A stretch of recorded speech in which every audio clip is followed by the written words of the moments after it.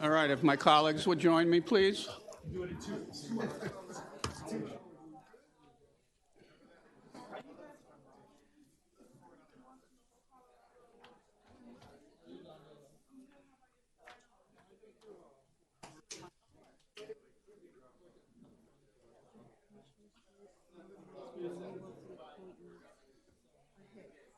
Okay, so do it. No, I know, but I need to. Is this touchscreen? Oh, good.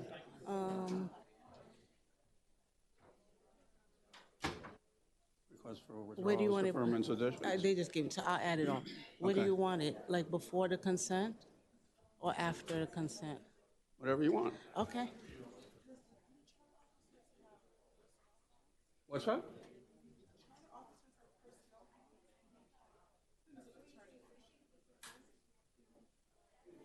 Okay, I see all of them.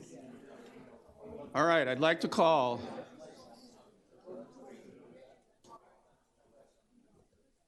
the City Council Commission meeting of September 19, 2023 to order.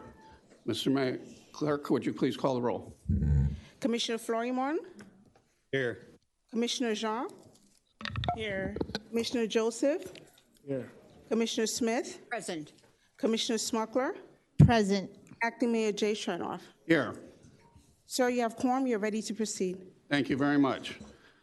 Pastor Ariel Vasquez, the Third Day Church, please come forward and give us the invocation. Would you like everybody to sit or stand? You can sit. Okay. Well, for me, it's an honor to be here this beautiful evening. So let us pray. Heavenly Father, we just come before your presence, presenting this meeting that's going to go on now. For those that are here, for those that are watching, we pray right now that everything that is done here, Lord God, may this city just move forward. May they become in an agreement as one, Lord God, to move forward for everything, Lord God, that we will see great things in this city. We pray for your hands. We pray for your blessing. We pray for an agreement. We pray, Lord God, that this city, Lord God, is going to flourish. It's going to be great. It's going to be beautiful. And other cities will envy of what's going on in this city, because this city will be an example to others how we work in unity and purpose and power. And we thank you. And we thank you for our commissioners, our mayor, and those that are here and those that are watching. In your name we pray. Amen. God bless you. Thank you, Pastor. Would everybody please stand and join me in the Pledge of Allegiance? I pledge allegiance to the flag of the United States of America and to the republic for which it stands, one nation, under God, indivisible, with liberty and justice for all. Thank you, everybody. Please be seated. City Clerk, are there any withdrawals, deferments, or additions to the agenda? Yes, Acting Mayor, per the request of the City Manager's Office, item 9.2 will be deferred to the October 17th meeting. Item 9.2 is Resolution 2023-77. That's the approval to extend the interlocal agreement with the City of North Miami Beach for trolley services, Route E, from Pro Transportation, Inc. Per Commissioner Smith's request, the appointments, which is item 13.1 through 13.8, will be moved up on the agenda. That will be heard after the consent agenda. And just for your information, there were documents that were left in your respective areas, and those documents are corresponding to item 10.1 as well as 15.6. That's it for me. Thank you, Madam Clerk. Acting Mayor, Yes, sir. I had requested that an item be put on for discussion. City Manager? Yes, thank you for the reminder, Commissioner. The Commissioner staff a couple months ago had requested to table an item with regards to a pension plan for discussion, to bring that back. If I may, I need to go back because I don't have the notes in front of me. So what I'd like to do, if the commission is okay, because I did promise to bring that in for September, and it's not on the agenda. If the commission will entertain me to bring that item back in October, so that you can all have a discussion for that. Okay with that? Yeah, that would suffice. I just wanted that to be on the record. No I problem. apologize. Thank you, sir. Thank you. Which are the two that she said? Which were the two that I think you? 9.2 will be removed. The appointments, I'm going to move up. And the So, appointments be moved up. In case we don't get to them, then we can't have our board meeting. Right. Thank you. Okay. Is there a motion to accept the agenda as presented? I make the motion. Second. All those in favor? Aye. Motion carries. Police Department, 5.1. End of year presentation. Harvette Smith, Chief.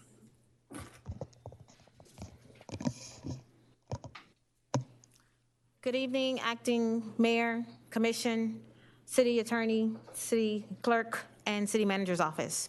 Before I present our end-of-year video to you, I want to just state that we feel fiscal year 22-23 may have been a bit challenging, but without your support for the police department, the support of the community, a lot of our initiatives would not have come forward.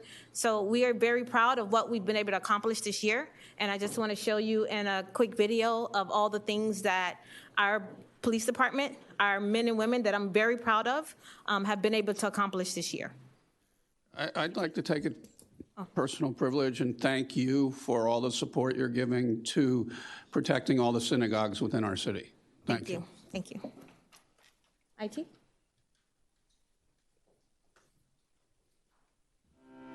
Welcome to the North Miami Beach Police Department, where safety and community come first. In this video, we'll take you on a journey through our dedicated units, innovative initiatives, and exciting future plans. Let's start with our patrol unit, the backbone of our department. These highly trained officers tirelessly patrol our streets, ensuring the safety and security of our community around the clock. Working together with patrol is our K-9 unit. These exceptional four-legged officers and their handlers work together to detect narcotics, explosives, firearms, and assist in apprehending suspects. They're an unrivaled asset in law enforcement, and they make North Miami Beach a safer community. Meet our Special Response Team, a highly skilled group of officers who are trained to respond swiftly and effectively to high-risk situations. Our SRT operators use advanced technology, specialized equipment, and cutting-edge tactics to save lives in critical incidents. Our Marine Patrol unit keeps a watchful eye over our waterways. Equipped with specialized vessels, they enforce maritime laws, provide waterborne security, and ensure the safety of boaters and beachgoers alike. Our Community Patrol Division focuses on solving complex community problems and addressing quality of life issues for our residents. These officers are specially trained to engage with the community, actively listen to their concerns, and work collaboratively to find solutions. Through their proactive efforts and close partnership with residents and business owners, they strive to create a safe and harmonious environment where everyone can thrive. At the North Miami Beach Police Department, we believe in nurturing bond between law enforcement and the community. That's why we're proud to continue offering our very own Police Athletic League, a program that encourages positive interaction between our officers and local youth through sports and mentoring. Under the leadership of Chief Harvette Smith, we're spearheading groundbreaking initiatives. One of these is our mental health and resiliency training for law enforcement professionals. By equipping our officers with the necessary tools and techniques, we ensure their well-being and enhance their ability to serve our community with empathy and compassion. Another initiative close to our hearts is autism awareness. Our officers receive specialized training to better understand and interact with individuals on the autism spectrum, ensuring their safety and promoting inclusivity within our community. We're thrilled to unveil our state-of-the-art communications facility. With cutting-edge technology and a highly trained team of dispatchers, we can provide rapid and efficient emergency response, keeping our community safe at all times. Our North Miami Beach Police Department is proud to have a full-service detective bureau dedicated to investigating and solving crimes. Comprised of highly skilled and experienced detectives, this specialized division utilizes effective investigative techniques and resources to gather evidence, interview witnesses, and bring justice to those affected by criminal activities. Our commitment to seeking justice for victims and their families now extends far beyond current investigations, as new developments in science and technology have allowed us to take a new look at unsolved cases in our cold case unit. Our highly experienced cold case detectives are tasked with reassessing homicide cases using state-of-the-art DNA evidence processing to ensure victims are not forgotten and long-awaited justice is served. Our commitment to combating online child exploitation is unwavering. We now have dedicated detectives assigned to the ICAC Task Force. The Internet Crimes Against Children Task Force is a nationwide network of law enforcement agencies working together to combat online child exploitation and protect the most vulnerable members of our society. To improve our response to shootings, we've implemented the ShotSpotter program. This innovative technology uses acoustic sensors to detect and pinpoint the exact location of gunshots, allowing us to respond swiftly and effectively, ensuring the safety of our community. We've expanded our body-worn camera since its implementation in 2022. The program has collected over 50,000 pieces of evidence to assist the State Attorney's Office and is available through the Public Records Request process. Our revamped Police Explorer program offers young individuals a unique opportunity to learn about law enforcement, develop leadership skills, and engage in community service. It's a stepping stone for those aspiring to pursue a career in law enforcement. The heart of our department lies in our PACT initiative, Police and Community Together. We value open communication and collaboration, regularly holding meetings with community members and stakeholders to address their concerns and foster strong relationships between law enforcement and the people we serve. The North Miami Beach Police Department continues its heritage as a leader in South Florida policing by becoming the only agency in Miami-Dade County to receive its fourth consecutive Excelsior status rating with the Commission for Florida Law Enforcement Accreditation. Accreditation is considered the gold standard of professional excellence and represents our agreement to the citizens we serve that they're receiving the highest level of professionalism in law enforcement. Thank you for joining us on this journey through the North Miami Beach Police Department. We're excited about what the future holds as we continue to prioritize community safety, embrace innovation, and uphold our commitment to serving and protecting our community. Stay tuned for more exciting developments. Thank you. I can tell you this is just the beginning. I am committed to moving our agency forward in the forefront, and this is what we are going to do with the men and women that I'm so proud of this agency. Thank you. We're so proud of you all, too. Thank you.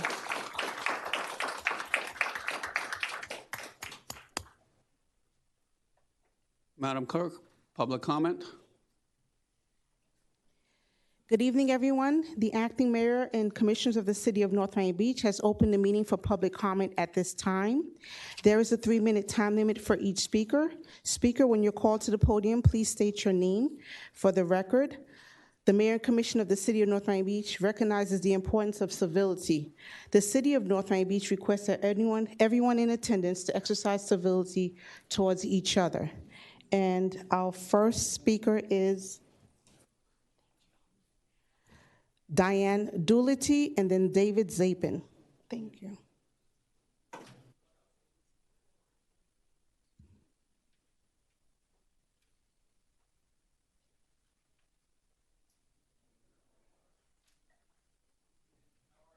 Hi, good evening, everyone. It's sort of fitting that I go after the police presentation because that's what I wanted to speak about. I wanted to... Ma'am, please state your name for the record. Diane Doolittle, and I live over in Sunrise West. The police chief has been doing a wonderful job. And I saw Channel 7 News the other night, and for a change, there wasn't something bad about North Miami Beach on there. It was about how the police had arrested 7 juveniles who had been, I guess not terrorizing isn't really the right word, but stealing vehicles, which does feel like you're victimized. And I also believe that some additional officers were just hired. And I hope that Chief Smith is able to get all the officers that she wants, any additional vehicles or things that are necessary to hire the officers. I don't know if we don't get a lot of police officers staying because of their salary. And if that's the case, the council should look into raising somehow salaries of starting officers. And again, just a thank you to the chief. There was a terrible accident over on 182nd Street a couple weeks ago. Police responded so quickly, and I just heard tonight that the person involved with that escaped, they did find him afterwards. So they seem to be able to get their man, which is a good thing. Thank you. Thank you.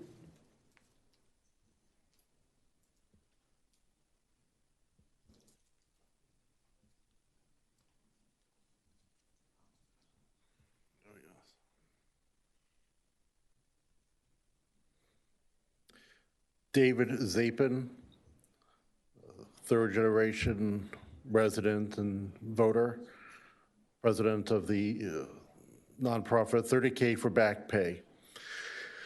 I wish I wasn't here. I wish I had become a police officer some 20 years ago so I could be a retired sergeant or even higher, with my feet up watching this on cable TV, even if I was, living just outside the city limits. But I didn't. Now, I just found out I'm a certified Florida social studies school teacher, which makes my skills worthless. And it begs the question, how many people are overeducated for the needs of this city and surrounding area? How many of us struggle to make the $50 even in a day that you can easily spend minimum at the fine steakhouse on the border between here and Aventura? I want to know what we in North Miami can do to squeeze out the problems we have. What is our economy again? I mean, I'm sure all the liquor stores are following the rules. Are we medicating each other's woes? And I'm including the dispensary. And again, they're all following the rules, I'm sure. But what is our economy? Maybe we're all the phlebotomists who work at the dialysis center in North Miami and then get extra money at the plasma center next door. And how much of that money then gets spent in Aventura or ordering stuff online? I mean, we have good people. Some of us have physical or other problems, and they need help. And as the crazy weather, tests us, especially those without the right housing, we're going to have problems as we enter this this Jewish New Year, for lack of a better term. So a Happy New Year to all, and I hope we can rely on each other and not, keep seeking outside help, often at a cost that backfires. I'm David. See you around. Thank you. Terrence Comenzuli, and then Jeff Hanwarger.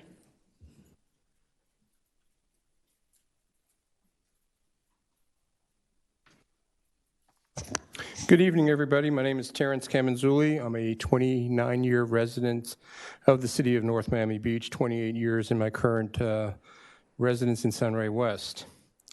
I'm here on behalf of all people that are under the American Disability Act. There are many issues that are going on in the city that we need to take care of. There are people that are handicapped that do not have proper access to sidewalks, to ramps, people parking in handicap spots that are not required, that are not allowed to, missing their handicap placards, sidewalks being blocked by parked vehicles, palm trees that are growing in the swell areas of the residents that are dropping fronds onto the sidewalks, hedges growing too large, either in height or in width, that are encroaching, the sidewalks. There are also many additional issues that need to be taken care of, and I don't see the city code enforcement officers, which unfortunately, I cannot be specific. It is an ethics violation if I am, because I am on the code board, that they are not able to take care of any of the parking issues, but the other issues that are being out there, it hurts people that are walking. I see people walking out into the street because there are cars blocking the sidewalk. I see people walking out into the street to avoid palm fronds that have been on the city sidewalks for more than a week.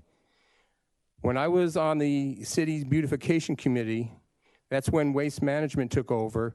There were teams that were assigned to each code officer, the beautification teams that would go out into the general areas that they were assigned to get these areas cleaned up.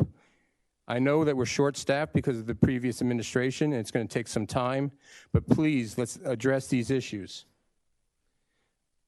Next, I'd like to wish a Happy New Year to all my fellow Jewish neighbors here in the city of North Miami Beach and all around the world. And finally, I'm asking that, approaching our election on December 5th, let's please have a civil election and no more verbal attacks, no more attacks on each other. Let's be civil and let's have a good election. Thank you. Thank you.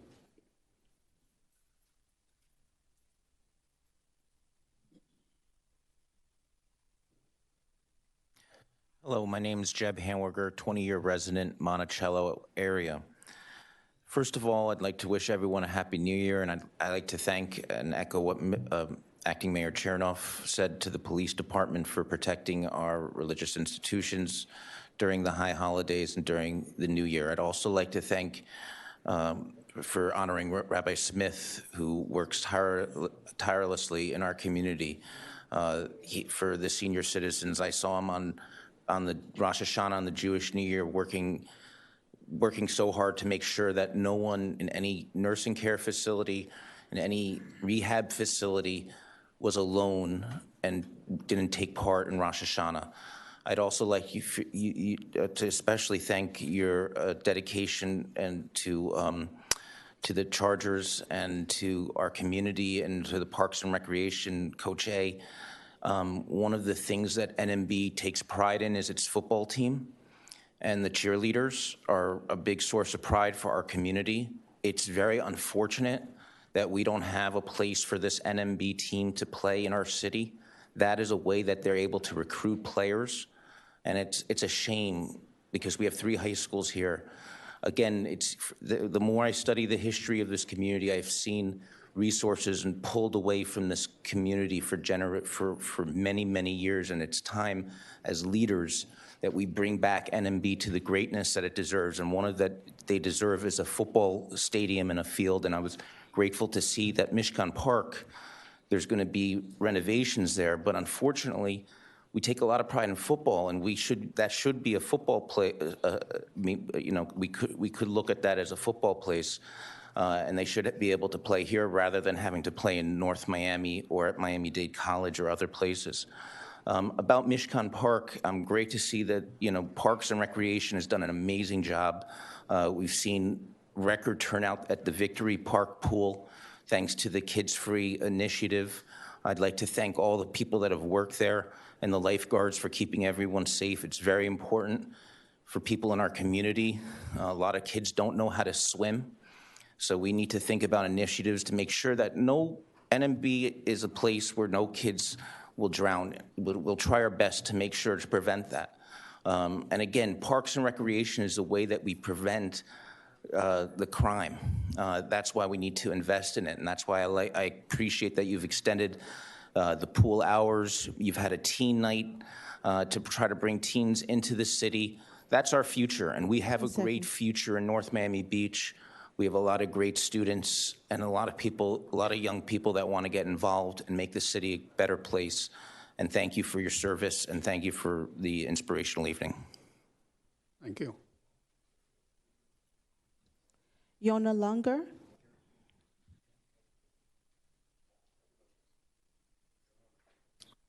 Hello, everyone. Shana Tova. Happy New Year. For those who celebrate this time, I have you all in my prayers. I actually want to recognize the police department for the carjacking. Your name, please? Oh, Yona Lunger. Sorry. You announced it. I want to thank the police department and the support of the mayor and commission and everyone else that helped them with the support for doing an amazing job of the carjacking gang that they have taken off the streets. I actually have no words to say as a family man, going to synagogue on a Friday night where most people, obviously in the Orthodox community, don't carry phones, and you see lights blinking going up and down, and a command center standing around. And it's not just the holidays, just for those who understand. And it's not just our community where I live in the Jewish community, it's the surrounding areas, because I see it. I know they're going out of the way, but I wanted you guys to know that I appreciate the mayor and commissioners for the support for the police department and the fact that they're doing such an amazing job. And I see new faces of officers out there, and I say hello to them, and I offer them, the prayers for them as best as I can. Besides for the mentioning of the blocking of the sidewalks and parking of entrances of sidewalks, I've several times called it in. It not only causes an accident, it was just now on 9th Avenue the other day, happens to be that it was the city of North Miami Beach. They were great in responding. People park on the swales by the buildings on 9th, and people try to inch out. Now, don't mind me, I'm not in charge of anybody that reaches a certain age that they should retake their license. But if somebody who is reaching, and I want to be that age at 98 to drive a vehicle, but it took me a while to help the person to walk out of the car, they couldn't see because the car was blocking there. Can we, and whoever we need to talk to put up the signs of no parking in certain areas that they shouldn't block that, so the intersections come out so people can have the proper view. And once again, I want to wish everyone watching and everyone around a happy and healthy New Year on behalf of myself and as the Vice President of the Chamber of Commerce and our President of the Chamber of Commerce, Evan Piper, that's here. A happy and healthy New Year for everyone, and may this year be sweeter than honey for everyone. And as whatever I pray for myself and my family, I pray upon everyone else. Thank you. Thank you, Yona. Mr. Manager, that's the second person that we've heard about blocking the sidewalks. Can we please have our officers look into that? Thank you. Any other speakers?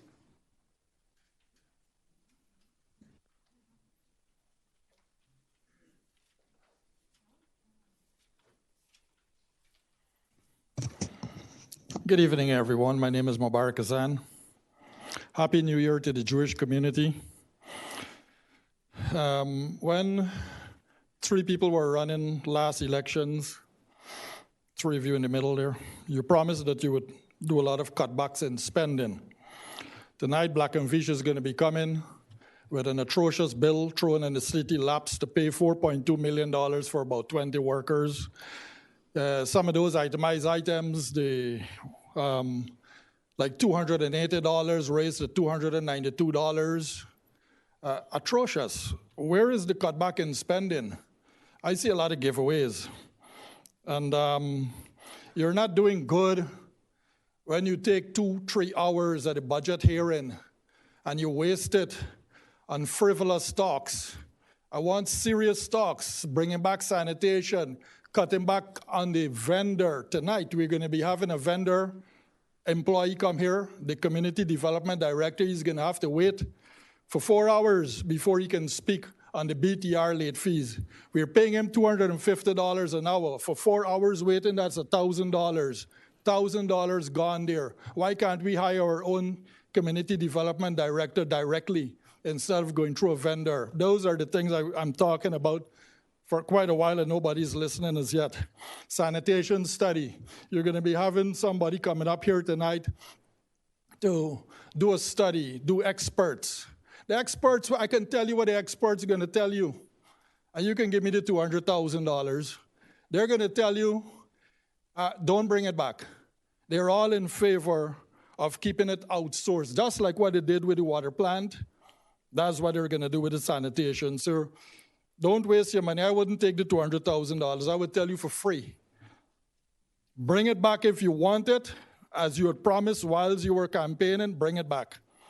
And forget about the experts. The BTR strip clubs, supposedly this month, September, usually come up 2 strip clubs. I have not seen them here tonight.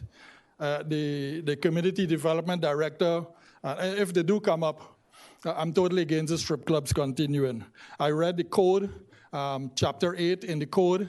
A lot of the things that the code says in those type of businesses are pretty illegal: prostitution, illicit drug sales, all sort of things. That is what the code says, not what I say, not what the Bible say, what the code says from the city of NMB, and they spoke of those type of businesses that we still encourage, and they're all illegal. And then we have our police officers standing in front there, rubber stamping them. And I thank you very much for having me. Thank you. Anybody else?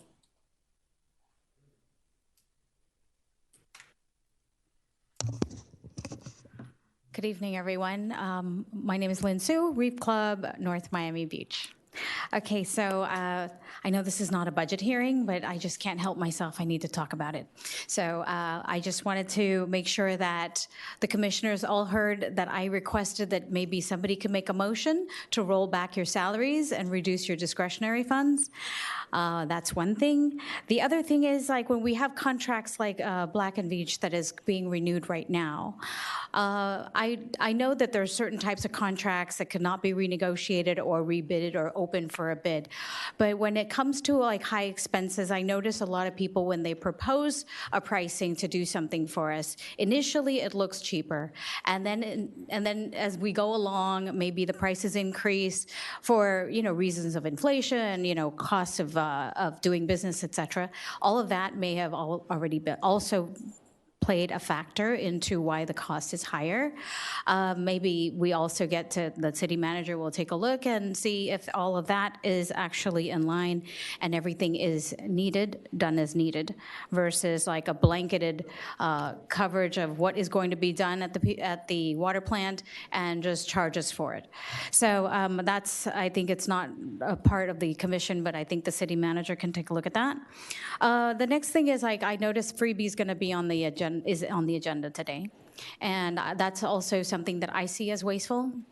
I think consulting and talking to several people, if we do trolleys and we extend that, I get that there are people who are low income, who need like door-to-door service, and that would actually work. Maybe we could trim it down a little bit and add more in terms of trolleys and see if we can make it more frequent, make it more widespread and easier to travel on, and that could probably save us some money. The other part that I'm also looking at is our events. Last time I spoke about this, I think there should be a moratorium on events. We should have our flagship events like our Snowfest and our Halloween, but I think we should actually trim that down and let's hold it for a year and see what happens. I mean, when we're in a deficit, we need to put food on the table versus buy our kids new clothes. Like, we really need to tighten up that belt and see, like, what is it that we can take out? Are these events, like, really bringing us together? Because I don't see our residents participating as much as they should. Lastly, I want to thank the city manager for listening to my comments and putting the low-income senior homestead exemption on the agenda. I appreciate this, and I definitely think that with the numbers that you see, what we can provide for the residents that are actually dealing with a lot of expenses, whether it be property taxes, whether it be insurance. All these homeowners who have lived here, I want you to consider them as they have been North Miami Beach most loyal customer. You don't buy something from someone for 25 years. Never. But if these customers who are living in North Miami Beach are living here for the past 25 years, they deserve a break. Thank you so much. Thank you. Anybody else for public comment? Public comment is now closed. Announcements. Chief Communication Officer David Janae, please come forward.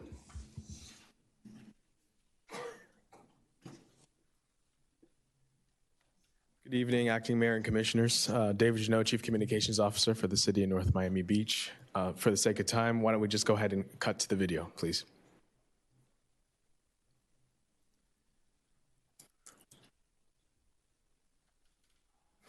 The City of North Miami Beach has established the Nursing Assistant Scholarship Program. The initiative is designed to introduce individuals to a career in healthcare and foster opportunities in a high-demand industry for North Miami Beach residents. The 6-week program provides training to prepare participants to sit for the Certified Nursing Assistant exam. To learn more and apply, visit citynmb.com/1429/nursing-assistant-program. Do you know about NMB Water's We Care to Share Payment Assistance Program? Residents in need may apply to receive help in paying their water bills thanks to the voluntary contributions of other NMB Water customers and businesses who care to share. Visit citynmb.com and search We Care to Share. On August 21st, the City of North Miami Beach and Florida House Representative Christopher Benjamin held a well-attended legislative update and discussion at Washington Park Community Center. On August 25th, the senior luncheon was a blast, complete with joyful moments and special remarks from Commissioner Daniela Jean and Commissioner Phyllis Smith.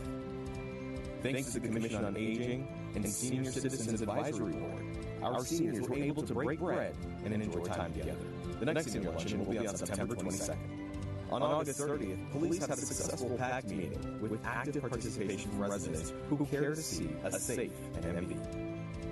The very next day, the NMB Police Department swore in 8 new police officers. Congratulations on earning your badge, and we wish you well as you serve and protect our community. On August 31st, the Farm Share event at Victory Pool was an incredible success, with long lines of people ready to pick up their healthy food. September 5th was the groundbreaking ceremony at Patricia Mishcon Park for the new multi-purpose turf field. These much-needed improvements will bring more athletics and activities to this beloved park. Meet the author on September 7th at NMB Discovery Library was a delight. Attendees got the opportunity to meet lifestyle enthusiast Max Fleischer and hear about his book, The Lazy Way to Live Fantastic. September 14th was the latest Farm Share event at Ulita Park. It was another successful event as we distributed fresh produce to those in need. On September 15th was Rosh Hashanah. We wish all NMB residents a sweet and joyful new year, filled with love, laughter, and blessings. Also on the 15th was another successful mobile diaper pantry event for those in need of diapers for their little ones. This event took place at NMB Discovery Library. If you missed out, there'll be plenty of other opportunities around the city. September 16th was Movies on the Lawn at Hazel Casino Park. Disney's Encanto was the featured movie, and the event was filled with free food, games, music, and tons of fun. A quick notice, September 19th through the 21st, the library will be closed for improvements and upgrades. The library will reopen September 22nd at 2 p.m. All right, now here's a look at what we all can look forward to. On September 20th, the NMB Community Redevelopment Agency will hold an event for people to learn new digital skills for their business online. It'll be held from 6 to 7 p.m. in the McDonald Center. So come by and learn how you can get your local business on Google Search and Map. On Friday, September 22nd, join NMB Discovery Library and Multicultural Committee as we celebrate Dale NMB, Hispanic Heritage Month. There will be an art exhibit in the library and plenty of food, music, and games outside of the amphitheater. The event will be from 5:30 to 10 p.m. Monday, September 25th at 6 p.m., the U.S. Citizenship and Immigration Services will present an information session at NMB Discovery Library for anyone interested in gaining U.S. citizenship and learning more about the naturalization process. On September 26th and 27th, the city of NMB will host 2 Sukkot distributions, Tuesday and Wednesday, from 8 a.m. to 10 a.m. and 4 p.m. to 6 p.m. located at Victory Park at 1980 Northeast 171st Street in NMB. Proof of NMB residence is required, and there's a limit of 10 francs per household while supplies last.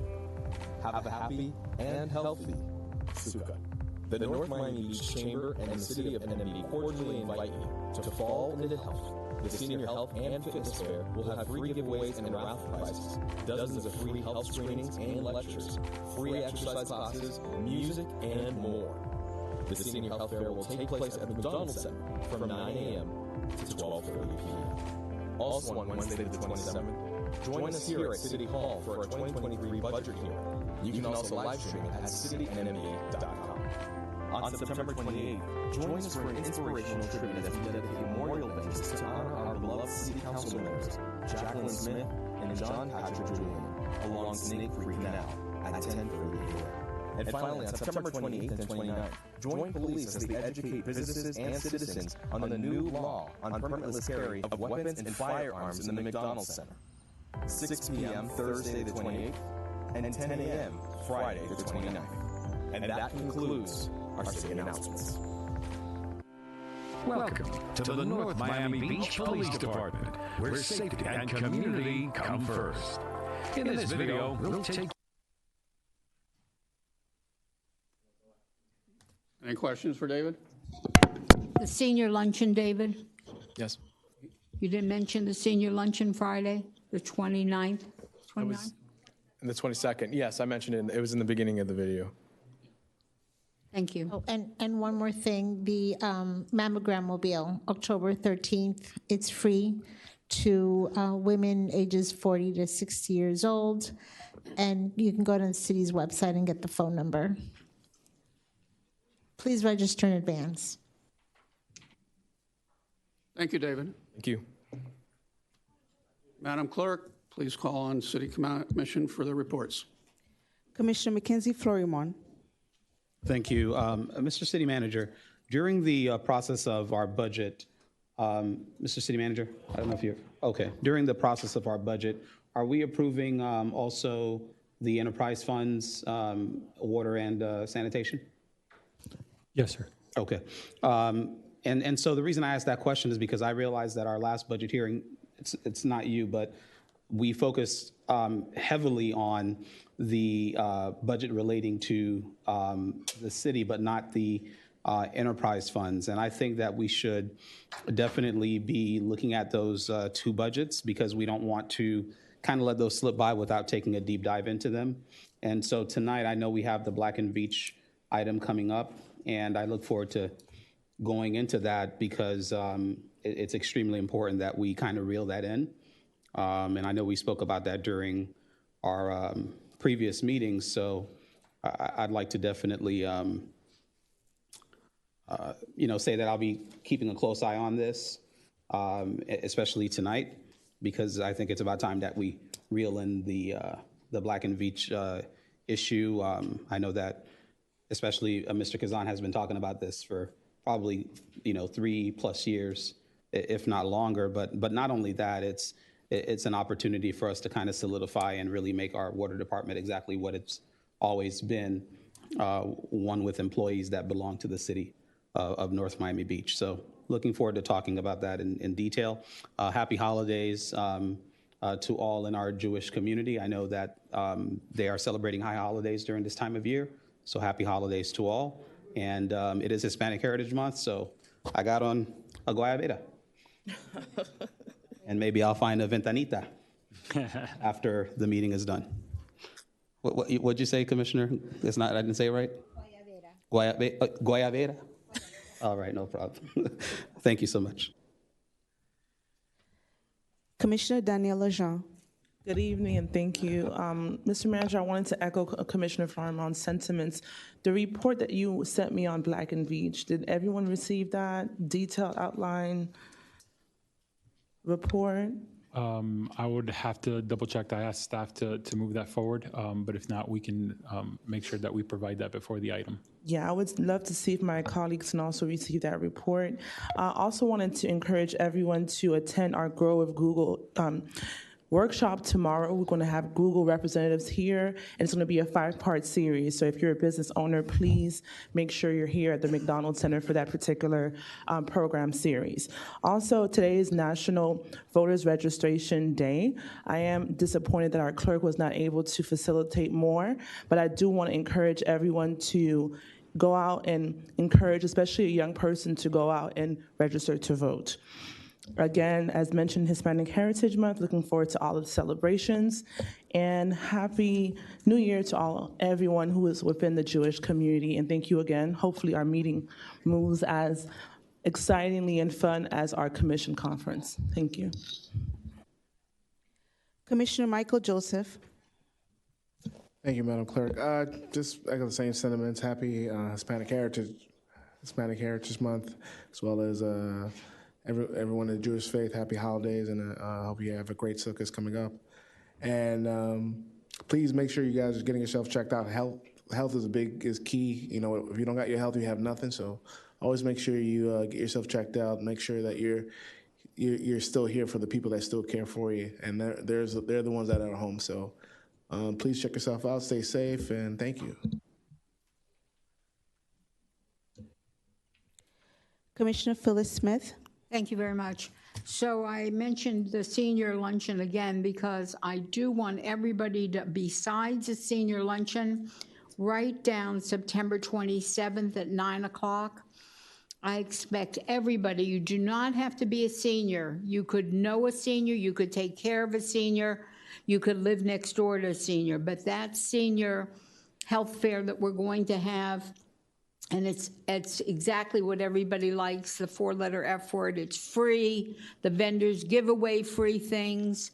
But the most important thing that I found out in putting it on this year, the chamber does it. And if you don't have participation, the vendors won't come back. So please make sure you mark in your calendar to stop by between 9 and 12 on the 27th. I also want to say that I've had many meetings with the manager, with the deputy, with the assistant in reference to the budget. And this budget is a working, every day, it's a working piece of progress. And it can be adjusted as the year goes on.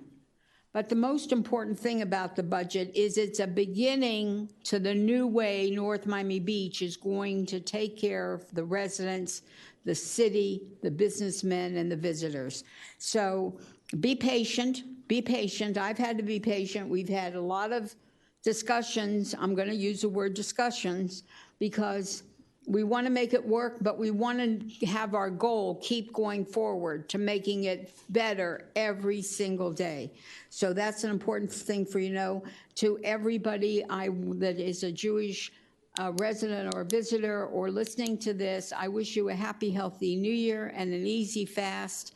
And I can tell you, I'm very proud of what our police department does with the meeting they had with the county sheriff, with everybody, the county, our captains, all of our staff, with the rabbis in the area, really and truly to make sure that our area stays safe. And please, it's for every day, for every one of us, not just for a Jewish holiday. So with that, I tell you all, I wish you nothing but a sweet new year. Thank you very much. Commissioner Fortuna Smuggler. All right, thank you. So October 13th, there will be a free mammogram available at the North Miami Beach Library, a mammogram mobile. At the same time, at the library, the diaper mobile will be there as well. And also on October 13th, by the pool here behind City Hall, there will be a farm share. I also want to say to our DC Ford that you will be missed. I don't like where you're going to be traveling to, but hope you don't go there. And my dog is so happy you're leaving. So, but you will be missed, and thank you for your service here in North Miami Beach. To those who celebrate the Jewish holidays, Happy New Year, Shana Tova. I hope you have an easy fast on Yom Kippur. Best wishes on Sukkot and Simchat Torah. Thank you to our police department for keeping our families, our residences, our visitors, our commission, our employees safe. Feliz Día de la Herencia Hispana, and I will see you all at Dale NMB Friday night to celebrate el mes de los hispanos. Thank you. Acting Mayor Jay Chernoff. Good evening, everybody. Mr. Manager, I want to thank you for the support we had on the 14th for the farm share that we did in Ulita. I know that we brought that one to Ulita, and we didn't expect to give out over 500, but we gave out over 500. So there's a tremendous need for food in our community. So now we're doing it twice a month. So I think it's a wonderful program. Mr. Manager, also, I think if we could let our residents know, I heard that the palm fronds are on first come, first serve because we don't have a lot of them. I think every neighbor, everybody in the audience has palm trees that the fronds are falling also that could be happy instead of putting them in the trash to give them to you guys. So if you need to collect, if we need it for the community, please let us know. Maybe we can collect them somehow. All right, happy Simchat Torah, happy Shana Tova, happy New Year, healthy to everybody. Have an easy fast, and for the Hispanic heritage, also please enjoy. That is it. Thank you, guys.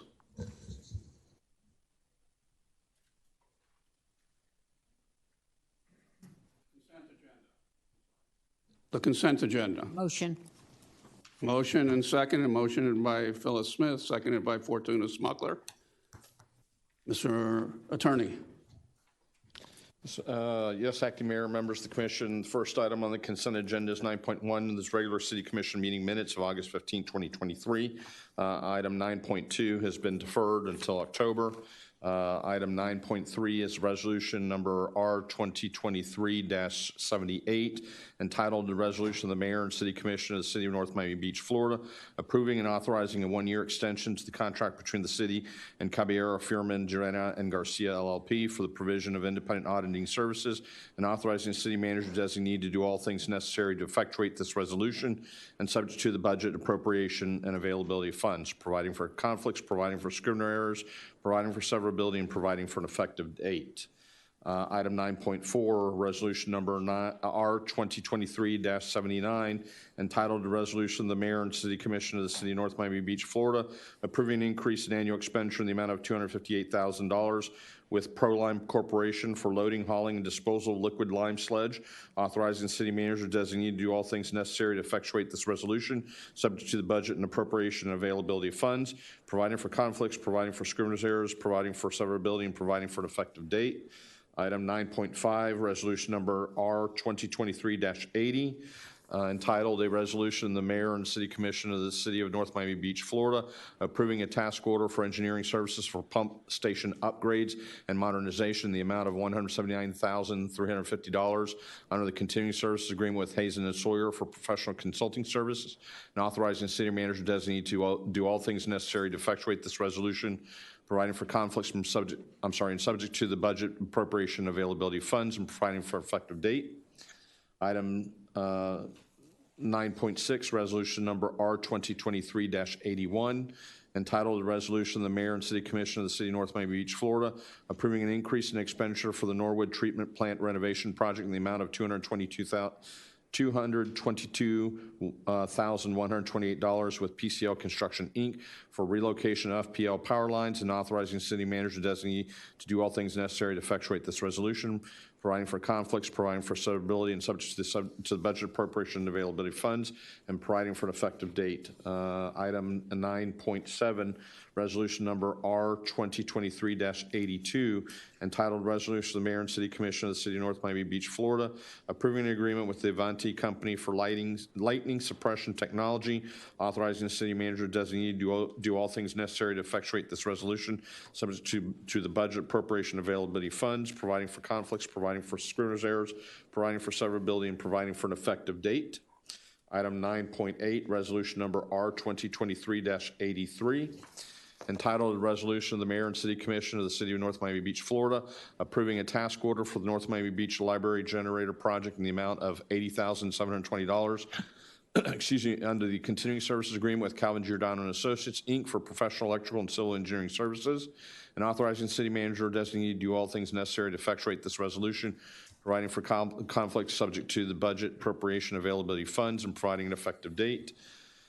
Item 9.9, resolution number R 2023-84, entitled Resolution of the Mayor and City Commission of the City of North Miami Beach, Florida, approving an amended and restated interlocal agreement with Miami-Dade County, Florida, to re-levy the 6-cent local option fuel tax for a period of 30 years beginning January 1st, 2024, authorizing the city manager designee to do all things necessary to effectuate this resolution, providing for conflicts, providing for scrivener's errors, providing for severability, and providing for an effective date.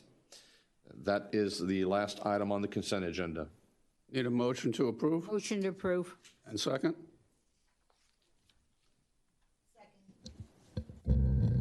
All those in favor? Aye. Motion carries. Quasi judicial, 10.1, resolution number R 2023-85. Sir? Yes? Respectfully, we had voted to have the appointments moved I'm up. sorry. I'm sorry. All right, we'd like to introduce 9.2. No, 13.1. 13.1? 13.1, the presentations, which are at the end. Hold on. Item 13.1 is appointing an elected official to the Management Pension Board. We're doing appointments. I got it. Okay, appointing, who are we appointing? It's up to you. Under the ordinance establishing the pension board, you all designate one of yourselves as a representative of this commission to attend and be a member of that pension board. I'd like to nominate Commissioner Smith. I'll second that. I decline. I would like the opportunity to do it. I would be happy to give it to the new mayor when they get in, but I'll hold the seat for them if I'll nominate. would like. I'll second it. All those in favor? Aye. Aye. Aye. Aye. Okay. Passes. Okay, 13.2, reappointing Tony Diaz as the Eastern Shore Security Guard Special Taxing District. I make the motion. Second? Second. All those in favor? Aye. Is Tony here? No. Okay, 13.3, appointing Ruth Smith to the Education Committee. I make the motion. She's brilliant. Second. Is Ruth here? No. All those in favor? Aye. 13.4, appointing Patricia Miller to the Education Committee. I make the motion. She's also brilliant. Second. All those in favor? Aye. Aye. Appointing 13.5, appointing Wena, somebody help me with the It's name. actually Lynn Sue. I missed two? Her name is Lynn Sue. It's been, Lynn Sue has another name. it's a name change, Lynn Sue. Okay, that's Lynn Sue. Yeah. Sorry about that. When you come from her country, it's a Appointing common Lynn name. Sue to the Education Committee. I make the motion. Second. All those in favor? Three brilliant women. Aye. Appointing Lynn Sue to the Economic Development Commission. I make the motion. Second. All those in favor? Aye. 13.7, appointing Louise Harkness to the Library Board. I make the motion. And she's brilliant. So She is I make the brilliant. second. All those in favor? Aye. Aye. And the last one, 13.8, appointing Philip Balby to the Commission on Aging Senior Advisory Board. Make the motion. Second. All those in favor? Aye. Okay, can I get a motion to move back to the regular order of business, Can I make a comment, please? please? Thank you. Through the chair. For those of my fellow colleagues that have not given me names for the Education Committee, I said these women were brilliant because one had 27 years, one had 33 years, one's going for her doctorate in education. We need your nomination. Each one of you have to give the Education Committee so we can get it rolling. A nomination, please. And I would love it if it's somebody that's in that field. And also for the Economic Development, if you have anybody you want to nominate, we would appreciate it. Thank you. Okay, resolution number R 2023-85, the Helios site plan, and 5 non-use variances. Edward Ng, Interim Community Development Director.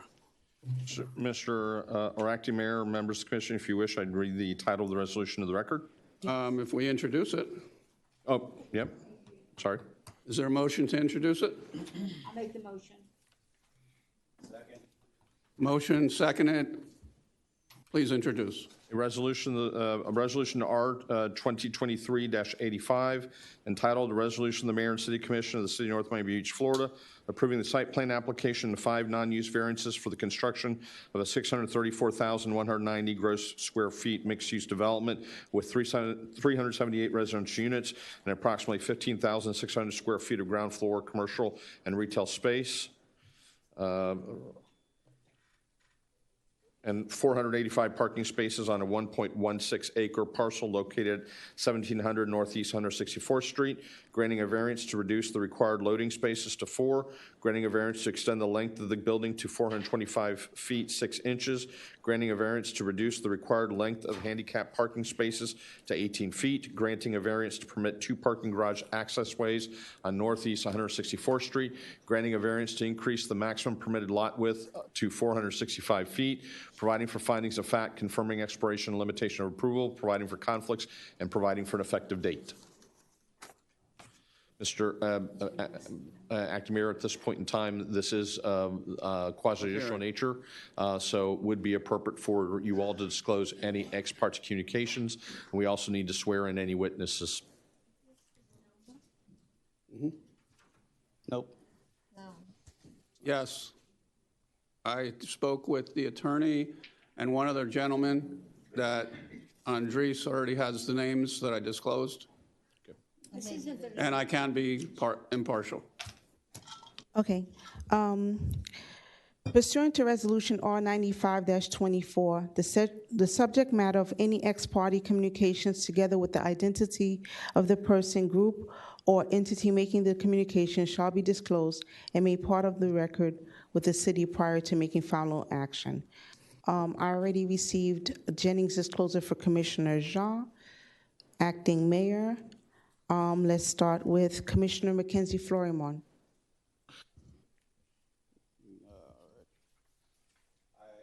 I spoke to Mr. Wasserman, the attorney on the project, and also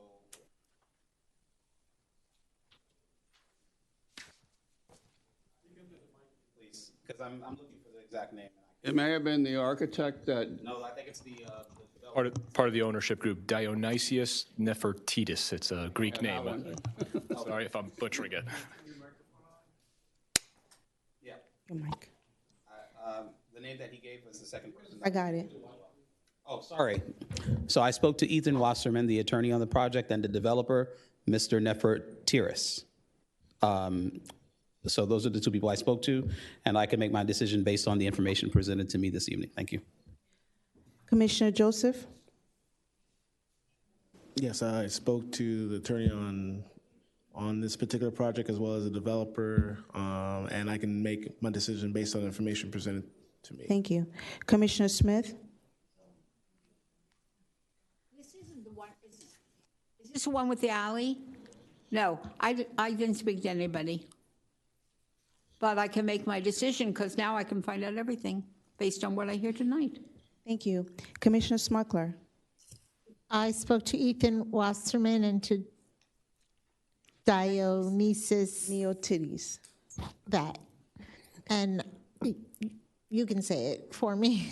I'll send you the spelling. Dionysius Nefertidis. That. Thank you.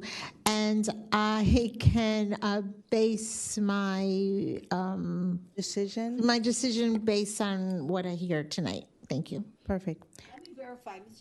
Excuse me. Mr. Wasserman, you tried to reach me, but we never connected. That's correct. I knew the name would sound. Thank you. Okay, well said. And for everyone in the audience, if you plan on giving testimony on this item, please stand and raise your right hand. Sorry. Do you solemnly swear that the testimony you're about to give shall be the truth, the whole truth, so help you God? And your answer is? Okay. Just for the record, when you come up to speak, just attest that you did get sworn in. Thank you.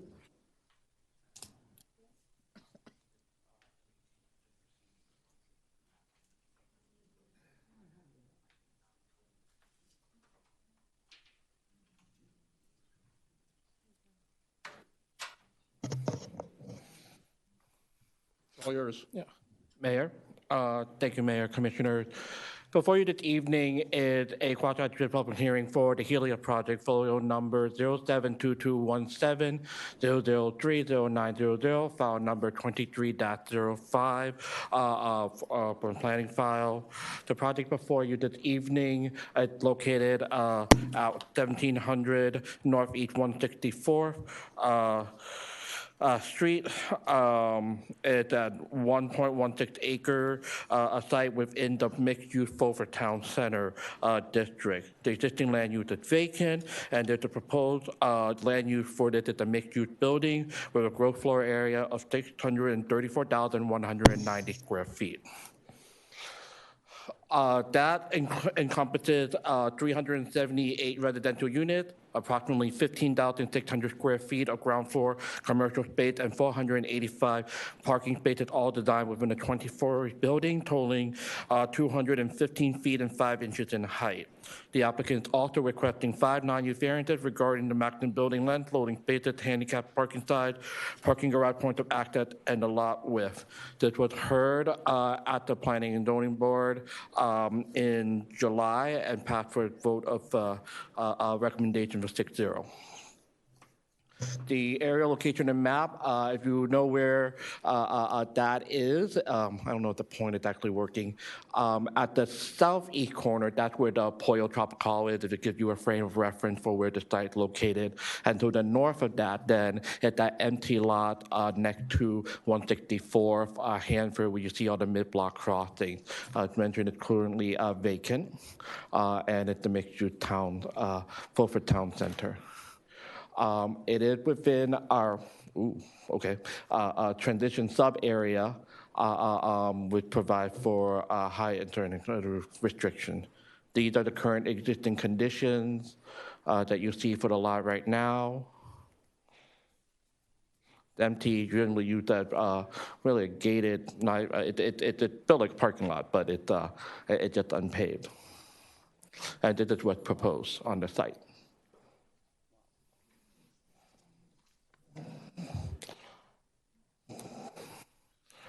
You'll notice that there is screening on the side of the building to accommodate from the parking standpoint, just to screen the location correctly. And it's the typology, as with other projects that are similar with this height, has a podium and tower configuration that's prescribed by the code. These locations are noted here in the red or the ground floor retail spaces. Again, that's totaling approximately 15,560 square feet. And it's with the entrances located on 164th. You'll note that, we do want to note that given the configuration of this building, the current configuration of where the mid-block crossings are on 164th that the city had previously installed will have to be relocated as part of this project and just reconstructed in appropriate locations. It's included at the mezzanine level, including, you'll notice the ADA parking requirements and so forth. The applicant is proposing a dog park to the east portion of the site. Here you see the second level floor plan with the liner unit for the parking garage as well on the north side. And this is the level floor plan for level 3 to 7, very similar in aspect. The 8th level floor plan, where you begin to see right on the podium, we saw in the rendering before, they're kind of tapered off. That's where the pool area is on the podium. And then we begin the 9th floor upward with the residential tower and the unit accordingly. That to check again to see to make sure that the applicant did meet certain requirements, such as average unit size and so forth. For the record, that involved ensuring that the applicant meet the minimum of 800 square feet per unit on average. It had to be at that level or above, and the applicant meets that requirement. See here that the proposed outdoor terrace area as landscaped on top of the podium, but for the residential tower. And then did the level 10 to 20 floor plan with all the appropriate associated units. It doesn't seem to be changing. Let's try that again. Okay, let's see if it changes. Sorry about that, technological glitches. The applicant is requesting 5 variances, and we reviewed them against the variance review standards in section 24-176B of the code as provided here. Apologies for the small text on the screen. And looking through the variances, we can't be contrary to the public interest. They have to have appropriate conditions and safeguard, and ensure that non-conforming use of adjacent land structures are not be ground for alteration of variance. Without further ado, the first variant is the parking garage point of access. The first requested variant is actually one that the staff had to work with the applicant on because of the configuration of this building. We had concern from staff standpoint of just having one ingress and egress for a building of this size, considering the location. And so this is something that it's supposed to help with circulation of the site by providing multiple pointed ingress and egress. In addition, we note that it had, one of the reasons why we wanted to look at it a little bit further was in consideration of where the crosswalks were in relation to the driveway opening. They had to be set back enough and provide for safety, and it did actually was recommended by the traffic reviewers as well as being better for the circulation for the building and its impact on the local roadway. Usually, generally, the garage had to be accessed from an alley or tertiary street where possible. In this case, this just provides for a better flow from staff evaluation. The second variant requested on the maximum building length, whereas the code provides for a dimension of 300 feet, being the horizontal dimension. The applicant is coming in with a request of 425 feet and 6 inches for the length of the building. And this is due to the narrow shape of the lot. So you notice, if we go back to much earlier, that it's the northern half of the block. And so this makes it very difficult to configure a building because you have a narrow width. And so it's compensated for in the length request from the applicant. The same unusual configuration of the lot. It's not a standard size. It's a little bit of a club shape, so to speak, or actually the more like a hatchet shape. The part of the top create a club shape. Create the need to think about the maximum lot width in conjunction with the lot length as well. The lot standard usually provides for a lot width of 250 feet for development. However, the existing lot width of 465 feet actually predates the creation of the this was platted before we had changed the rules. And they're trying to utilize an existing site with existing a plot of land that is longer than normal to develop this site. That's where variant 3 comes about. Yes, of course. I know it's a little confusing. Okay, so this the lot width for the site is 465 feet. Normally, our code provides for 250 feet being the lot length, but that was created after the lot was assembled in full. So it's a pre-existing condition where we just put in a new lot, arbitrary new lot size, block size on top of it. So that's where that comes into play. Do you need me to explain it differently? I know it can be, it's a little nuanced. Yes, and that's also part of the lot width, goes back to what Daphne was noting before on the unusual shape of the lot and the fact that it's the northern half of the lot. So it's, there are issues with trying to create a development with that much, with not enough width and more length than width. That's something for your consideration as you go through the quasi-judicial process on whether or not to support a variance for the applicant.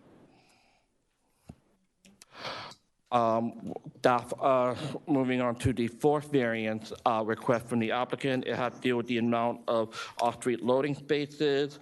Normally, the code, based on the size of this building, will require 5 spaces.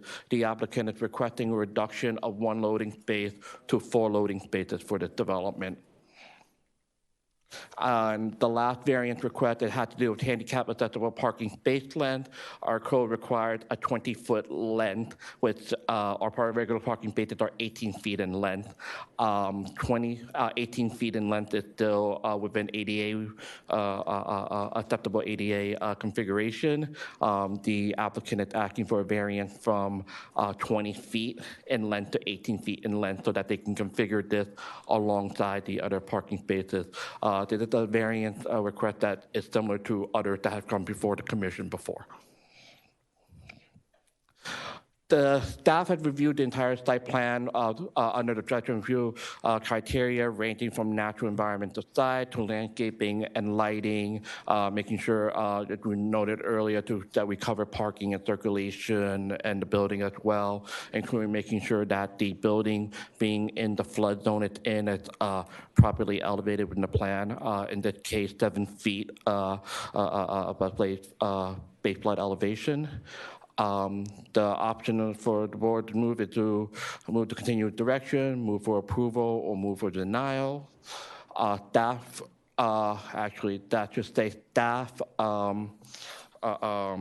that the, I have an updated version of mine. Staff had, determination staff is that staff had no objection to the proposed 20-story mixed development with 378 units. It should not say recommend approval. Our recommendation here has staff had no objection. The proposed development is consistent with the comprehensive plan and meet the purpose intent of the designated zoning district. The applicant, as represented by Mr. Wasserman, is present this evening. Should the commission, at the position's pleasure, to present. Yes, I would like Mr. Wasserman to present, and then we'll open it up for the audience and then for the commission. Right here, and Ricardo will set up from there, and if you want to, yeah, either side, I can always sit down if you want.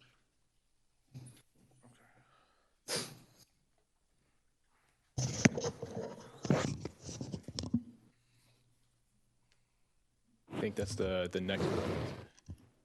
That's on me.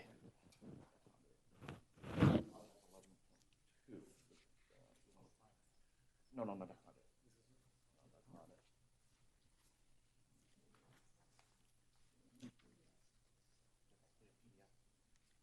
Oh, okay, that's different.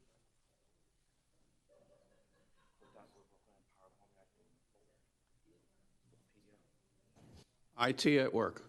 Yep.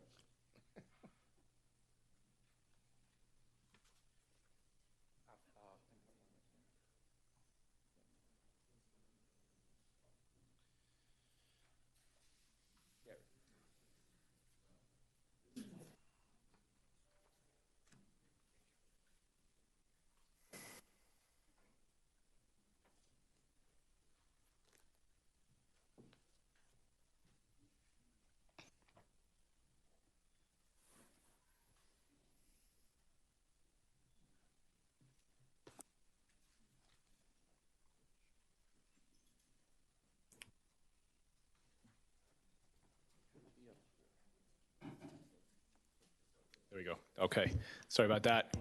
Good evening, Mr. Mayor, Commissioners. Ethan Wasserman with Greenberg Trareg, 333 Southeast 2nd Avenue, here on behalf of the applicant. I'm joined this evening by our project architect, as well as some of our other consultants. Unfortunately, my ownership couldn't make it in after the holidays, but they are monitoring online. We've already done the disclosures. I've met with everyone except for Commissioner Smith. Sorry we didn't have a chance to connect.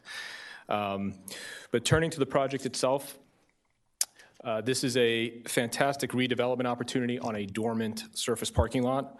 The project includes 378 residential units and approximately 15,000 square feet of ground floor activation. We believe this activation will help incentivize and encourage the successful rebirth of commercial activity in this area, which is really important. I want to run through some quick zoning highlights. As Eddie has already the planning director has already mentioned, we are less than the max height. We're about 40 feet shorter than the max height allowed in this location. And we are also providing double the amount of open space that is required, and I'll show you where that's coming from in a minute. From a parking perspective, we always know that's a hot topic at Commission. We are providing almost 50 spaces more than required, more than the zoning requires us to provide. My client believes that that's sufficient for operational needs, but more importantly, as I will get into in a minute, we are very limited in the geometry of our site, and it affects the amount of parking spaces we can provide. Lastly, in terms of unit distribution, we have about 50% of our units are larger than 1 bedroom, so 2 bedrooms, 2 bedroom plus, and 3 bedrooms. In a time when a lot of our clients, a lot of the developers are bringing smaller sized units, this will differentiate our product a little bit, and we're excited to bring that online, whether it's for families or we all are seeing people who work from home, so having an extra room for an office will differentiate our product. Now, the architecture of the product speaks for itself, but I want to describe some of the hardship we faced in designing the site, which is why we have a couple of variances before you. So as you can see in this image, in the top image, that's from your zoning code. The zoning code articulates the shapes of the legal lots of record, and then it has that big black line down the middle. That is a city alley, that is a public alley. The way your zoning code is intended to operate is to allow the private ownership sites, the vertical bars, to have access through the public alley. This is intentional, as you all can imagine, to take cars off the primary frontages and make those pedestrian-centric versus car-centric.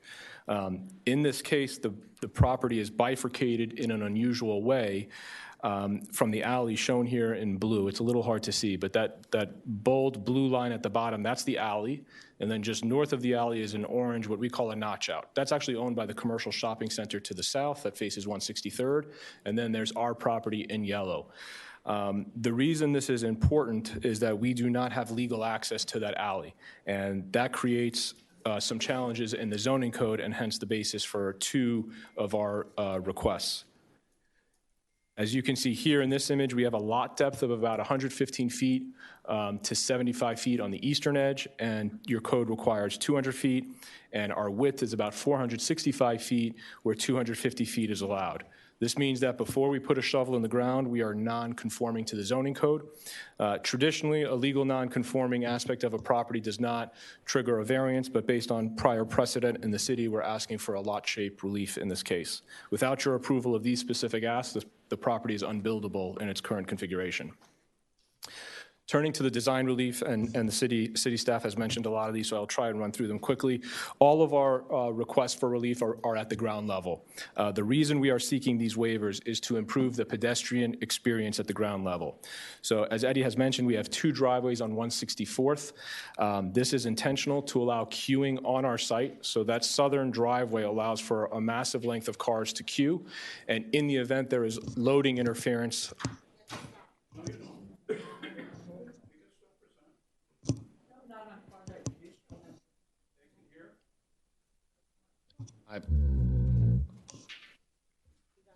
there we go. Sorry about that. Thank you. The reason we have this separate egress drive, again, the code really only wants you to have one driveway on a frontage. We have this as a secondary means of egress only, not ingress, and that's in case loading is occurring on the eastern edge. It allows cars to exit the property seamlessly. We're also asking a variance for a 2-foot handicap stall length, and I don't want to put words in the planning director's mouth. There's a little bit of a conflict between the city code and the county code. I understand a code amendment may be forthcoming in the future to sync them, to have the same standards in the city as in the county code. If we were to have the 2 feet, it would create a disjointed drive aisle inside of our property. We've all been to many parking lots. You really don't see the handicap stall stick out into the drive aisle, and so we're asking for that relief in this case. We're also asking for a loading space variance. We have 4 loading spaces where 5 are required. We believe we have the operational control to make that work. If we were to provide the extra loading space, it would eat into the active space along our frontages. Now, moving vertically, this is our tower floor plan. We are requesting a tower width variance of up to 10%. Again, we have a very narrow lot depth. Our building is not very deep. It's 85 feet to 50 feet, from its widest to its narrowest point. And this is almost like a push and pull exercise. So we're shifting a very narrow building and making it a little bit longer on the sides, on the tower. To offset this request, the applicant has designed a green space on the eastern boundary of the property. We have a 30-foot green space, call it a pocket park. We're allowed to have a 0-foot setback. We don't need to put, we could put building there, but we felt because of the tower request, we wanted to offset that variance with a 30-foot green space on the eastern side of our property. And for context, our tower is actually 110 feet from our eastern property boundary. So we are very far removed from the neighbor to the east on this tower. From a design perspective, I'll walk you through some of the renderings very quickly. Starting at the ground floor, we have very wide sidewalk areas with canopy trees. A massive design effort went into designing the ground floor space to make it functional. We have 2 large venues, but they can be chopped into smaller spaces for a tenant that needs a smaller area. In this area, in this image, you can see the dedicated ramp up into the upper level of the garage right on 17th. That is for residents only. That's not for the commercial side of the project. That's for residential programming only. And what's interesting about this image, you can see a lot of projects that come before you all have one habitable liner along the side of garage. We are fully lined on 2 sides of the garage. So behind that, those units, those apartment units, is the garage. It's invisible from the northwest corner or side of the building. As you turn around the building, that's our eastern. You could see at the ground floor, that's a 30-foot setback at the ground level where the pocket park is. We have architectural screening for that side of the garage. And then as you go further, wrap around, we have, this is our rear facade facing the alley and 163rd. Now, this was a tough facade to design because everyone expects the neighbor to the south to build. So we own, let's call it a corner of the block, 1/4 of the block. The neighbor to the south owns the rest of the block. We fully expect them to redevelop at some point, and then this side of the building, this side at least of the podium, will be blocked from public view. But in the meantime, there's a tremendous opportunity to do a public art installation on this side of the building. At the appropriate time, we would like to work with the city manager's office to have a local selection process, a local artist to create some type of mural, some type of public art benefit on this side of the building. Again, this is a very visible side on facing 163rd Street. As we move up the building, you can see the attention to detail and articulation. There are a series of projections, fins, balconies, glazing, color patterns that break up the massing. At the upper level, we have amenity space and green space along 4 different floors of the project. That's something we think is unique and will attract tenants to our building. I will close by submitting a letter of support we received. I don't know, was it already? It was provided by the clerk. So that's a great example of public notice working. Public notice went out. I received, my name and email is on a lot of the documents that are in the city record. I received a phone call from a neighbor. He owns several properties in the area. After explaining our project to him, he offered to support the project, and that's in the record. That concludes our presentation. I would like to reserve a closing a rebuttal if necessary. Thank you. You have it. Is there any public that would like to address this? Come on forward.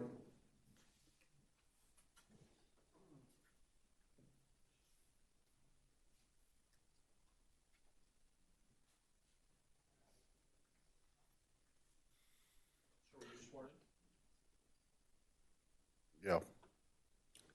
Consider me sworn. Again, David Zapin, 30K for back pay.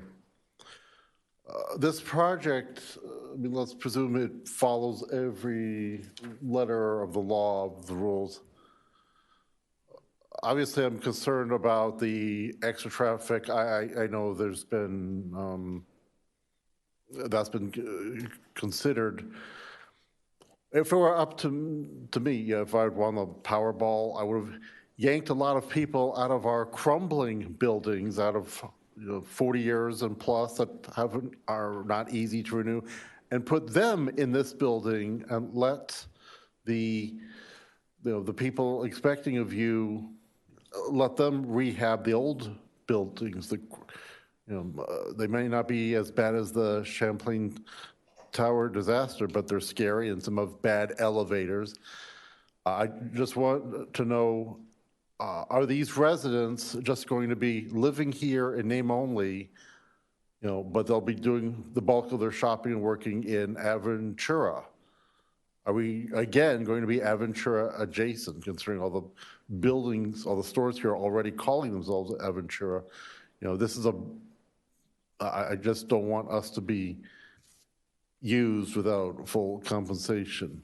I hope Aventura Hospital's nursery is ready for all the mothers that'll be giving birth here. Again, I'm sure following the rules, but there's going to be side effects, and I hope we're ready for it. So, I hope there's been a sociological investigation to how this will change the area. I mean, yes, we need growth. We need this, we need that. And I just want us to make sure that a systems analysis has been done, the whole cost-benefit analysis. Thank you for your patience. I'm David Zapin. Thank you. Anybody else from the public?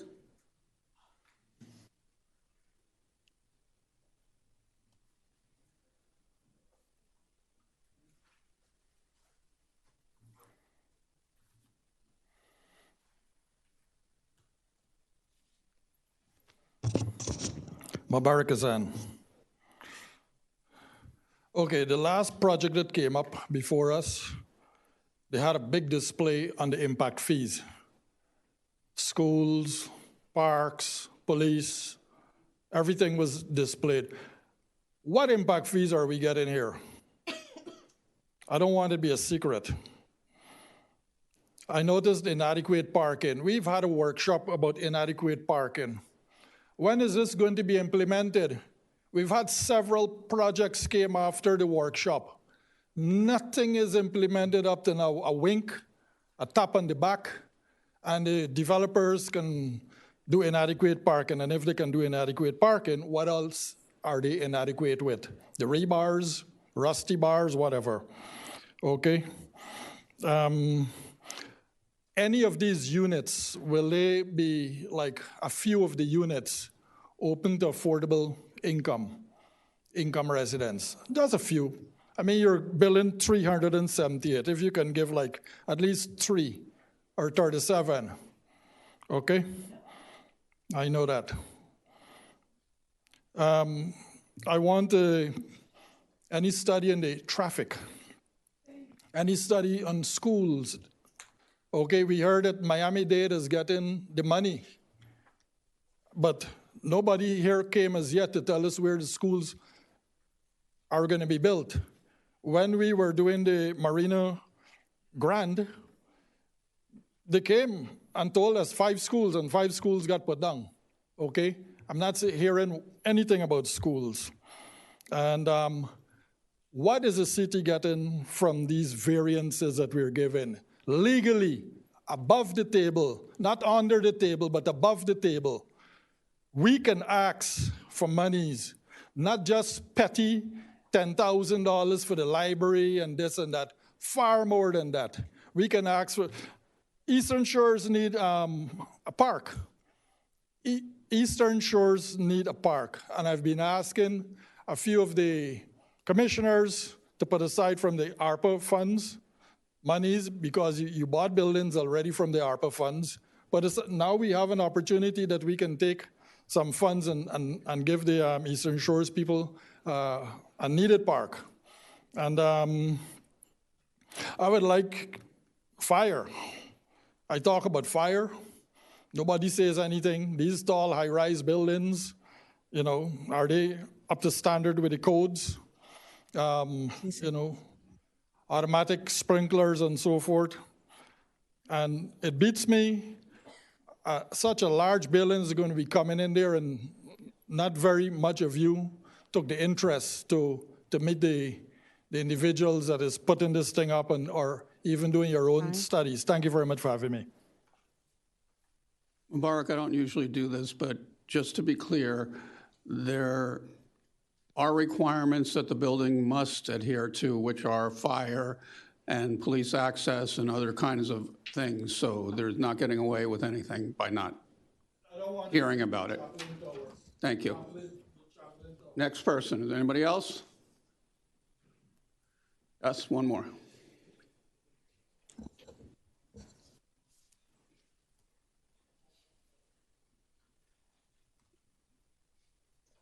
Again, I'm Diane Doolittle. I have an issue on this because the traffic with putting in 300 plus apartments, even if half those people are using the roadways, Hannaford Boulevard, 164th Street, which the city tried to revitalize and made it this beautiful two one-way each way road. They tried to put businesses in there.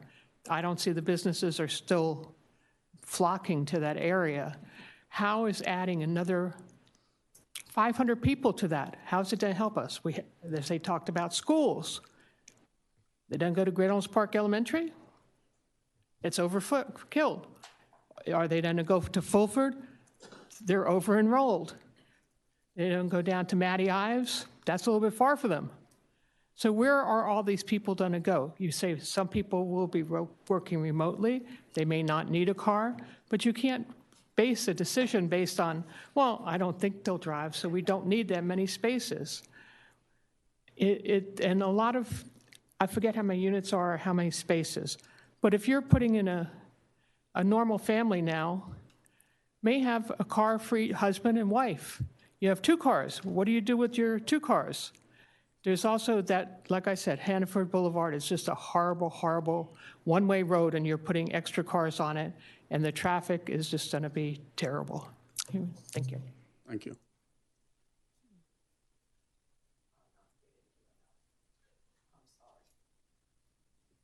I'm going to try to be civil. Thank you. Hackman, Sunray West. There's so many problems with this. Has anybody got engineers to actually go out there and see what's going to happen with the plumbing, with the water drain off? The 163rd Street, now you can barely get this way and that way on 163rd Street. You're adding 380-something more cars on the road? It's a nightmare. And there's the guy's saying so many problems. They got a problem with this variant and a problem with that. And oh, well, he needs to be forgiven for this, and let's change the rules to allow that. I mean, I know you're excited because you want the revenue. God help us, dollar signs everywhere. But let's think common sense. Common sense. Do we want 163rd Street to look like New York? And then over here we got residential areas. 183rd Street, we've already got with the building they got there. The traffic is ridiculous going back and forth there. Getting on 15th Avenue, trying to go this way and that. Come on, guys, let's be rational here.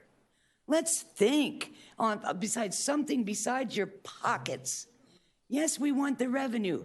We don't want to have to tighten our belts because, you know, we've spent 2 years being, you know, raped and pillaged, okay? But let's really think this through. I need y'all to really think this through and use some common sense. Because I'm looking at it and hearing them, and I see a disaster waiting to happen. And you're all excited. Oh, it's new, it's pretty, we get to do art. Please think this through.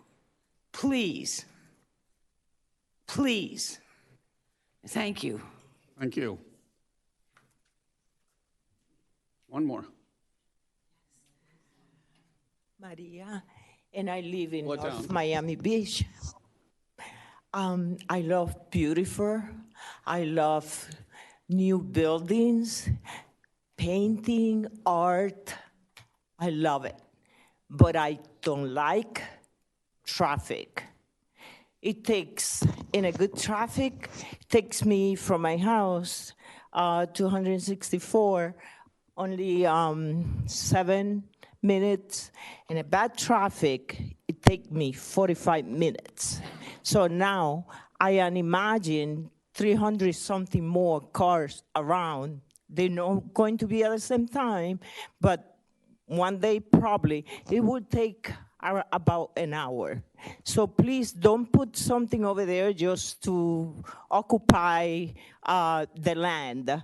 Build something that is necessary. We don't need that high rise. Thank you.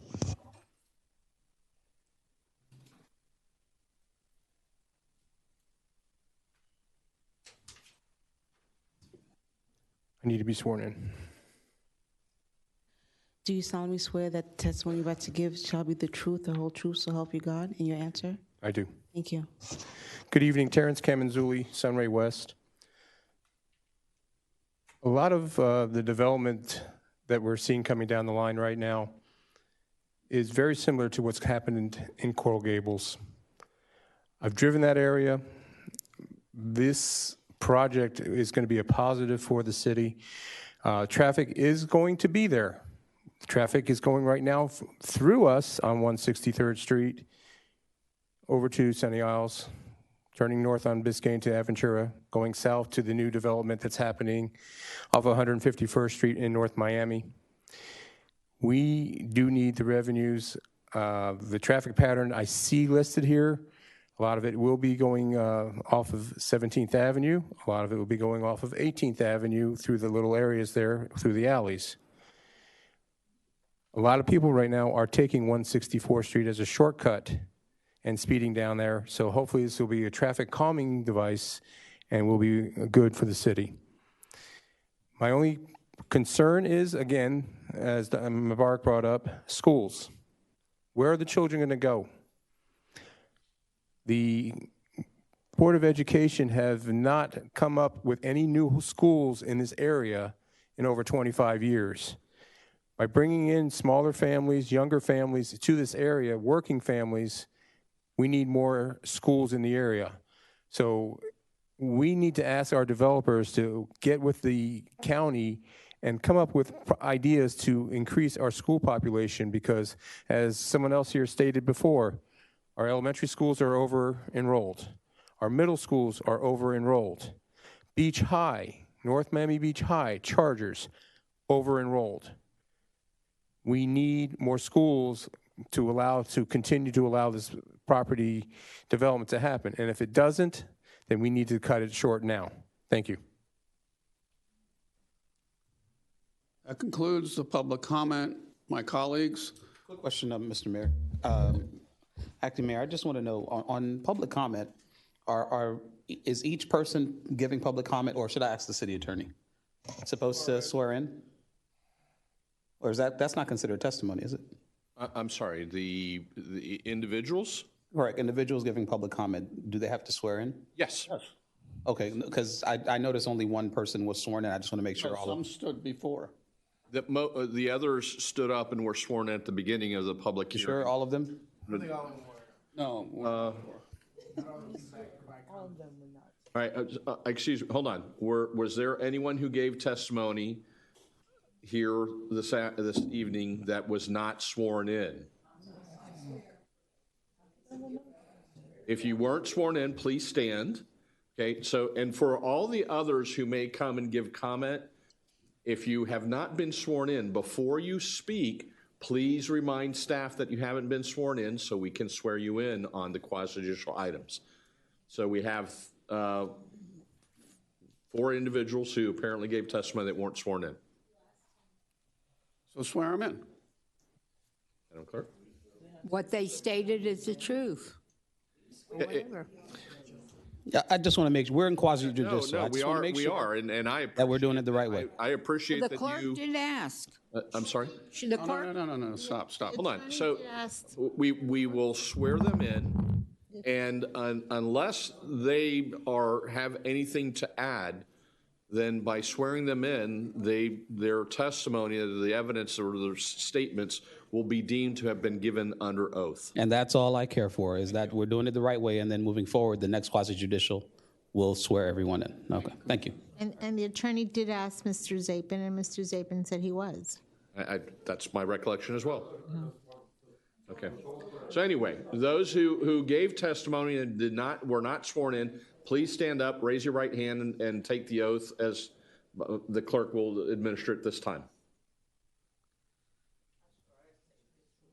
Okay, we're going a little backwards, but do you solemnly swear that the testimony that you gave was the truth and the whole truth, so help you God? Okay, so in the future, please, when you're going to make your public comment, as stated, if you haven't been sworn in, I'll be more than happy to swear you in. she did say that. Okay, thank you. Thank you. Commissioner Jean. Thank you so much. So I had a few questions. I know you probably want to rebuttal to some of the comments. So I'll just go through my list, and then if you can, just follow through as you wish.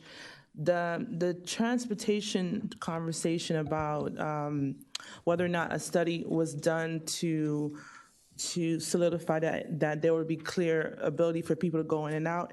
Also connected to the easement, I don't know if you can reiterate the point of how, I think that's one of your variances, right?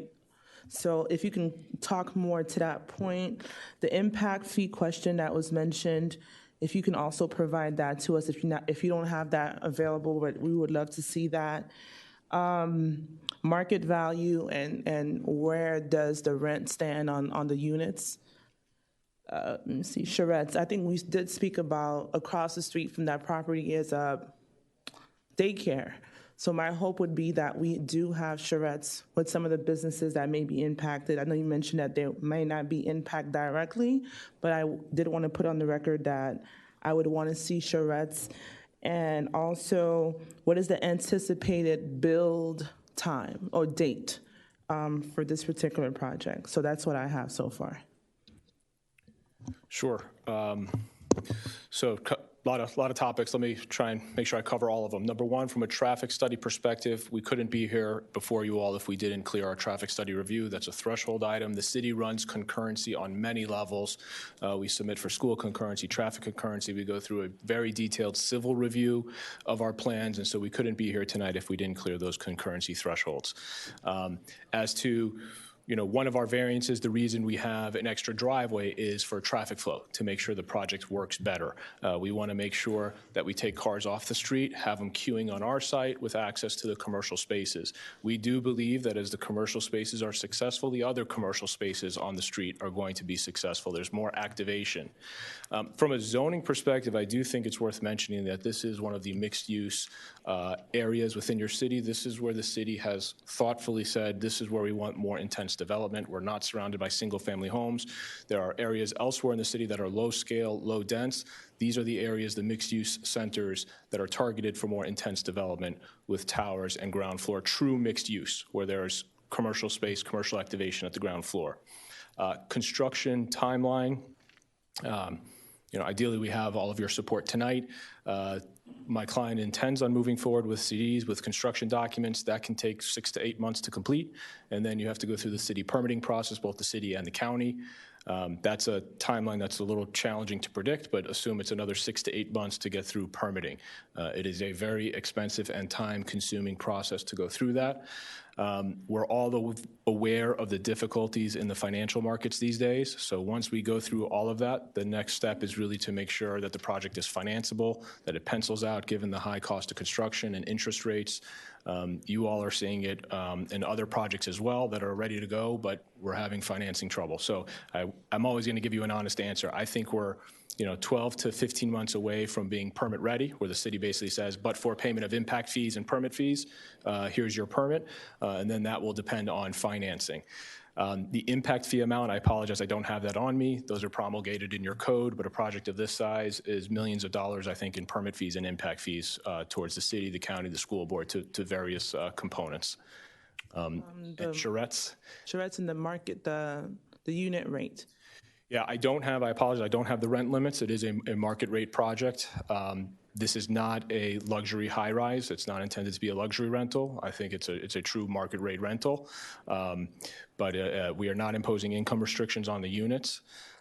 In terms of charrette and community engagement, we're happy to do that, and you know, we would ask for your help in making sure we target the right businesses and the right opportunities to come meet with us, and we're happy to explore that option further with you. I have 2 more points. I know a lot of the businesses on Hanford are dying. If you drive there, there's not that much business happening on that particular strip. And also, as you know, we have SLAM and we have the library that are right down the street from that particular project. So I'll leave that there in hopes that we can have great talks about it.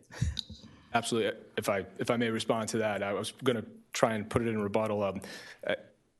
I want to address two things before I respond to other questions. Number one, the staff report. We agree with all of staff's conditions except for one. I would ask for one change in the conditions. There's a series of about 25, 30 conditions.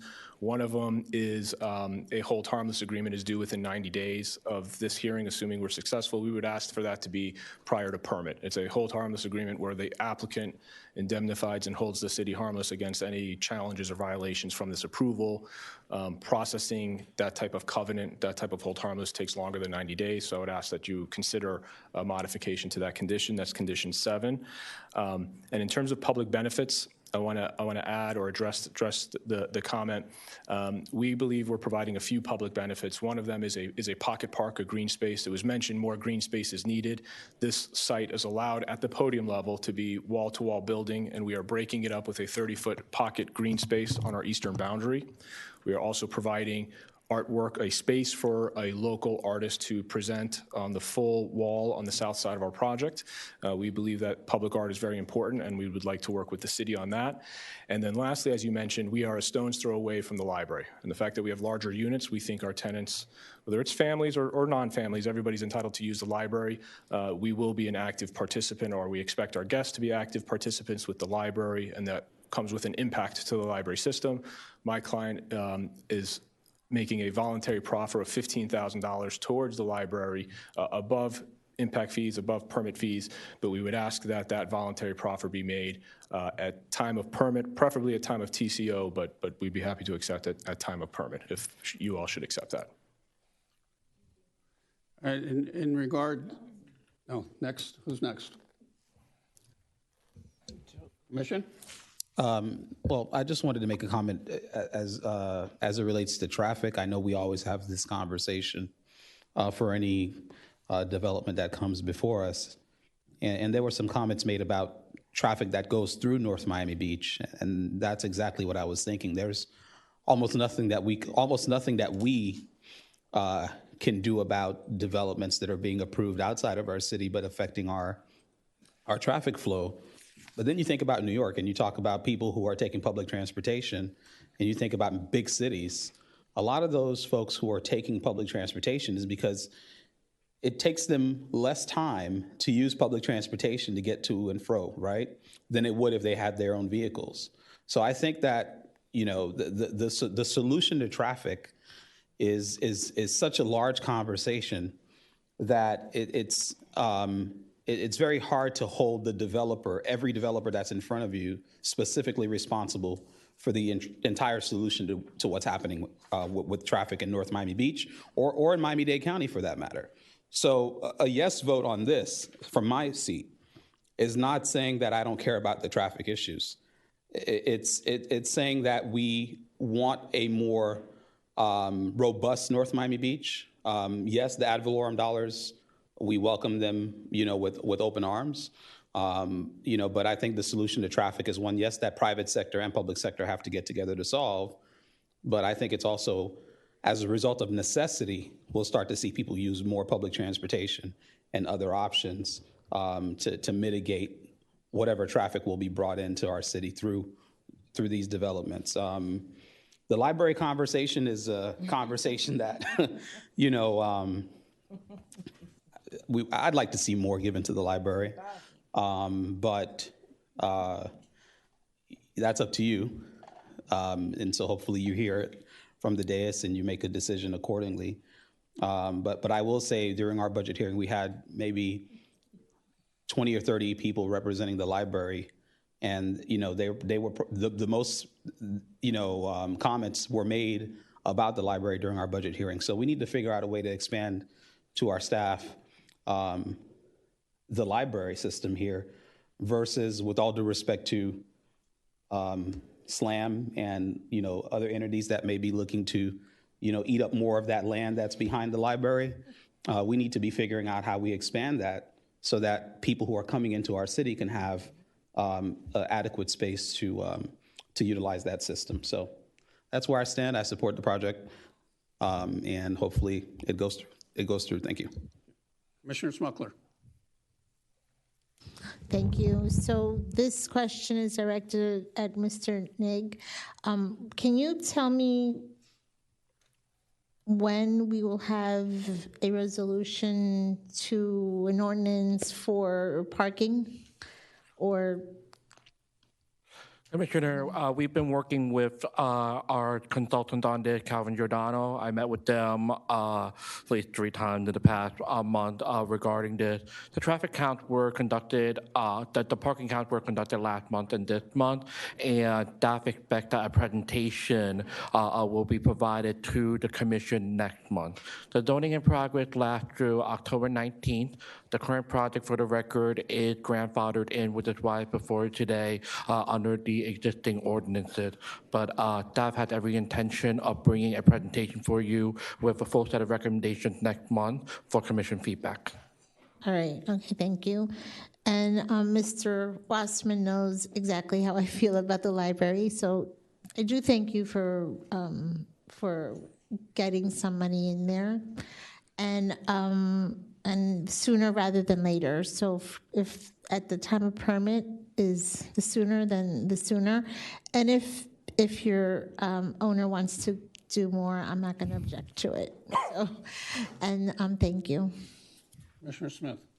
Thank you. I'm sorry I didn't get to see this prior to here, because then I could disclose or speak to you, and I'm trying to read it the best I can. There's going to be 2 ingresses and egresses and 1 additional egress. That's correct. So it'll be 3 egresses, 2, okay. So the thing is that I'm concerned always about Hanford Boulevard is because it's only one way and there's no way to turn around. You get a flat tire and there you are.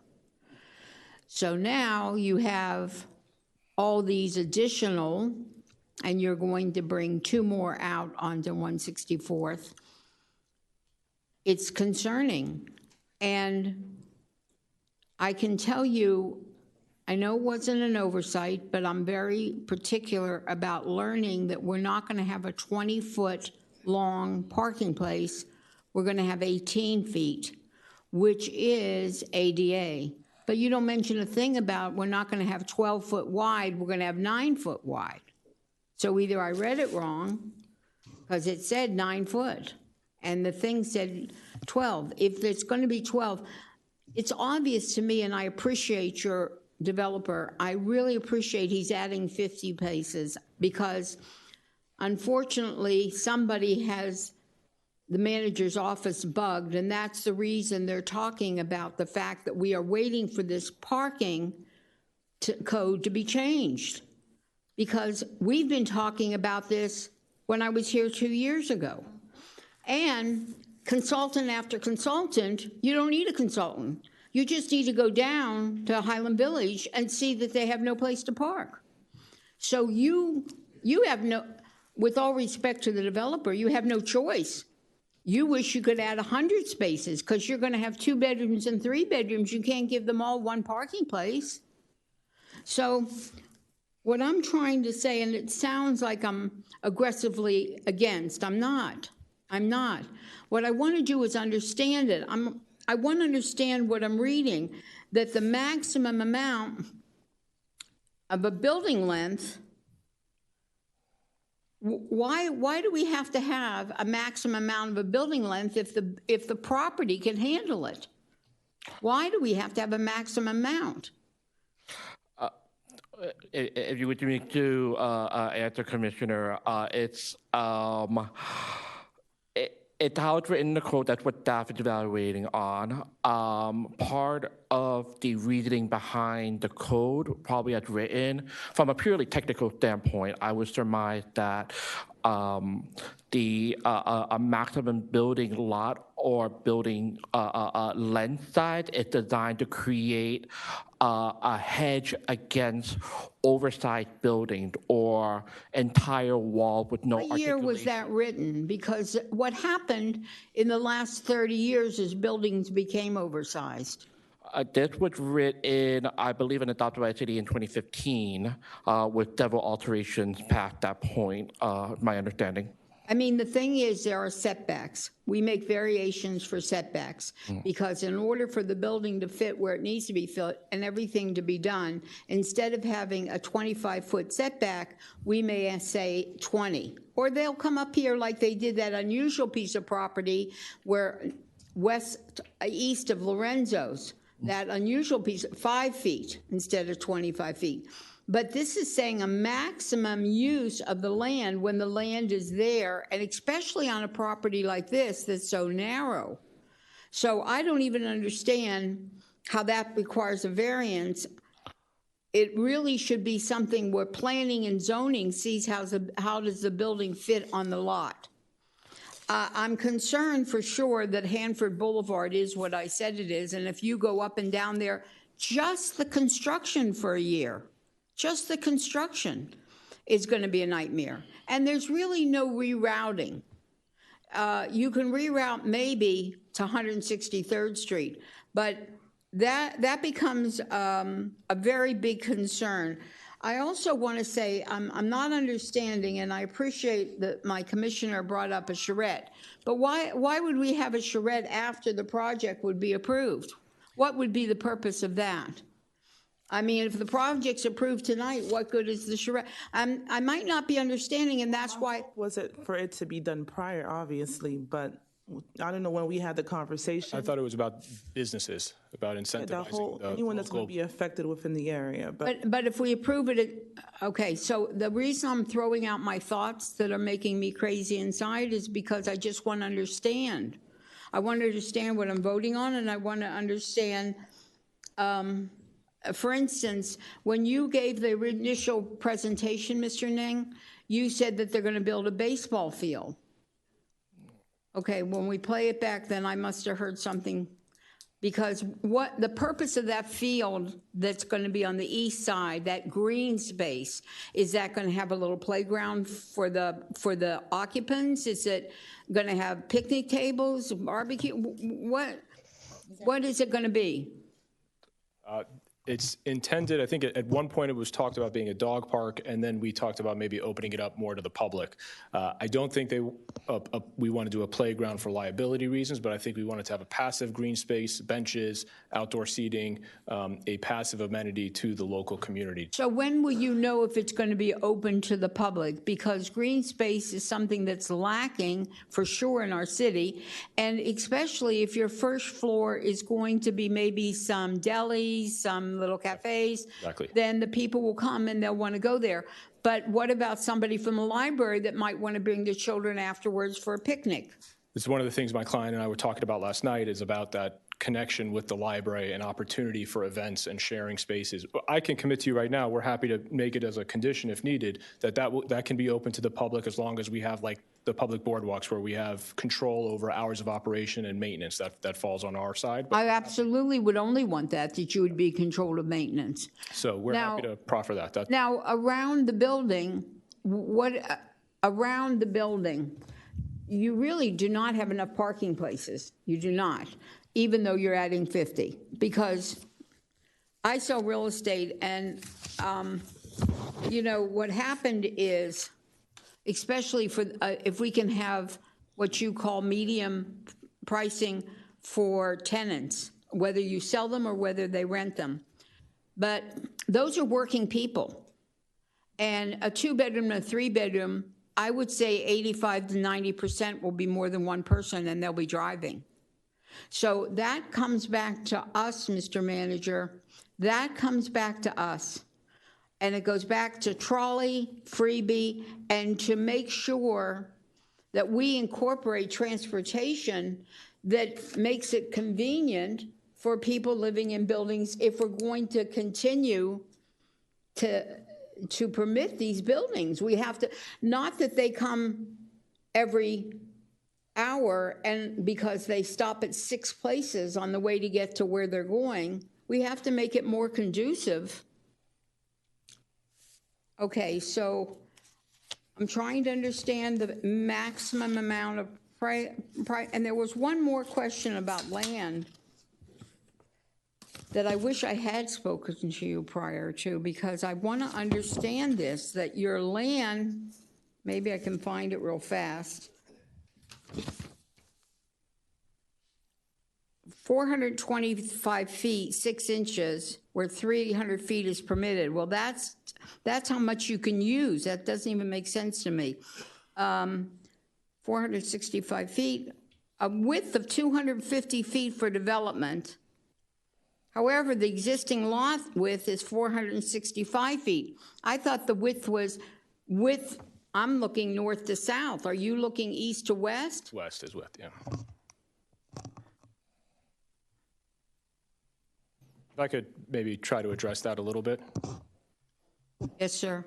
The lot with the mixed-use town center has very heavy formula-based requirements, and they're applied universally. And that's why a lot of the mixed-use projects come in and have variances, especially in scenarios like this where the lot shape is very unusual. There's 2 separate building widths that are being discussed. One is at the podium level. My personal opinion is that the podium level really shouldn't have a width because you're allowed to have 0-foot setbacks. So you could have, 2 neighboring properties. You could have a podium to a podium with a 0-foot setback. It's wall to wall. So it's almost a misnomer to have a building width limitation at the podium. Well, it should have the setbacks, am I correct? It should have setbacks, correct. That should be the limitation. Are you asking for a variance for setbacks? No. I don't know why that's, I understand it's my code. I understand. And you don't want people to go down the street and see the whole thing covered by concrete. I get it. We don't want to be like, I don't know. I love New York. I've only been there a couple of times, but we don't want it to look like that. But I just know that as far as your variances go, I mean, you'll address my mistake that it's going to be wider than 9 feet, the parking place. Maybe that's a mistake. You'll address the 5 variances as far as going high. Say you're 4 stories, 40 feet below what the maximum height is. So there you go. Because that's what we're voting on tonight, really, primarily, besides the project, of course, is the variances. Correct. And you know that I like to know what I'm voting on. So thank you all for your patience. Let me hear what else they say, and you'll address the parking. I know you don't have enough parking places, but none of them do. And because we're going to be talking about changing our code for parking places for the next 4 years. 9 feet was a typical parking space. The ADA is 12. But what's ours going to be? 12. The typical's 9 foot, the ADA is 12, but he's not going to make them all ADA. The handicap spaces will be 12 feet No, wide. but the rest of them will be 9? Correct. And that's Additional standard? stuff, correct. Okay, I feel much better. Thank you for explaining that. I looked at it a different way. I thought they were 12 foot and you were going to make it 9. I mean, 18 feet long, and you're going to have height for the vans and everybody's driving that. You're going to have height. Yeah, I don't know the number. We'll have the minimum clearance required, certainly. Okay, so I don't want to talk while I'm thinking, which many times I do, but I'll listen to everybody else, and I want to make sure I have the 5 variances covered in my mind. Thank you very much. All right. Mr. Wasserman, thank you for your client for bringing this project forward. I want to take some of the blame off the staff. I was one of the council who voted for Hanford Boulevard to be put together many moons ago on my last stint on the dais. Why does any of us talk to you? And now I'm second guessing it because I'm concerned about not this project, but I'm concerned about 7 more projects on this street with only 2 lanes of traffic. And the impact is going to be horrific on the community. So this wonderful mixed-use zoning that came forward after me, I didn't do that, okay? That mixed-use zoning that came forward, I think we need to readdress it because if this size building is typical of what we're going to get, and this is the first one building there, what happens when the second one builds it, the third one builds it, and the fourth one builds it? You have a school that's already there, Allison Academy. You have a daycare that's already there that don't go there at 3 o'clock in the afternoon. I mean, come on. You know, what happens when Pollo Tropical right before dinner? I mean, 18th Avenue, you can't get on 18th Avenue already. So, I mean, these are all issues, and not your issues, but our issues, because when we add another building and we add another building, I think we need to address this mixed-use concept because it allows too much with not enough thought of what's going to happen to that street. And traffic is definitely what every resident is concerned about. And if they can't get down the street, and we have the library and we have another school, SLAM.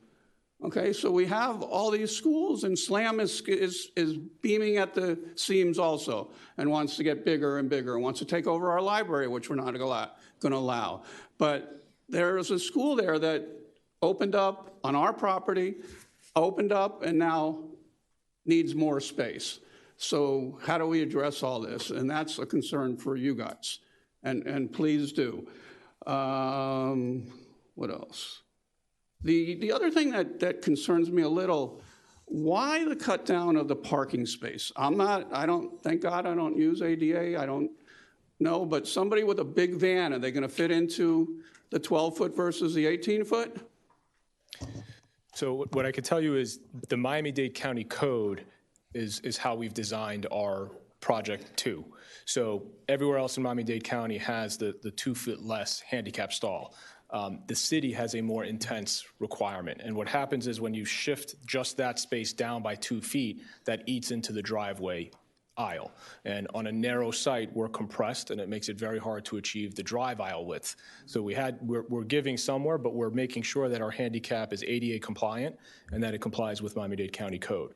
The city has a more... So my address is to you again, staff, is why does our code call for 20 and buildings aren't going to be able to meet that 20? Mayor, I believe it because when the code was written in this regard, at that time, the recommendation was 20 feet, and that was a suggested. However, what we found is that while other cities have updated their code, we haven't done so in the past. Staff would like to note that we did bring a proposed legislation bringing us in to consistency with the county and other cities before the Planning and Zoning Board. That will be coming to you with a recommendation of from the Planning and Zoning Board of 4/1 at a future date. This was actually brought before Planning and Zoning Board last week. We understand that 18 feet by 12 feet is the standard throughout the rest of the county, and that it is ADA compliant. All right, when you bring it to us, yes, sir, after P&Z, I would ask you to please, I don't know who's in charge of ADA, there's a department, there's somewhere, ask them to address it and give us an answer to, is this in affect anybody by reducing it to that size in general ADA population? Mayor, to respond to that, that will double check.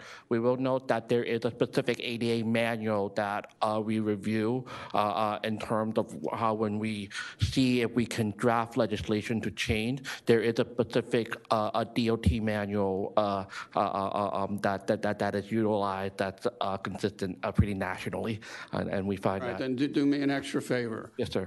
There's a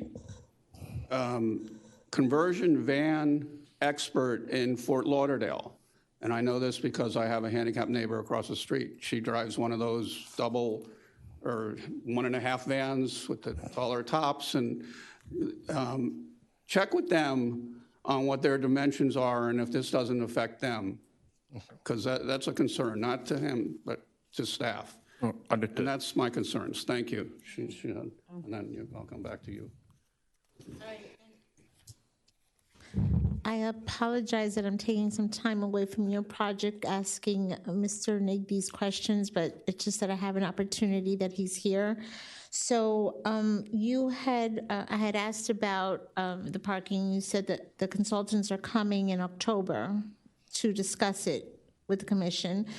And then what happens?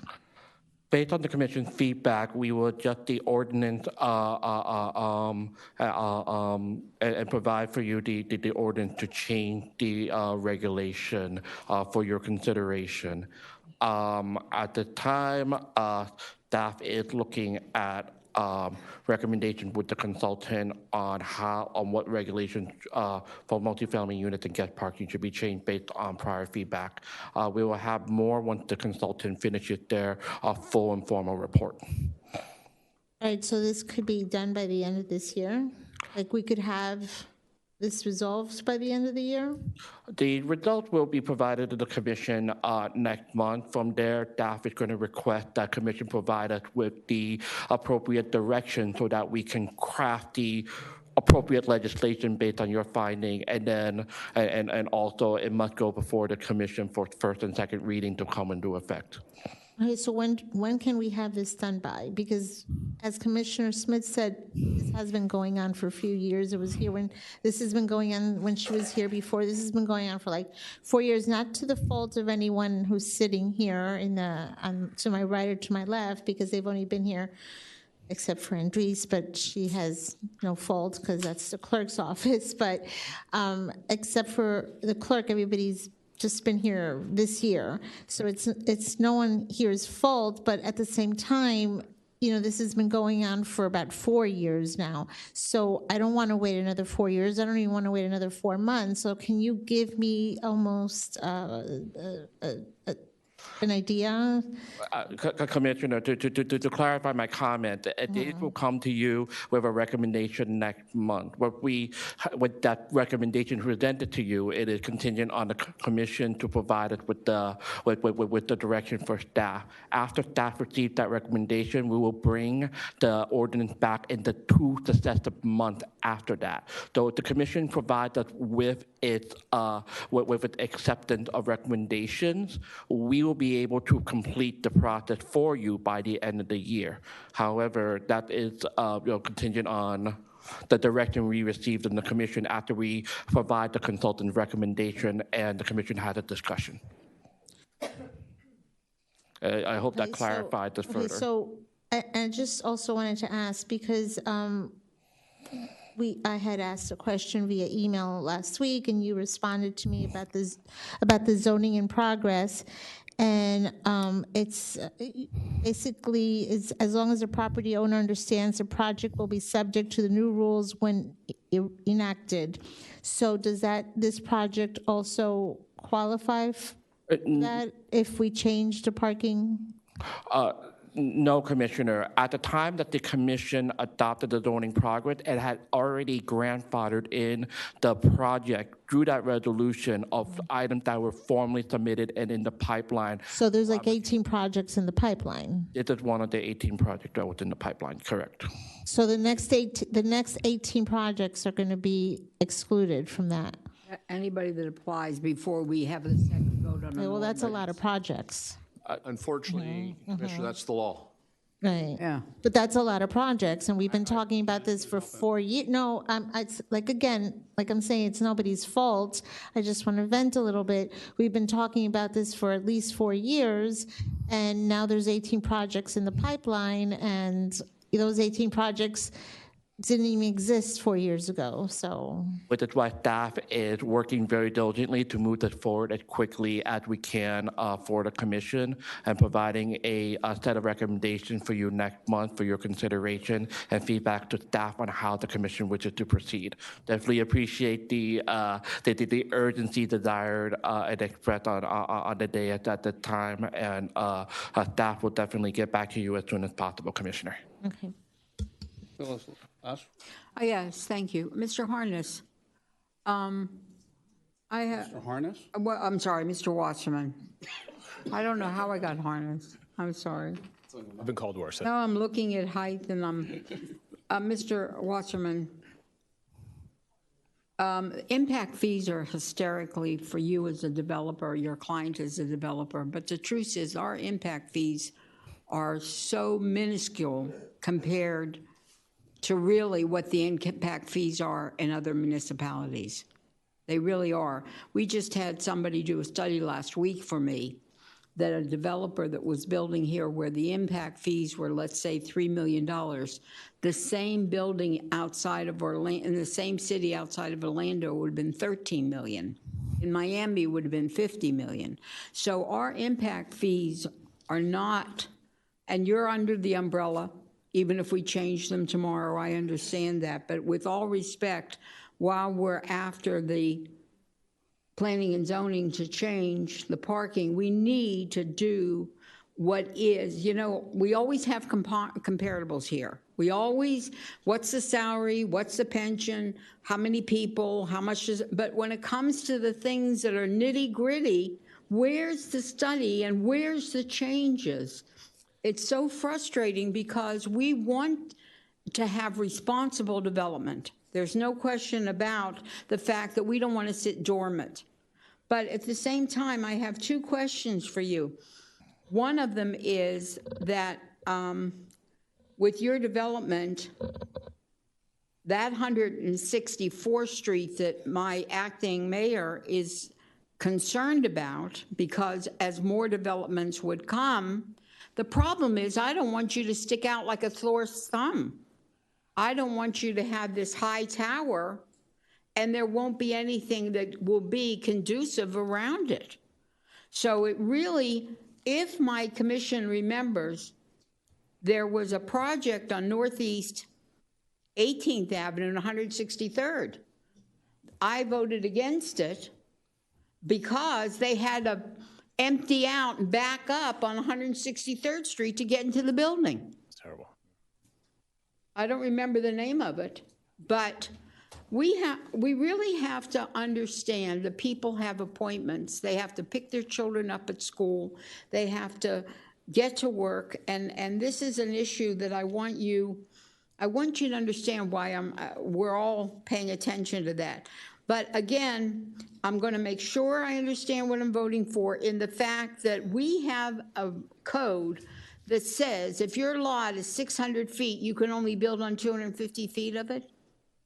That's our code? I mean, who wrote that? I'm just asking. You have a bedroom that is 12 by 12, but you can only put furniture in the 6 by 3.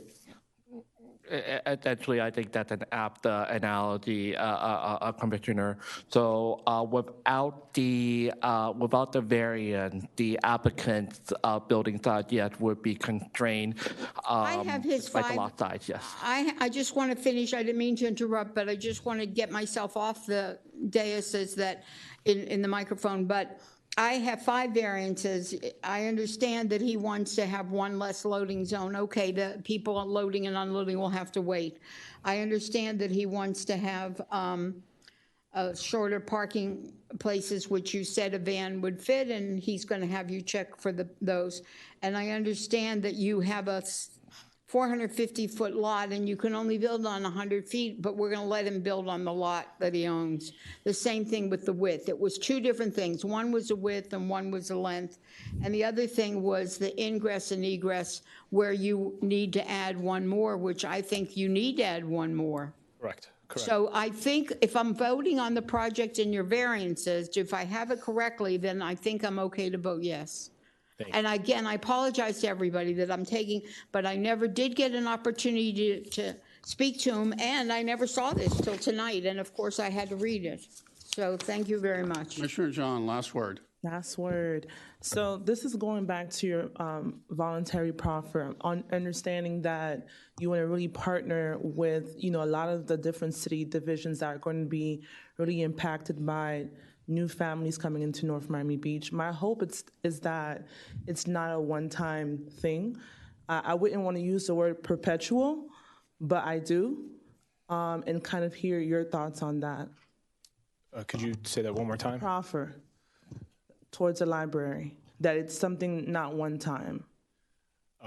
We'd be happy to increase the proffer if that's something we can maybe work with your office and talk it through, or the commission.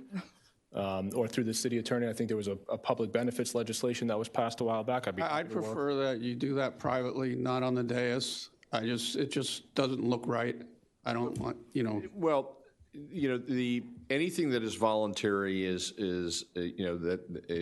okay, and we've written and we continue to write into our resolutions language that specifically acknowledges and incorporates in any voluntary proffers into the conditions of approval. That's a standard provision we now include in all our resolutions approving site plans and rezonings. As far as the magnitude of the proffer, we can have continuing conversations with the developer and incorporate those into the ultimate resolution with your direction. If that's if my colleagues would endorse that, I'd be happy. So add into the resolution that we're going to ask developers, all developers to. No. He already has the. If any developer makes a voluntary proffer at any point in the public hearing process or the application process, what we have done is we've written the resolution in such a way that if the project is approved, that voluntary proffer then becomes an automatic condition of approval. What I've heard here this evening is that the applicant, through their counsel, has made a proffer, and there's a question whether or not the magnitude of the proffer is enough or satisfies the City Commission. And as I understand it, the direction is to I don't want to put any words in the mouths of the commission as a whole, but if the project gets approved, is to work with the applicant to establish what that proffer is, so it then becomes part of the approval. I did want to make one correction. It was not per se about the amount. It was the time. Nature. Right. Would it be something one time? Would it be something? Yeah, you wanted it more. Yeah. And I'll add, and we've worked closely with your office before, this project is in close proximity to the library. In addition to this pocket park, we recognize that we will have a mutual relationship with the library, and there's an impact. So my client is happy to make a voluntary proffer, as I've stated tonight, and we'd be happy to work through the city attorney's office on increasing that proffer tied to our impact. We are going to impact the library system, and we'd be happy to work through that through the city attorney's office. We'll make that commitment tonight. Thank you. Just wanted to ask one question. Does this also state that if he can, he'll hire North Miami Beach residents? Do we have any of that in our language? Is it automatic? Yeah. That's what I want to make sure. I don't. It's a residence. It's not that they're. It's not a commercial business. It's a residential business where people are going to live. So how can we make sure? Oh, she's saying in the construction, in the building of it. Hire people if they can from North Miami Beach. We can ask them, but there's no way that we can require them to do so legally. We do provide for an enhancement when we are the contracting entity, but we cannot pass that requirement on to the private sector as a general rule. I see. Correct. Local preference in hiring is a governmental enhancement, not a private sector enhancement. Can we ask that that be? You can ask. Brought forward to all developments?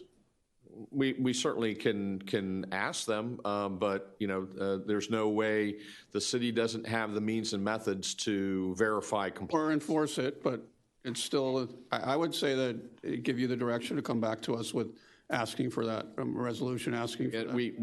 It's not legally permissible.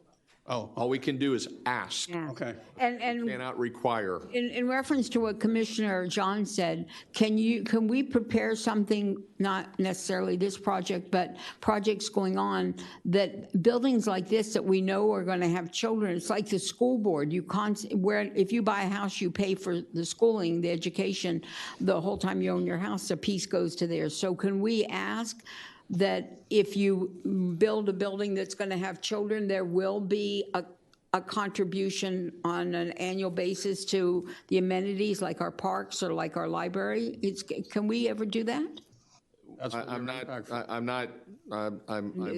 limited. There's a difference, and we have to be very careful. I think that we're mixing and matching. There's questions of schools and there's questions of parks. Okay, we do not control the school system. We do have an agreement with Miami-Dade County. Any development that takes place in North Miami Beach must pay impact fees that are established by the school board. We have an interlocal with the school board where, as part of the project, when they obtain their building permit, they pay the impact fees to us, and we forward that money on to the school board. The school board is legally required to use that impact fee money in the area in which it's collected, which would include North Miami Beach.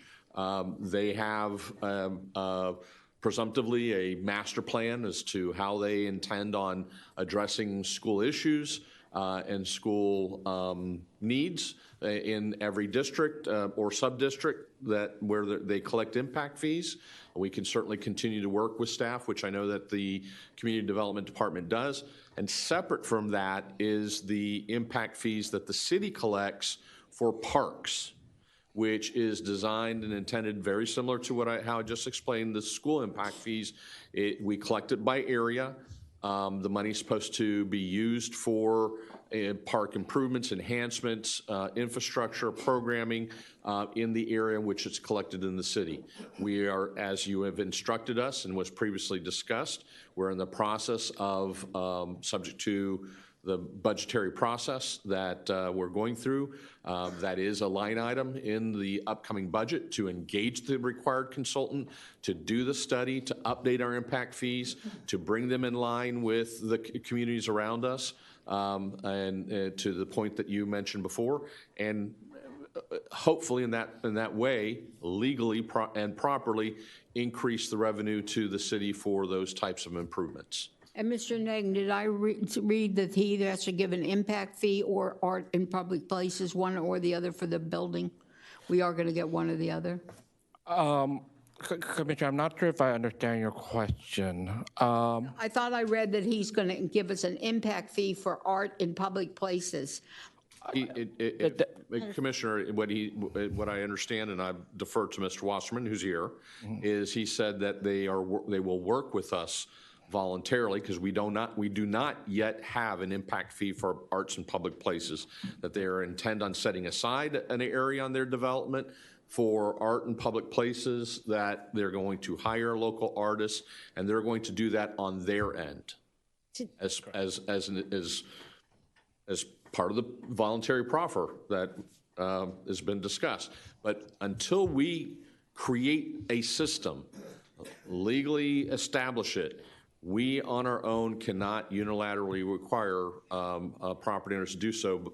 So I think that it's very generous of Mr. Wasserman and his client to do so voluntarily. He's stated on the record that they are setting apart a portion of their property for a public art that they're going to commission. Thank you. May I ask a question? That's correct. I can't say it any better. That's correct. Mr. Ahern, I don't know if I misunderstood you. Did you say we cannot control impact fees? Not the school impact fees? No, Oh, not the school impact fees? not school impact fees. Okay, and Or fire.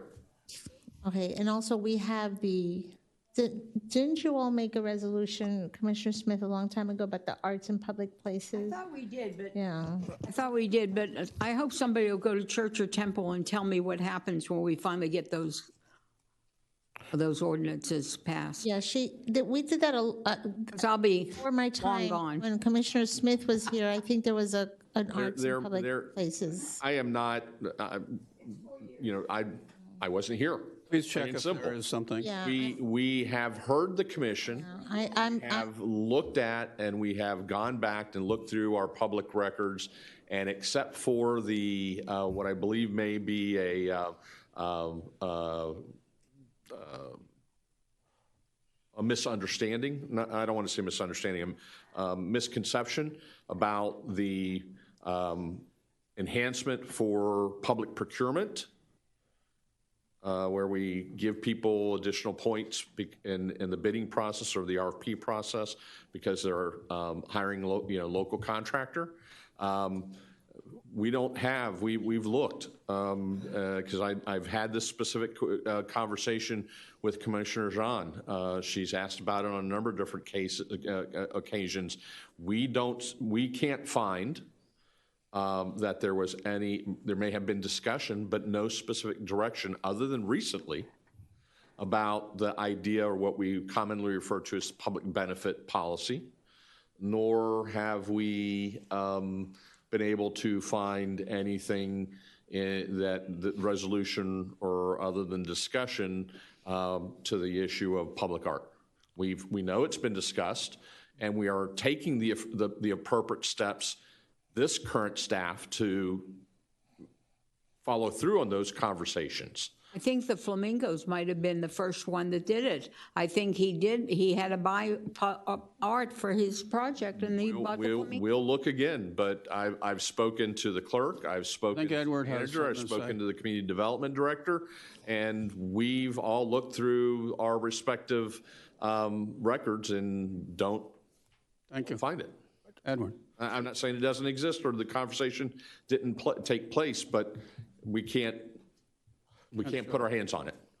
Thank you, Mayor. To clarify Commissioner Smith's a question regarding public art, we do not have a specific public art impact fee at Redstone City, save for one exception. What was adopted by the commission was that in order to tap into CRA funding, the applicant may voluntarily provide for an art valued at approximately $100,000 at the limit in order to access CRA financing. That is not necessarily impact fee per legal definition. We have to be very careful about that because then we have encountered with the Nolan, Dolan, and Kuntz rule with the commission that heard me speak about before. Staff is going to move forward, as the city attorney said, and working on their request, but I wanted to make that distinction very clear. Thank you. Is there a motion to approve R 2023-85, otherwise known as the Helios site plan? I'll make the motion. Is there a second? Second. Second. Roll call, please. Motion, if I may clarify. Please. A motion to approve the site plan and the 5 variances along with the conditions that have been discussed. Isn't that what's before us in the The motion was just to approve as is. Okay. Roll call. Commissioner Florimon? Yes. Commissioner Jean? Yes. Commissioner Joseph? Yes. Commissioner Smith? Yes. Commissioner Smuckler? Yes. Acting Mayor Chernoff? Gladly. The motion carries 6-0. Thank you all very much. We appreciate your time. Good luck. Thank you. Thank you very much for your time. 10.2, resolution, is that the one we removed? No. 10.2, resolution number R 2023-86, Prestige Broadwalk, vacation of alleyway. Someone want to move to introduce? I move to introduce. Second. This is a resolution number R 2023-86, entitled Resolution of the Mayor and City Commission of the City of North Miami Beach, Florida, approving the vacation and abandonment of a 20-foot alley totaling 8,311 square feet located south of Northeast 167th Street between lots 1 through 8 and 14 through 21 and block 66 of the Fulford by the Sea, section F, according to the plat thereof, recorded in Plat Book 8 at page 64 of the Public Records of Miami-Dade County. The alley, as legally described in Exhibit A, providing for findings of fact, confirming expiration and limitation of approval, providing for conflicts, and providing for an effective date. I make the motion. Second. Clerk, call. Yeah. No, you have to have public hearing. No, the Jennings disclosure. Wait, hold on. So this is a public hearing. It is quasi-judicial. You do have to make the Jennings disclosures, and if there's anyone other that hasn't otherwise already been sworn in, needs to make sure that when they come up to the podium to advise us that they have not been sworn in, so we can swear them in. That's not what she's referencing. We're going to do the Jennings disclosure now. Okay. Jennings disclosure pursuant to Resolution R95-24. The subject matter of any ex-parte communications, together with the identity of the person, group, or entity making the communication, shall be disclosed and made part of the record on file with the city prior to final action on the item. We have Jennings disclosure forms from Commissioner Daniel Lejean, so we'll start with Commissioner Florimon. I've spoken to the attorney on the project, Pedro Casant, and I can make my decision based on the information presented to me this evening. Thank you. Thank you. Commissioner Joseph? I believe I spoke to attorney on file, and I can make a decision based on the information presented to me this evening. Thank you. Commissioner Smith? I spoke to the city attorney, and Marlene Monestein was in the room, David Scott was in the room, Alan Cohen was in the room, and I can make a decision based on the evidence I hear. Commissioner Smuckler? I spoke to Pedro Casant, and I may or may not have spoken to Marlene Monestein, David Scott, and Mario Diaz, the manager, about it. I know we went over the agenda, but I'm not sure if we discussed it or not. Thank you. And yes, I can make a decision based on the presentation I hear tonight. Acting Mayor Jay Chernoff. Yes, I too did meet with the attorney, and I believe somebody else and I can't remember who. I can look in my email and see, but I can make an impartial judgment. Thank you. Okay, if you're Public hearing? 1 second, sir. If you're going to speak on this item, please stand and raise your right hand. Do you solemnly swear that the testimony you're about to give shall be the truth, the whole truth, and nothing but the truth? And your answer is? I do. Okay. Please, when you come up to the podium, just confirm that you were sworn in. Thank you. Thank you, Mayor. Commissioner, today before you is a quasi-judicial public hearing regarding the alleyway vacation request, the file number 23-17, and a follow-up to the site plan that was approved last month at commission. Specifically, the applicant is Pretty Boardwalk, represented by Holland Knight at 16651 Northeast 18th Avenue, phone number 072216001010. My apologies, in the Fulford Mixed-Town Mixed-Use Center. The Board Commission to request to vacate an existing 20-foot wide, it's approximately 8,311 square foot alleyway, located in the middle of a 2.29 acre parcel of land located at address. Vacation of abandonment of the alley intended to be part of the street regulation connectivity plan and do not impact the property. In fact, it's actually needed in order to build the project. The Planning and Zoning Board did vote at the July 10th meeting 5-0 to recommend approval to the commission. As you see here, the alleyway in question is actually owned by the applicant. They hold title to it, but in the current configuration, it is the alleyway that's used as kind of the access for the back of building parking for the existing multifamily unit that you see there. When we go through alleyway vacation, staff is required under the process to work with the applicant to see the impact of some of the things that are required to understand is whether utilities will be impacted. If so, how they will be relocated, and of course, access to the property because it's platted and utilized as a transportation right-of-way. In this case, with the redevelopment, the building will go away, which means that staff can qualify to the commission that it will no longer be utilized as a transportation right-of-way in the future, with it a primary criterion for determining whether the right-of-way can be abandoned. You can see that the location a little bit more in detail from the aerial that was described.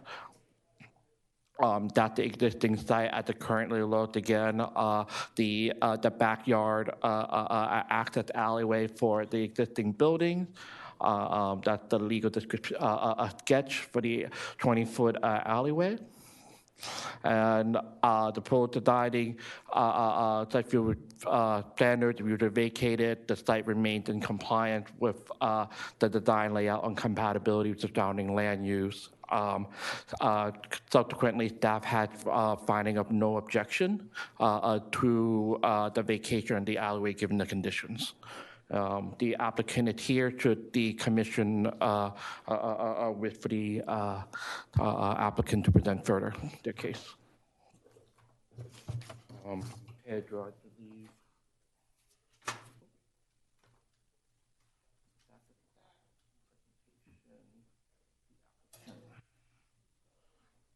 There you are.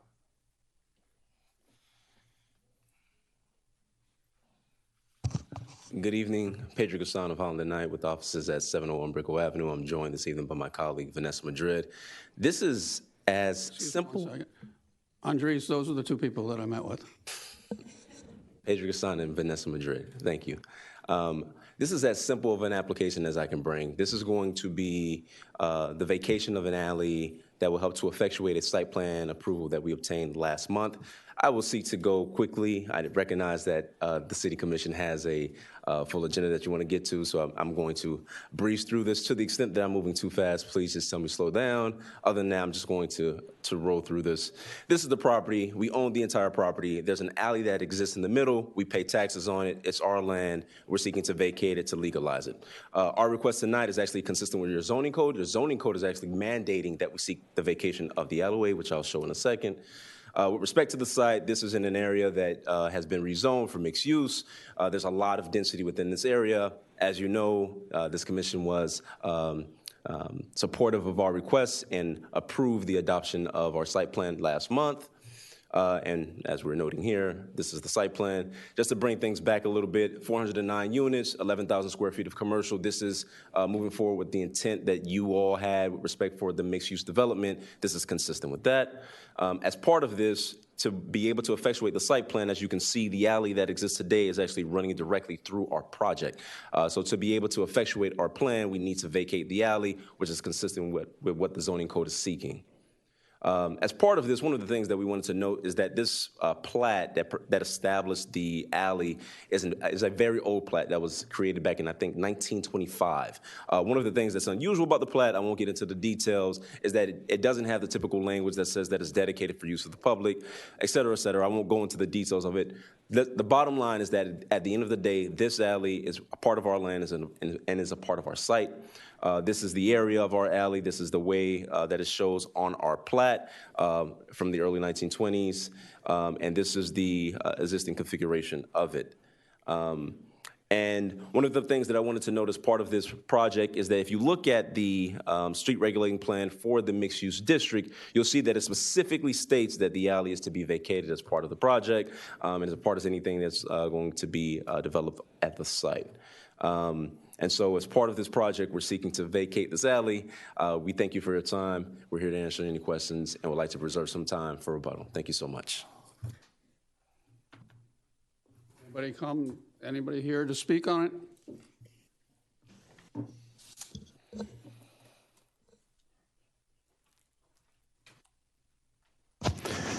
Good evening, Terrence Kamanzuli, Sunray West. I'm just hoping that all the public utilities, FP&L, water, all that has already approved all this. I missed the original thing, and I do welcome this project to the area. Thank you. Thank you. Any other citizens wish to?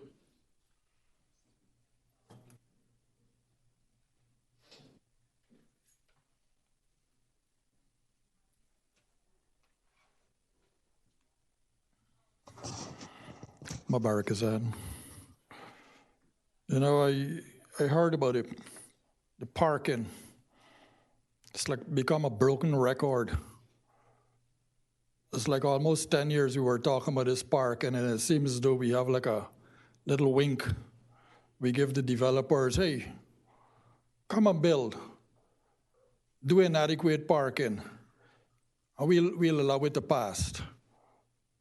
And when we were supporting that project on Biscayne Boulevard, the Marina Grande, so much of things our friendly developer had to comply with.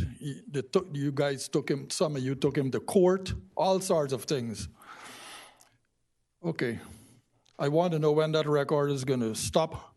The community development director, 2 weeks after, he was telling the commissioners that he only came on the job the day before the parking workshop. And how could he, just in 2 weeks, went over 18 projects? Ask yourself that. How could he have went through 18 projects to get all of them keep coming up now on inadequate parking? I remember Mr. Sori, the city manager, last city manager, the last alleyway that he vacated, he got $500,000 for it, for the city. How much are we getting tonight, vacating this piece of property? Or is it free? Because alleyways are not owned by property owners. They're owned by the city. And if you're going to be vacating that alleyway, I heard we talking about the budget is here right now, and we're underfunded with this and that, and we want more police officers, and we want more code officers. Now is the time you could, over the table, legally, you can negotiate. You can negotiate how much ever, but let it be something tangible that it can come back to the city and for us to benefit. You know, you are asking for like chick feed. I like the chicken, not the chick feed. And that is what you need to ask more. Because these people, when they build, you know, they have no consideration whatsoever when they're selling those property units. So ask, Mr. Sori, he got $500,000 on the 19th Avenue project. Thank you very much for having me. Thank you. Any other citizens?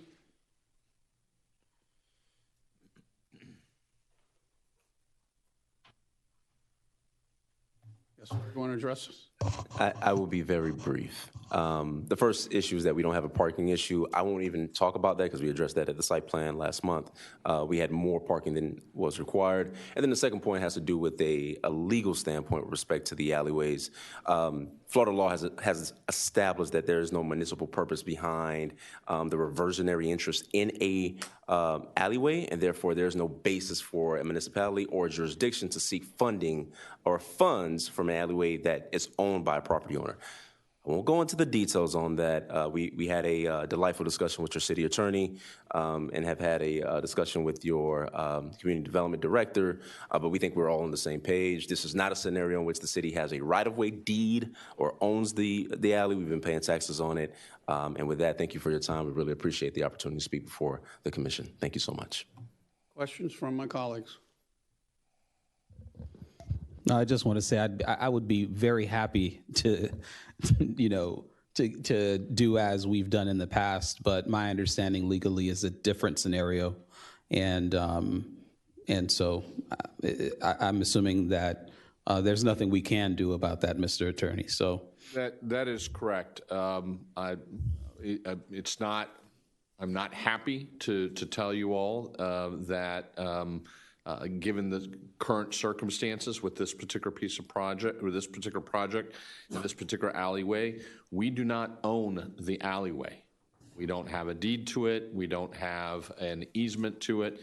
It's actually a platted a platted alley, which on the face of the plat gives the public the right of use. It's different from an ownership interest, and that's the distinction here that takes away our ability to be able to say to the property owner who's seeking it, we should be compensated for giving you land that we otherwise have an interest in or an ownership interest in. What the city does have the ability in this particular circumstance to potentially ask for is for funding to offset any negative impacts that the vacating of the right-of-way may have on the surrounding traffic or other issues. And it's my understanding that through the site plan process, staff determined that there weren't any such negative impacts. I certainly defer to them on that. So, I can't speak to the circumstances that Mr. Kazan mentioned about the other project, but after doing this for 30 plus years, I'm pretty familiar with the law on vacating right-of-way, and for the most part, it's not favorable to local governments in these type of situations that we're dealing with here this evening. Thank you. Fortuna. Okay, so I just want some clarification.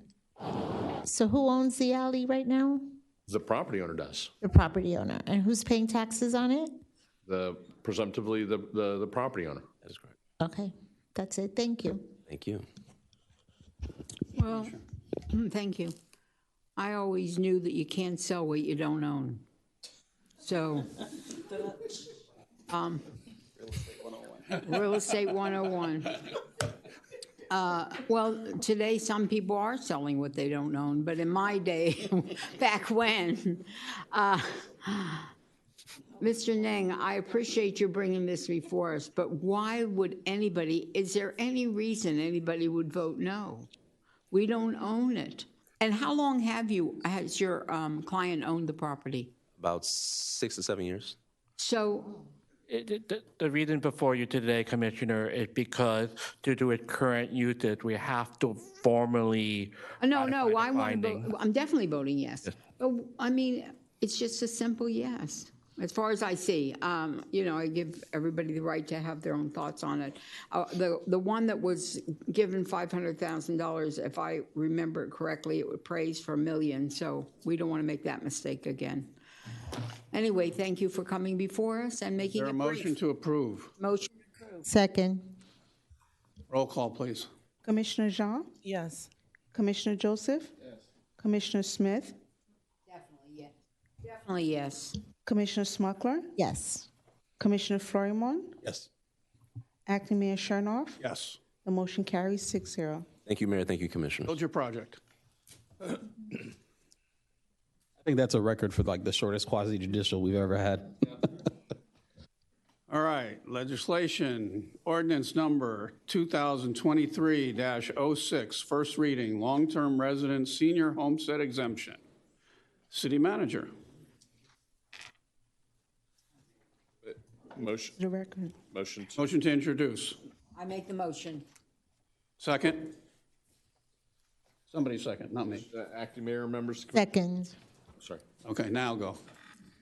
This is ordinance number 2023-06, entitled "An Ordinance of the Mayor and City Council of the City of North Miami Beach, Florida, establishing an additional homestead exemption for certain low-income qualifying senior citizens who are long-term residents of the city pursuant to Article 7, Section 6D, Florida Constitution, and Section 196.075 Florida statutes, to be applied to real estate taxes levied by the city in accordance with state law, and further providing that a copy of this ordinance be filed with the Miami-Dade County Property Appraiser, providing for the annual submission of a sworn statement to the property appraiser, allowing supporting documentation, providing for waiver of exemption, providing for commencement of exemption, providing for some repeal, conflict, severability, codification, and effective date.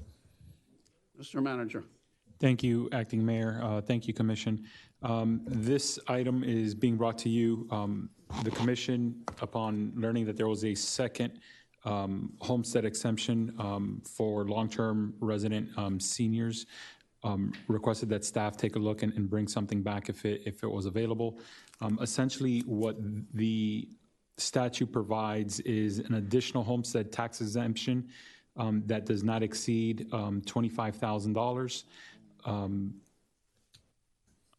sorry. Right. The requirement is that the resident live on the property and maintain permanent residence on the property for at least 25 years. They must be 65 years or older.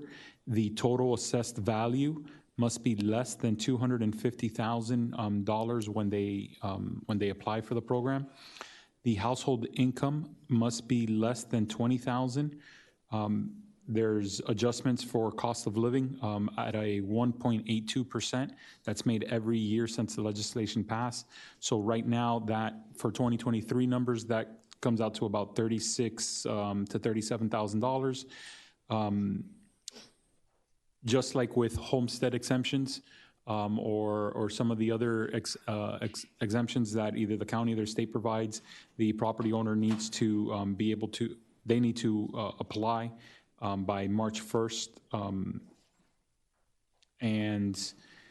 This ordinance, it was obviously the first reading. The second reading would be in October, but it would be adopted to take effect December 1st, which would take effect for the 2024 tax year.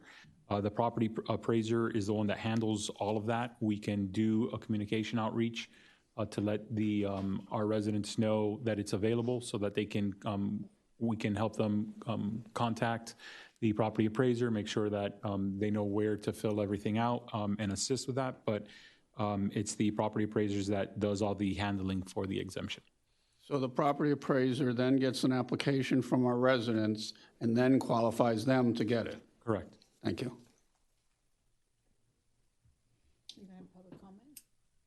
Well, I mean, it's first reading. Do you want to comment? Yeah, it's an ordinance. I want to comment. Go ahead. Okay, so first I want to thank Lynn Sue for bringing this forward. And then I want to find out from staff if we found out what the current minimum amount of money that a couple can make. No, it's not 20,000. Starting in 2000, it increased by 0.033% per year. Correct. It was approximately 36 to 37,000. So now, which is tremendous difference.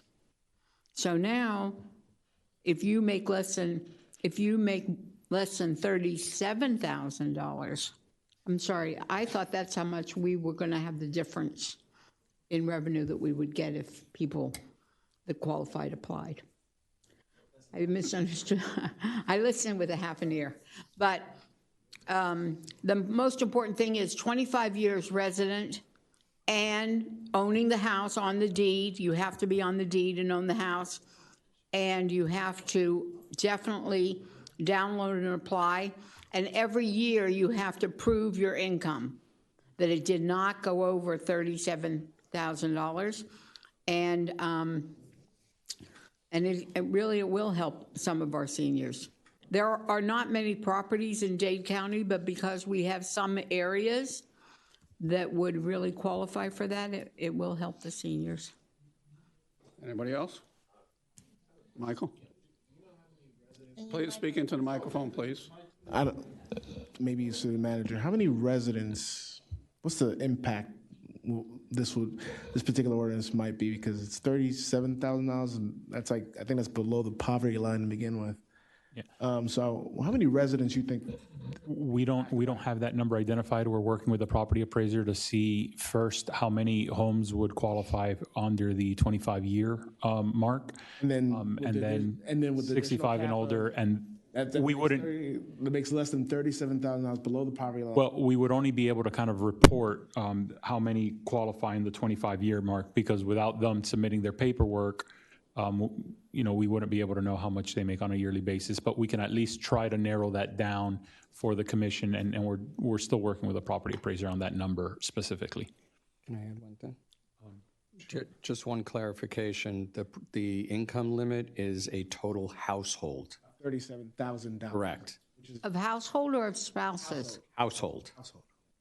So if you have adult children that live with you and have an income, that counts. That exceeds, way past it. And would we also someday get a count of how many houses are appraised for under 250 in North Miami Beach? The appraised, That you could ask for. yes, That should be on our tax roll, and we can filter that out for you and provide you with that information. yes. Any other questions from the commission? Quick Commissioner comment. Jean. Thank you. The property appraiser office also, is this the same as their Save Our Seniors program that they have? Very similar. There's actually two programs that are available for seniors within Miami, throughout the state. One is, and Alan, correct me if I'm wrong, one is automatic, that the county already implements. The other one, you have to opt in, which is what we're bringing before you. It's the opt-in for the exception. So I'm sending you a program named Save Your Seniors that the Mayor Cava has been championing. In addition to this particular initiative, when we do our outreach to seniors, can this also be considered and shared as well? Save Our Seniors definitely take a look at program. That would have a bigger impact. Right, to Save Our Seniors. A way bigger impact. Any other comments from my commissioners? Thank you, Lin Sue, for bringing it forward. This is a great thing for our citizens. If they, if they're at that level, we appreciate and would gladly give some help. So all those in favor? Acting Mayor, if I may. One, it's an ordinance, so you're going to have to take a roll call vote.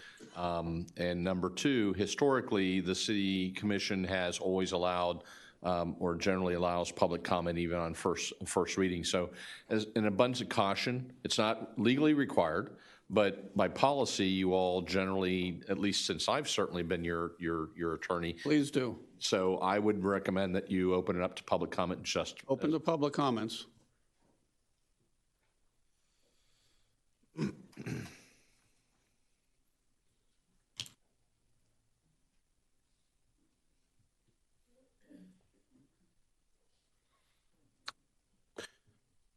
David Zapin, president of the 30K for back pay. My concern,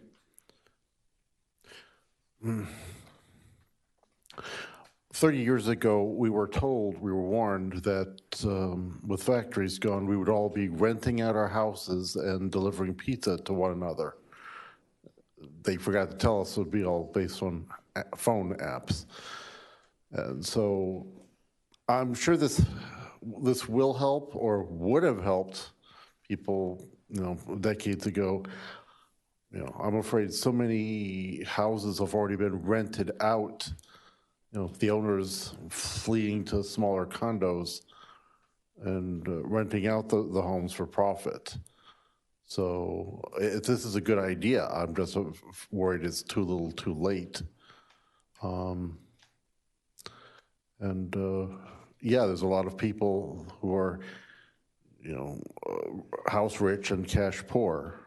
So you got to watch out for that. But I'm afraid that this is going to help almost nobody.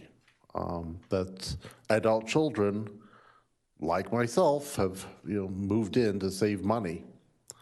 So you got to. So it's a good idea. I like it. I think it will help.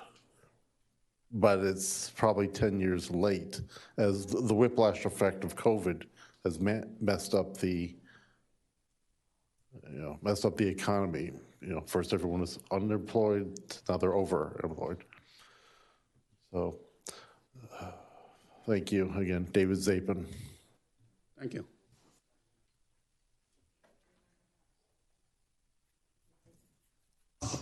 Terrence Camanzuli, Sunray West. Just a question when it comes to this. My house, I'm paying taxes for like $110,000 because of the Save Our Homes over year. When they're talking about appraising it, is it the appraisal? Because they say my house can be $480,000, or it's what the assessed value. Thank you. That's On what the assessed value. That's what it needs to be written clearly, more like. Thank you.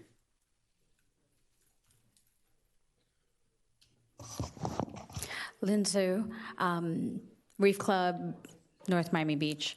So I've been having this conversation with multiple people, and first of all, I think when we look at this right now, it's perfect. We are in a deficit. So, the fact that some people are not qualified, I hate to say this because I'm the one who's advocating for this to happen.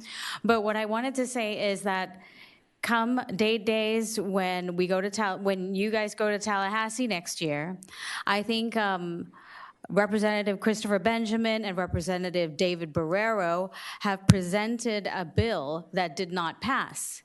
Now, they were proposing that the limits are increased. So the income limits increased and the price of the homes have increased. And what didn't make sense to me is $250,000. When this bill was created about 20 years ago, it was actually starting at $200,000. So 20 years later, we have a home value of $250,000, which absolutely makes no sense to me because usually homes appreciate at 3 to 6% on the low end every year. So with that said, I think there's something that you guys can do to actually help our seniors more with, like he said, his taxes are $10,000, the former gentleman.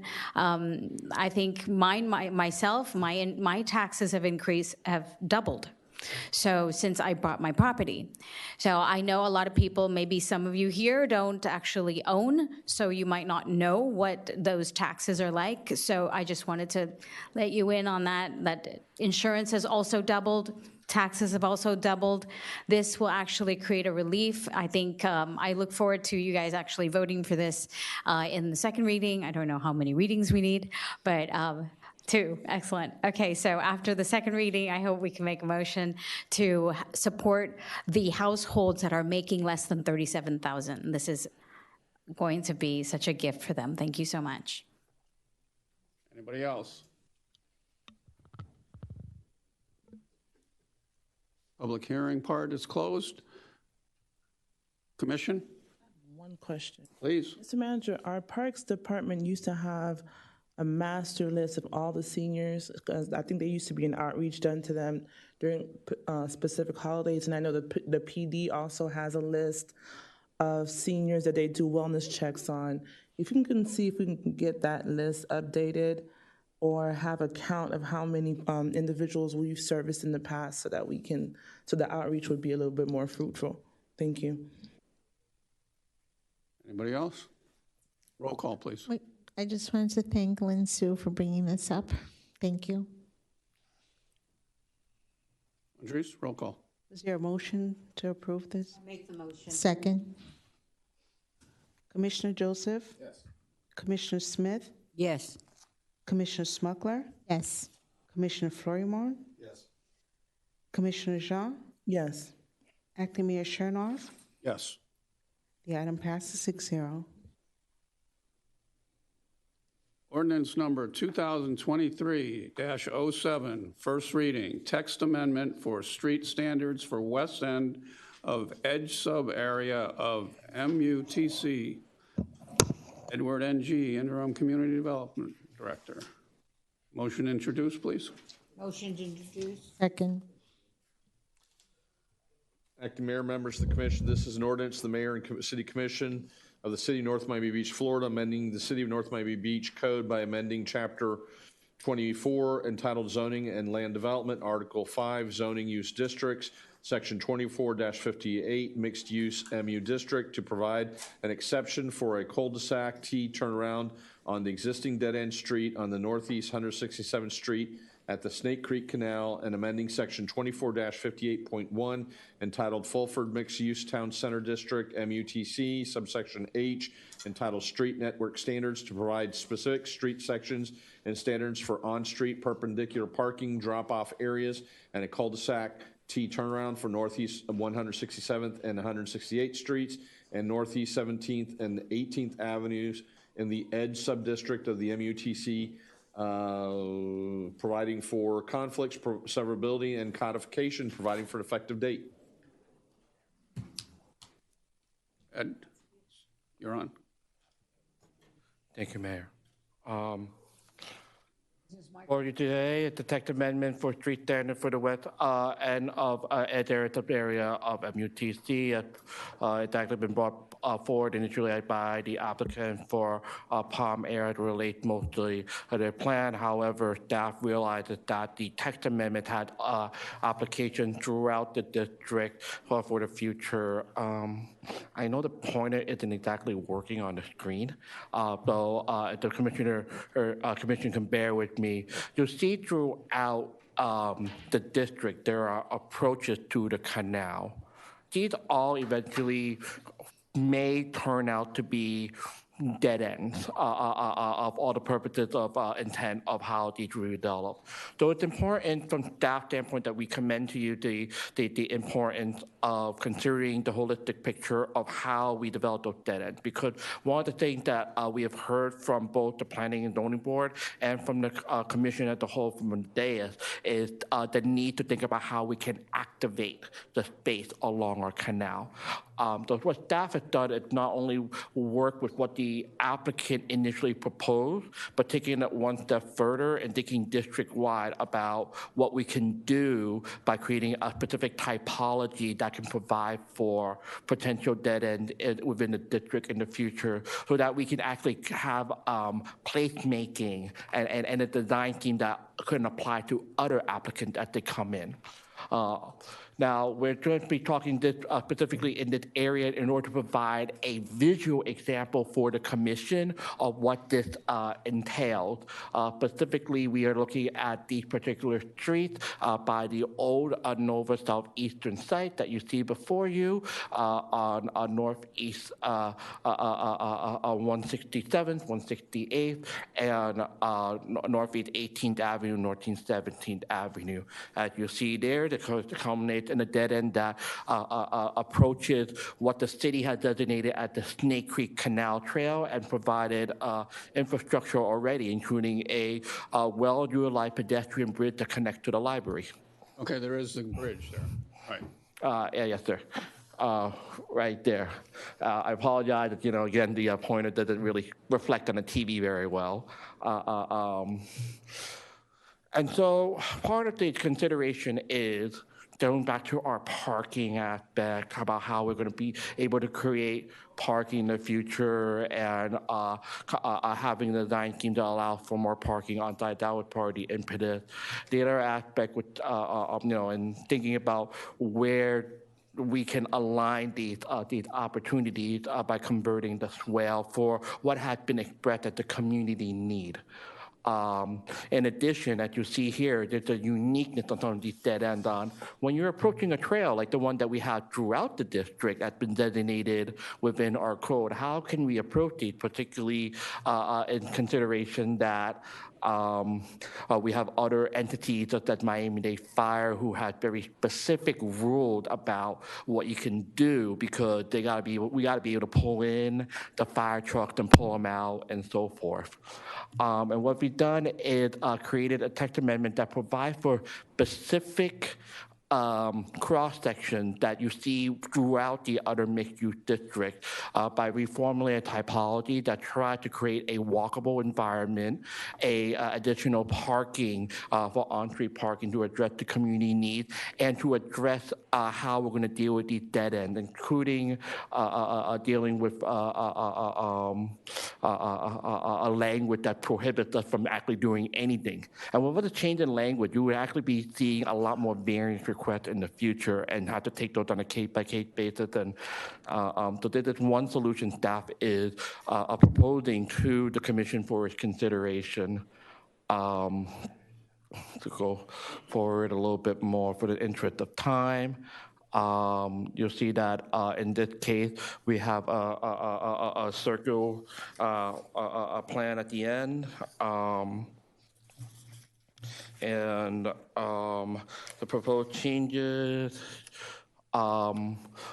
provide for different typologies, whether you have perpendicular parking on one side or both sides. There's still going to be the landscape buffer that you see in the other portion of the code, with prescribed sidewalk widths and so forth. This is the typology for, we're terming them like S5, S6, they're just inconsistent with what the code already had. We're appending to it further and providing for specific street typology as a result. Let's see, that seems to, there we go. So the zoning text amendment provide for what you see here. The different street types are noted, and these can be replicated in the other areas of the district as well. It's not restricted to just this area. We're just showing the typology as it relates to the site plan you see before you as a visual example of what it would look like in actual application, if that makes sense. I have a question. Yes, sir. And I hate to be rude, but I'm not trying to be rude, is what I should say. But this whole thing is kind of confusing. Mm-hmm. So and maybe more visuals. And I'm not sure if any of my other colleagues are following this presentation, but maybe more visuals, because initially when you came up, you spoke about the dead ends, right? So immediately what I thought about was the street to the south end of the project, which is on the actual canal. And what you get a lot of are vehicles that are going westbound. So on 167th, they go behind Nova, and then they start going westbound, assuming that there's a way to actually continue towards 15th Avenue. And then once they get to that dead end, they then make a U-turn and then go back to, I believe that's 17th. Right. And then, so you're getting at least 100 cars doing that a day. Right. And then you have people who are walking the canal, walking their dogs, including myself, that this has become a serious hazard. Right. And you're also getting that on 167, I believe that is as well. So. And I appreciate the commissioner bringing it up because exactly the question you're relating to, it actually right down to street typology S7 with the dead end on how we're trying to think about it from creation of a circle, but creating pathways on both sides of the right of way. So there's a balance point here that we have to do. We have to allow for vehicles to turn around on the dead end in a way that is easily understood by folks. We have to allow for fire trucks and something that's approvable for Miami-Dade Fire, where they can actually pull the truck in and out. And we also have to, in this case, in some cases, provide for parking, but also landscaping and sidewalks. So as it stands, and Acting Mayor, I'm hoping it's okay that I interact. Okay, thank you. So as it stands, why would you necessarily need an ordinance to make this type of a change? Because right now, Commissioner, the ordinance actually called for, without the language change, we can't do anything with the dead end. You actually, for every dead end we have, in order to create something like that where you can actually turn people around, you need a variance. And and we don't necessarily want to have to do a variance for every single dead end, or that would recommend that we do not have a variance for every dead end, but rather standardize it so that we can get the appropriate landscaping in, we can do the appropriate request for pedestrian pathways from the applicants, that we provide for a certain aspect of not only safety, but provision of safety through something that would be compliant with what Miami-Dade Fire Rescue may require, which are very specific Y and T section type of approaches for their fire trucks. So how does this differ from a cul-de-sac? Because we do have cul-de-sacs within our community that provide that opportunity for that return. How does this differ? It doesn't differ in that what the text amendment does is that the current text of the code actually right now prevent you from having any sort of cul-de-sac at the end of these dead ends. So that's what the text amendment also tried to. So what you're saying is, so where we do see cul-de-sacs, those are allowed uses because technically there are homes at the end of the road that are surrounding the cul-de-sac, and that's an allowed use that you don't need a variance for? Within the context of the mixed-use town center district, you are not supposed to find cul-de-sacs because the code prevents them. Got it. Okay. And so you would actually have to find a way to, the code actually call for not being able to dead end the street, which, as you can probably tell, makes no sense when you have a dead end into a canal. But how can you have a dead end into a canal and have a code that tells you that you can't create a dead end? So would you consider that the street that's to the south of the Nova property, can you elaborate on what the plan is for that? Because you're having the same issue on that road as well. Right. Well, what is the plan for that? So the typology would allow for this to be replicated throughout the district, if that makes sense. But in terms of clarification on, or is that a private road? Is that private or is that a public road?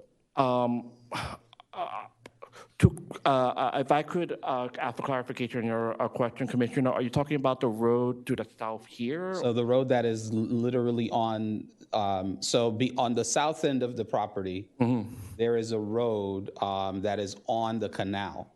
Right. And I'm not sure if that's a public road or if that's a private road, but what I do know. North-south. It goes north-south. It goes east-west. It goes east-west. Okay. And so, when the property was active, they were using it to access the clinic. They were using that road to access the clinic.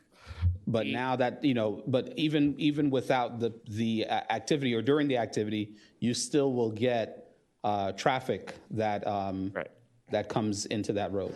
So, Commissioner, I think that's a really great question because what the city plan and code call for, you see on the southern edge of this property, that road no longer exists because of what the city has prescribed in its code. What the city has prescribed in its code that it's supposed to be a mixed-use, non-vehicular path that borders the canal. So it's supposed to be for pedestrian bicycles. So under the scheme of this, that road would never, that road is not supposed to exist anymore under our regulating plan. And so, whereas before you could say, hey, it's gonna turn around there, when the city's own code said that's gonna go away and become a mixed-use path, we have created a inconsistency within our code by prescribing a dead end and then saying that we cannot create a dead end. Okay. So that's where So then that's not a privately owned? No, that becomes the public right-of-way that is only pedestrian and bicyclist in nature. So then this development that's coming, it would still then be our responsibility to deal with that road eventually, or I'm trying to see where the synergy is, because a development like that, to me, there should be some synergy with that road, because you're right, a lot of people do walk it. But until there's a car coming 25 miles an hour that thinks there's an exit. I know what's proposed. That road no longer exists. it is simply a pedestrian and bicycle pathway, and on the south side of the development will be pretty much people can leave their apartments or condos and depending on how it's built, and just walk directly on what it's only a solely pedestrian or bicycle pathway. We're going to improve that. Yes. Yeah. So that would be that's what's prescribed under the code. Okay, and then I'll just use another second just to say that, as far as I know you guys have secured the property recently, but there was some removal of cameras as well. And it's so dark in that area. And, so for security purposes, I know this is two separate conversations, but that's something that you guys may want to consider, especially working with PD, because it's become an attraction to, people of the night. So just wanted to throw that out there. Thank you. Are you through with your position? Yes, sir. I am happy to take questions from the commission on it. I know there's a lot to digest here. Okay. Commissioner Jean. I had a question about the term that you used, typology, or was that the correct term? Yes, Commissioner. Typology, throughout the various mixed-use districts, we have a street network regulating plan. And when you look at the map and during your quasi-judicial hearing that you've had in the past, you notice that the applicant may come to you and say, we're using typology street S3 or urban greenway 1 or 4. These plans within our mixed-use district are highly regulated from an urban design standpoint and really create the constraint for how designs are. So Palmer is a proposed development that wants to come before us, but they want to make sure that this particular reso is passed before they do that. Yes, ma'am. Okay, thank you. Anybody else? Developer, would you like to speak? Okay. Eddie, you can call up our presentation. Good evening, Matthew Amster with the law firm of Burke, Howard, L. Fernandez, Larkin, and Tapanez. Office at 200 South Biscayne Boulevard in Miami. Name again? Matt Amster. Thank you. And I'm representing PPG ARC Equishares owner, which is the owner of the properties. This was formerly the Nova Southeastern Dental School, which has a number of properties on both sides of 167th up to 168th, between basically west of 18th Avenue. There are a few little pockets there that they don't own. There's a daycare, for example, but they do have a majority of it. And yes, we are, as you can see, have a fully developed residential community. I want to first say that with me today from ownership is Ari Pearl and Miriam Unger, and also I'm joined by Greg Crow from my office. Kobe Karp is the architect, and while he couldn't be here, he'll definitely be here for the site plan.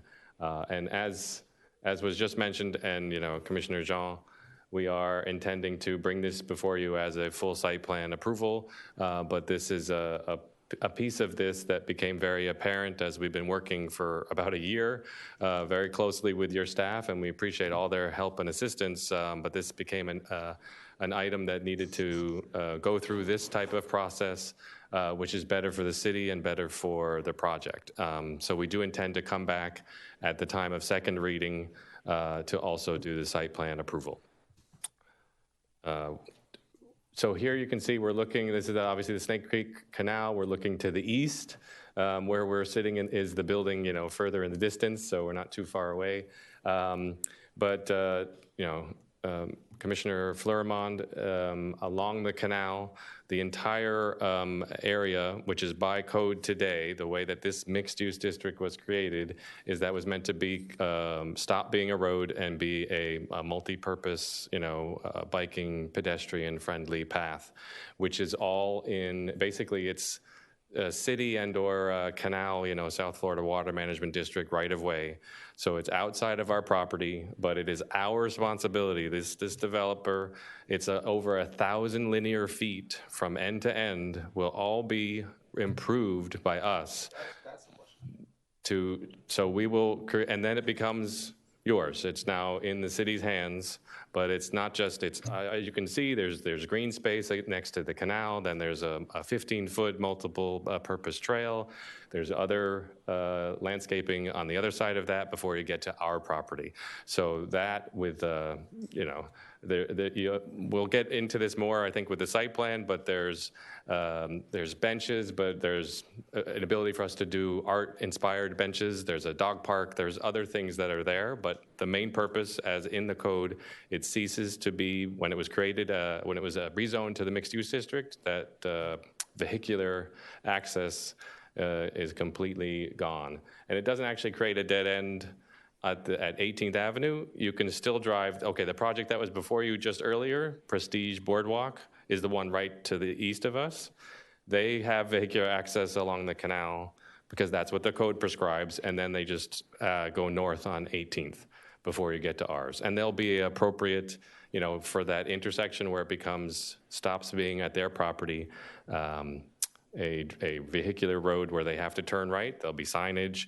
There'll probably be some bollards or other protective, things to prevent people from driving into our pedestrian area, right? That's the public area south of our property. But here you can see we are at the edge of this mixed-use district. This is the end of it. It's bordered by the canal here, and to the north we have single-family homes. This is actually just an aerial view of what it looks like today. That's the campus of the former university. And we do take your comments, Commissioner, to heart. We do visit the property regularly. We do make sure that it's safe and secure, and we will continue to do so, especially for evening time. For our purposes, how tall are the southeast property right now?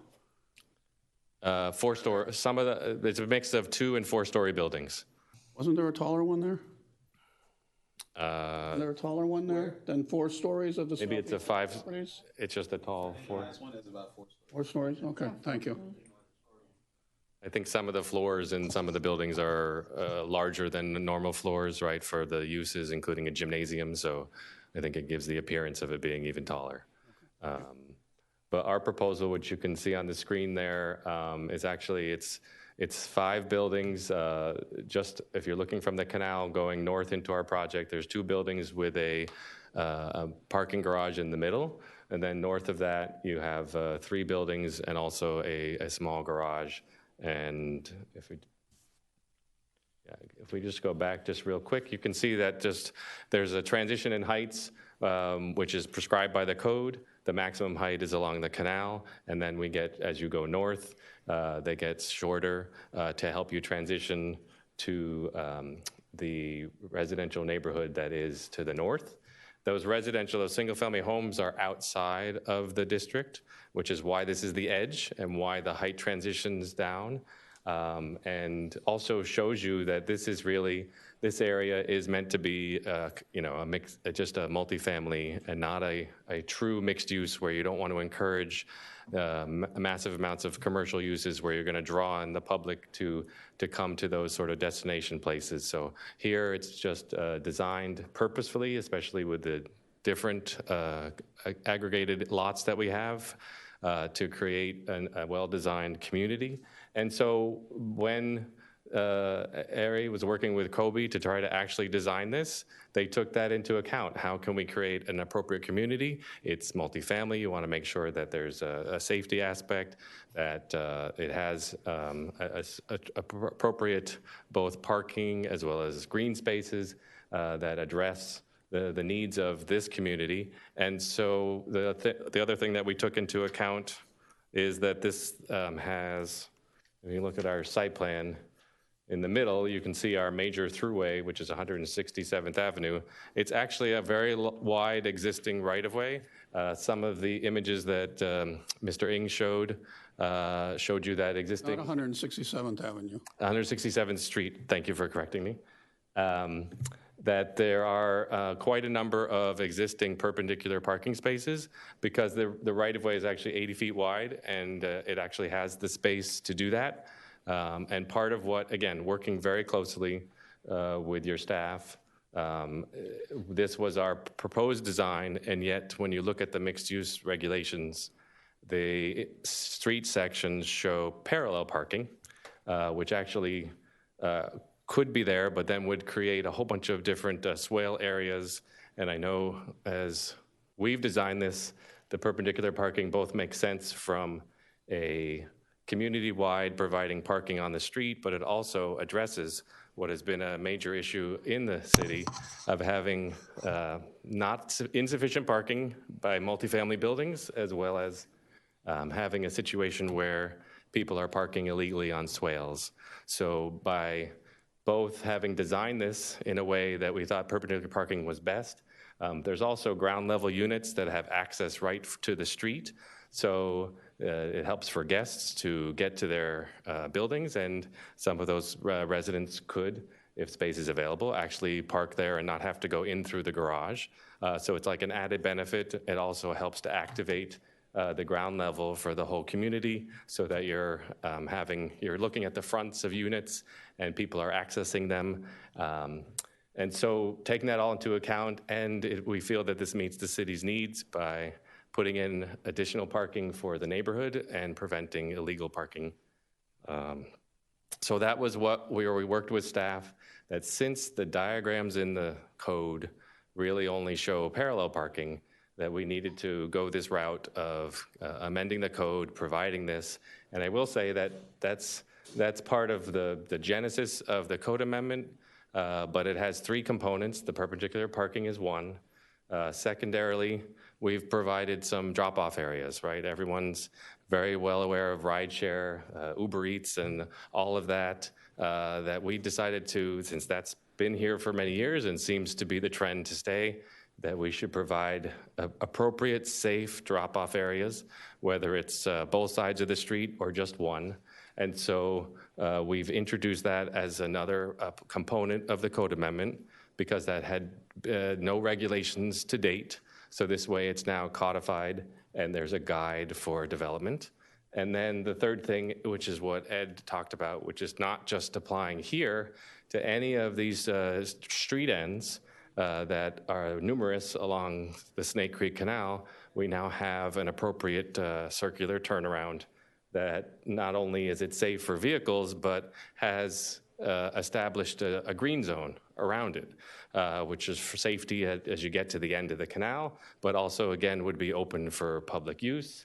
I'm sure people will walk their dogs in there, and it creates, again, that additional activation and provides appropriate safety. So just to show you, here is actually 18th Avenue, and as you're looking to the left along the canal, this is the street. This is the former street that will now only be pedestrian bicycle access. You can see that we have bollards there to prevent, again, that vehicular conflict. But you can see our building, but then also along the street level of 18th Avenue, you can see our proposed perpendicular parking, as well as the additional landscaping. Here's now we're looking at the park across the way, and this is the pedestrian bridge, and you're actually looking at the street end, the circular turnaround. To give you another example, this is along 167th Street. That vehicle on the left is actually in one of our drop-off areas. And then here's just another view where you can see our having some image issues. So just another few examples of our build. This is by the north parking garage, and you can see the perpendicular parking. But just to give you sort of a highlight, in yellow are the areas that, for the most part, are what is now being appropriately codified in the code, where we would introduce perpendicular parking for just this edge district, since the roads are accommodating for it, and it satisfies and actually helps the city provide additional neighborhood parking and without impacting swale parking to prevent that. And then there's a couple of drop-off areas that we introduced, and the circle, of course, for the street end at the far left.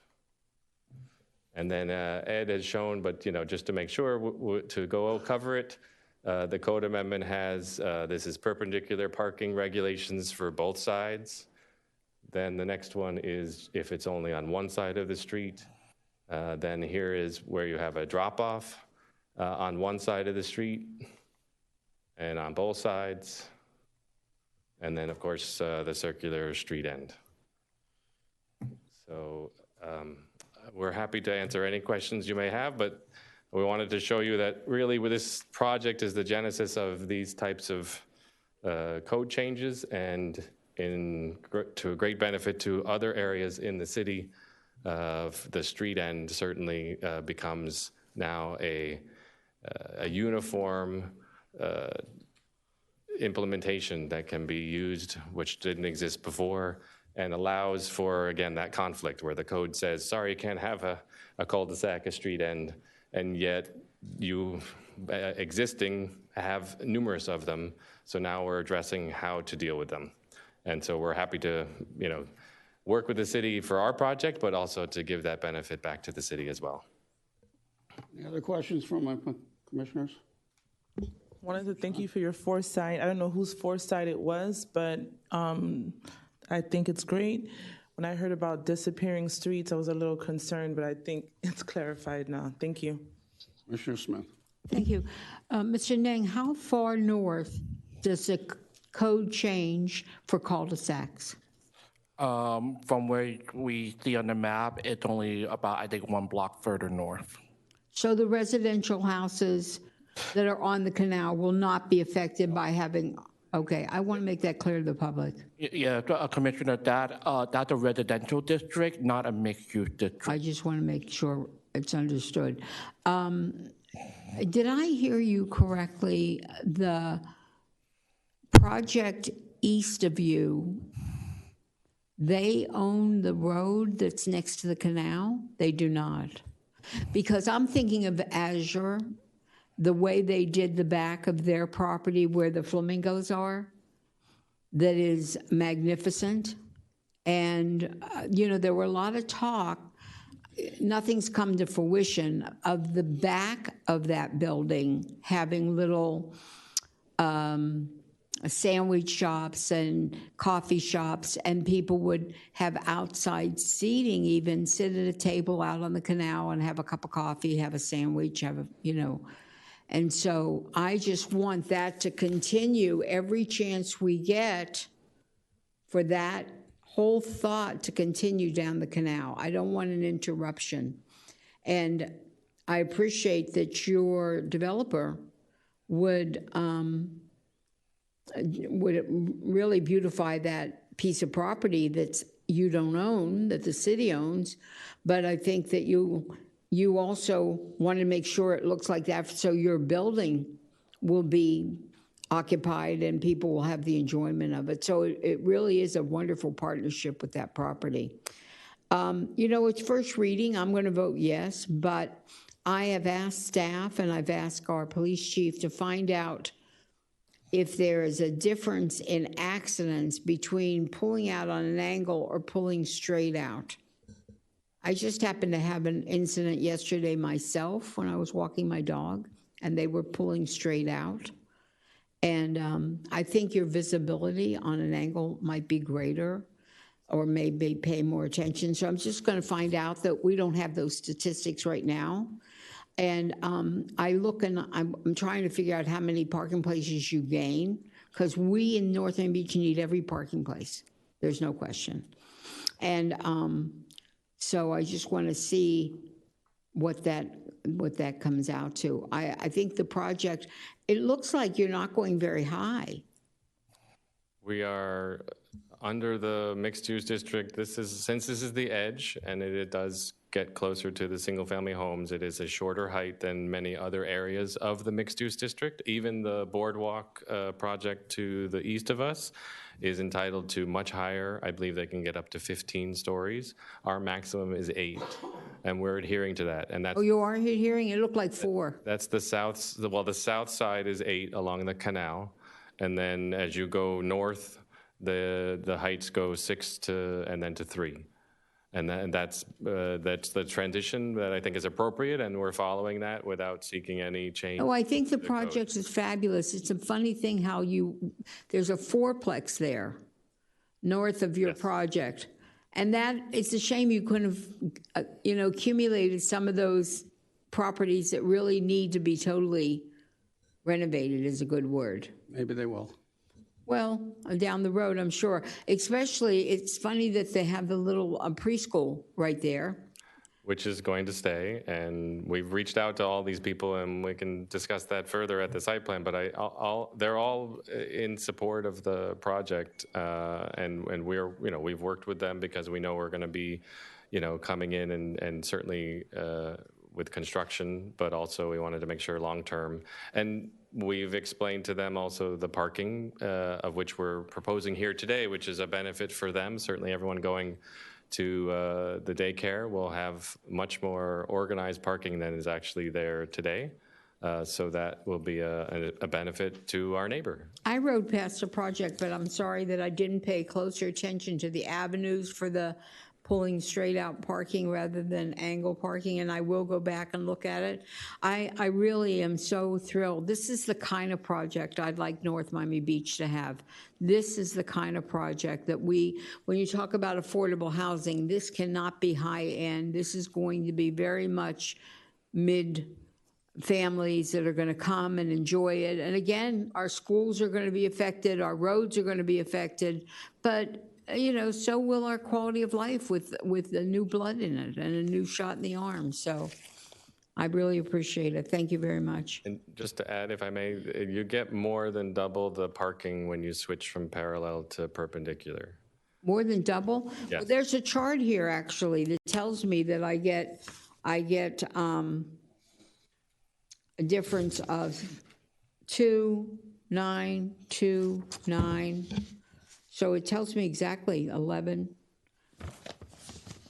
30.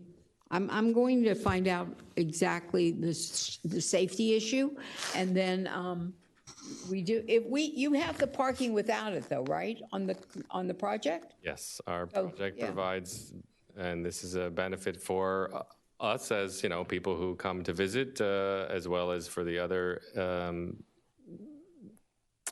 residential uses in the area. We want to make sure that we're not creating the same problem that has existed elsewhere and is creating, issues. So the perpendicular parking, since there's room for it on the existing right-of-way, we felt that was a benefit, and we do actually think it is safer. And I think angled parking, especially when you're at this edge where there is a street end, a dead end that you have to turn around, you got to be really careful that people are not going to abuse the angled parking and turn around the opposite way. I think you actually will have a freer flow of traffic with people being able to freely turn either left or right out of their space instead of having to only go one direction. But when you ride past the project and you ride past 171st Street between 22nd and 23rd or 20th and 21st, the difference to look at it aesthetically it's quite a difference when you park like this or park on an angle. So again, if the safety issue is an issue, it'll be a second yes. Thank you very much. Have to? I saw you cringe when I pressed the button on the microphone. Yes. It's how I pressed it, okay. I mean, I just want to say something positive. What I just saw as far as design and aesthetics is some of the best work that I've seen since I've been on this board. And, I heard Commissioner Smith use the word affordable. I'm not certain if that's what you guys are going for or if it's market rate or whatnot. But what I do see, I like very, very much. And I can't wait to kind of dive deeper into this project. So thank you for bringing it forward to our city. But also, in addition to that, I want to see from the city side other dead ends that we've identified that we're going to target for something similar as well. But thank you so much. I had the opportunity to meet Ari last year at a groundbreaking at the school, Taurus Emis. So that when we spoke on the phone once. So looking forward to meeting the rest of the team and working hard to get this project going. Thank you. Thank you to the developers for bringing this forward. We look forward to seeing the project built. Please call the roll. Is there a motion? Wasn't there a motion already? Is there a motion to approve the ordinance on? Public comment here. We had public first. Yes, we did. Just us. Didn't we have public comments on the first? Not on this. I'm sorry, public comment. This is first reading by title only. No, but it's something that Good evening. Once again, Terrence Kemanzuli, Sunray West. I actually live on Northeast 17th Avenue. Just quickly looking at what I was just watching, is there a plan to open 17th Avenue south from 167th into the canal area in this project? I know he can't answer me right now, but right now, 17th Avenue ends at 167th Street. You can make a left to go west, to east to 19th Avenue. You can go right, which will take you into the dead end, which there is a small building. I think it's a 4-story building right on the corner, northeast corner at the canal. Currently, there is perpendicular parking on both 167th Street and on 17th Avenue on the west side. The east side has the school, does not have any parking right there on the corner, and they do have a parking lot on both sides. The alleyway between 167th and 168th, the north side of the alleyway is residential homes. So from what I'm reading all this information, the only area that is really interested is where the 167 comes up to the canal. That's where we're talking about the cul-de-sac. Everything else is residential north. It's a residential area. 18th Avenue, as we already know, and McClenskey, I know you live right there. 18th Avenue, the South Glades Road or North Glades Road comes up to 18th Avenue and then has to go north. It's already cut off because Nova Southeastern had that area closed. So basically, all this for one little section, I don't understand. But that's what I'm trying to point out there. I like what I see. I'm going to be here when he actually does an actual presentation.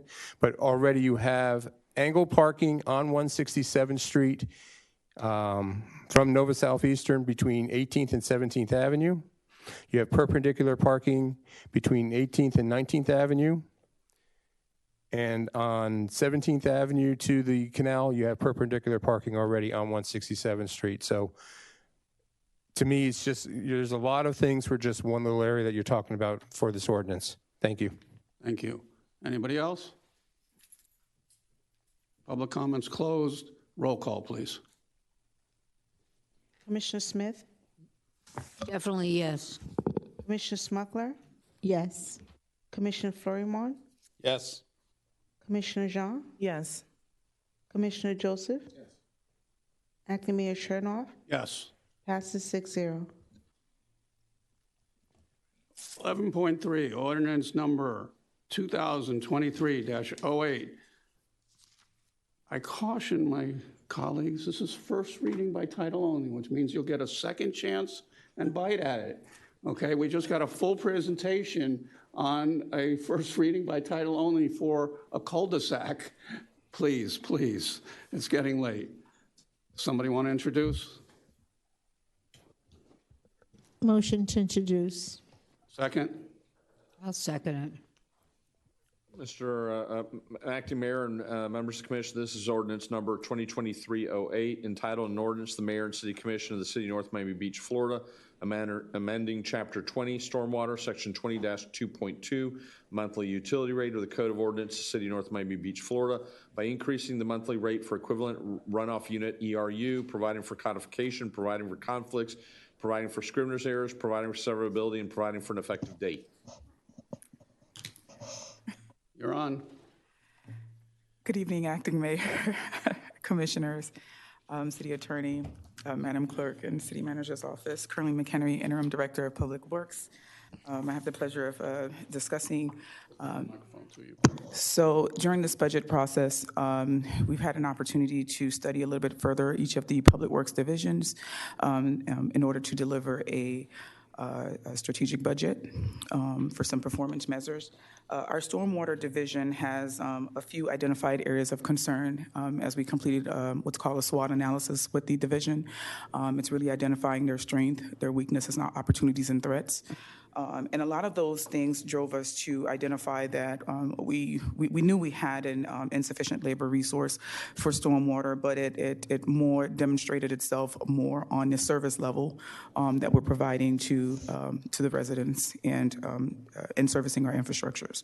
And some of those things are citywide increase in sediments and debris that we're seeing as we talk about a lot of the stormwater drainage and a lot of the clogging that we're seeing. We talked about sediments that erode from exposed areas, which accumulates in a lot of our lakes, natural water resources, and where we see it in adjoining properties. We are significantly behind on about 50% of inspections, drain hole inspections, and that alludes to a lot of the clogging that we're seeing and flooding, a lot of flooding in the area. We have failed equipment. Our vac trucks, street sweepers, pretty much inoperable. We are literally borrowing vac truck resources when we have these flooded areas from our NMB Water Division department. So it's drastic in nature and requires for an immediate fix or of some sort. And so that's why we're here today to talk about the labor insufficiency as well as the equipment insufficiency as we walk into this new fiscal year. In summary, the right-of-way and tree canopy maintenance is vital to maintaining our vegetative root systems that preserve our soil integrity, and it reduces soil erosion and at what point debris entering into our stormwater system, basically. So there is a very big correlation on how we maintain our tree canopies, litter in the city of NMB. And there's two things, obviously, that attributes to those things. And there's two main bullets that you see here, which is Tree City USA. We've talked about that before. We have a large growing tree canopy here in the city, and our population size has definitely increased over the course of the years. And so what that means is, right back to the original statement, we've got to do a better job at maintaining a lot of the litter and the tree canopy systems in the tree. So, so what we're here today to discuss is the identified resources that we believe that we will need going into fiscal year 24 and beyond. And I say and beyond because the maintenance part of this, it's not just a one-time effort, it is also the sustainability of this. We're looking to move from 6 designated FTEs, full-time employees, to 11 as we look at this as a complete system approach. Not only ensuring that we maintain equipments, purchase necessary equipments, maintain them, but as well as ramp up on ensuring that we control the sediments that goes into our drain systems. And so what that looks like is the budget capacity for stormwater for fiscal year 24 was somewhere around 514,008. We're able to absorb that. So we're pretty much asking for a stormwater rate increase that will equivalent to somewhere around $127,000 to make up the difference for what we need. So we estimate we'll need around $649,666, and 514 of that will be absorbed in the budget that City Manager had proposed. And that proposed increase itself translates into 46 cents to the stormwater monthly rate for equivalent runoff unit. I tried to go through that relatively quickly because I know we're on a tight schedule. And so an example of that is that last bullet, a commercial property. An example of that would be a commercial property with about 3,762 square feet of roof, plus parking area would have a stormwater runoff equivalent residential unit rate of about 2.09. So it'd really just be that 3,762 divided by that 1,800, which equates to that 2.09. And that would be the multiplying factor there. So just going back to the previous slide, that impact is really looking at somewhere around $127,000 for that increase. I would transfer it now to City Manager. I'm sorry, and just to clarify, if you can go to the next slide, the $4 and the or the 46 cents is the monthly increase. You're talking about an overall yearly increase of about $5, and then if you have multiple family dwelling units, that goes down to three. I'm sorry, I thought it was. That goes down to $380, and so it's a very nominal increase that our residents will be seeing over the course of a year.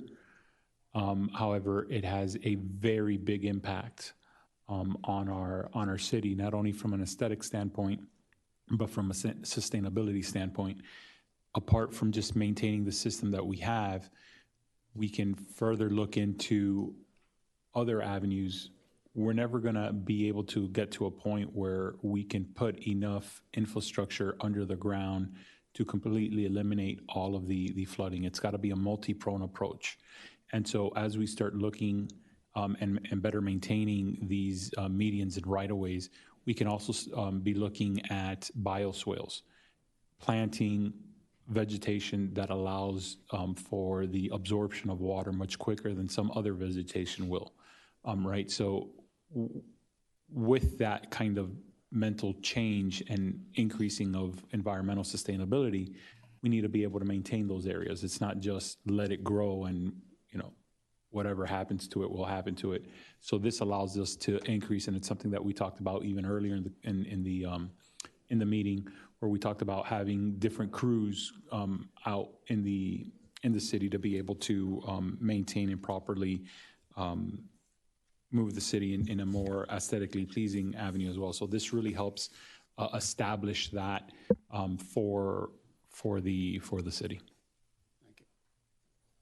Any citizens want to pipe in on this one? Closed. Commission?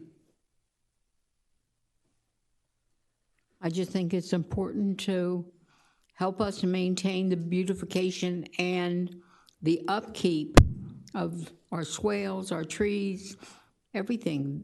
The way the manager explained it to me, I think it's a necessity. Thank you. Anybody else? Motion to approve? Make the motion. I'll make the motion. Second. Roll call, please. Commissioner Smuckler? Yes. Commissioner Florimon? Commissioner Jean? Yes. Commissioner Joseph? Yes. Commissioner Smith? Yes. Acting Mayor Chernoff? Yes. It passes 5-0. Thank you. Thank you very much.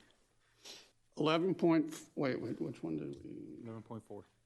Yeah, I'm just seeing which one we removed. 11.4, resolution number R 2023-58, North Miami Beach Smart City Initiatives.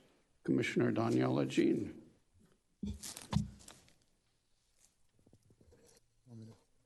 Move to introduce somebody? Commissioner? It's yours. You want me to second it? I'll second it.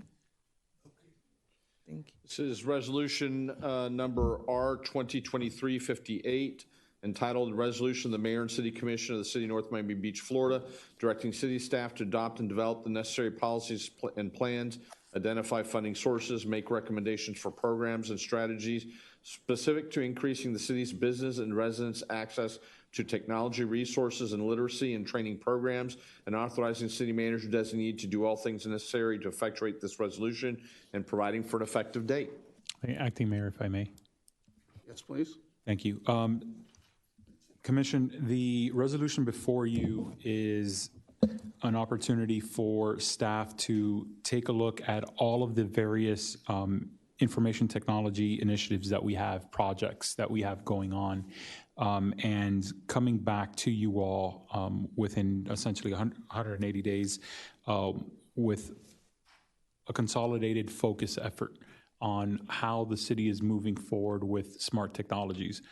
We do have a presentation prepared for you all from our Chief Information Officer, Ricardo Castillo, and he can kind of explain smart city means different things to different cities and what each community wants. And so the idea behind the resolution when Commissioner Jean brought it to me was, you have IT working on things with police, working on library, working on parks, we're talking cybersecurity. We're kind of scattered, and she wanted to present an opportunity for staff to come with a more focused approach to be able to present to you all and to be able to then discuss what those recommendations are, how we continue to move the city forward, and then be able to give further direction to staff as to if we're on the right path and meeting the expectations of what the commission's doing.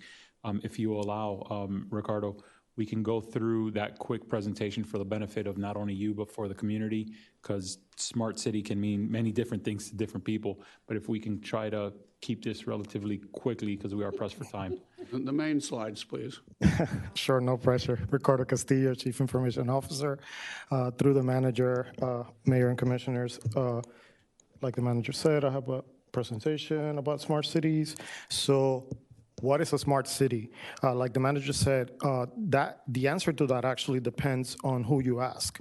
Solution providers will tell you is things like smart parking and so on. City officials will tell you it's about conducting business online, searching or applying for permits. If you ask city residents, they will probably tell you it's about ease of getting around or crime reduction. Essentially, everyone is right. A smart city, when built properly, will have different value to different stakeholders. Obviously, the premise of it is that smart cities are built on technology.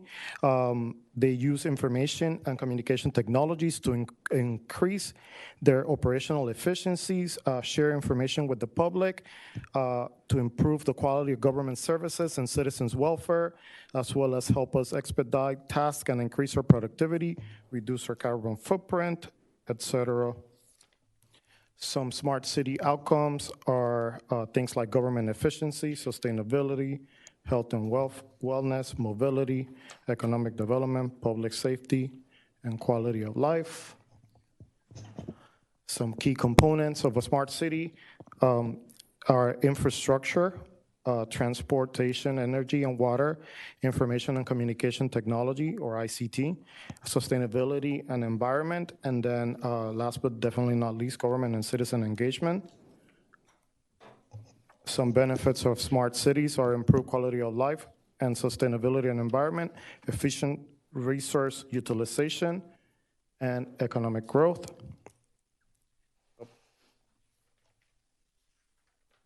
Some challenges for building smart cities are funding and investment, data privacy and security concerns, integration of systems, and resistance to change.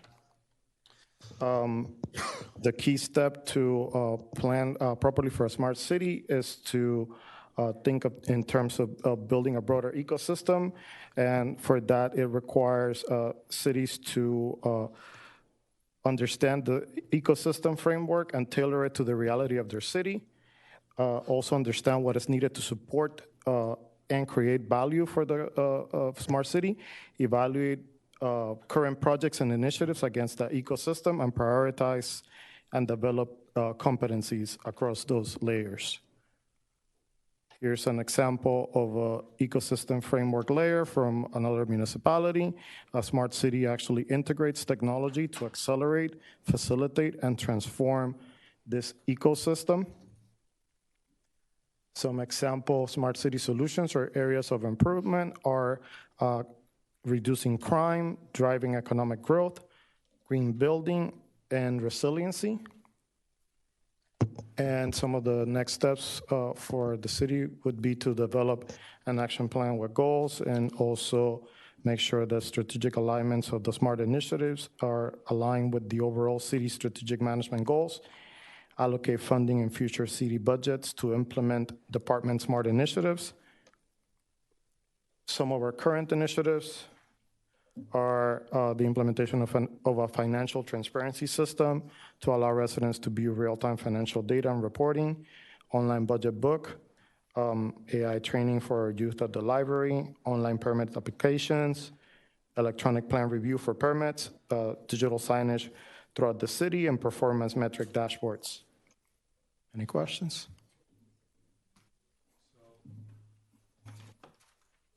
So Commissioners, I know we kind of did speed dating on that presentation, and I appreciate it, Ricardo.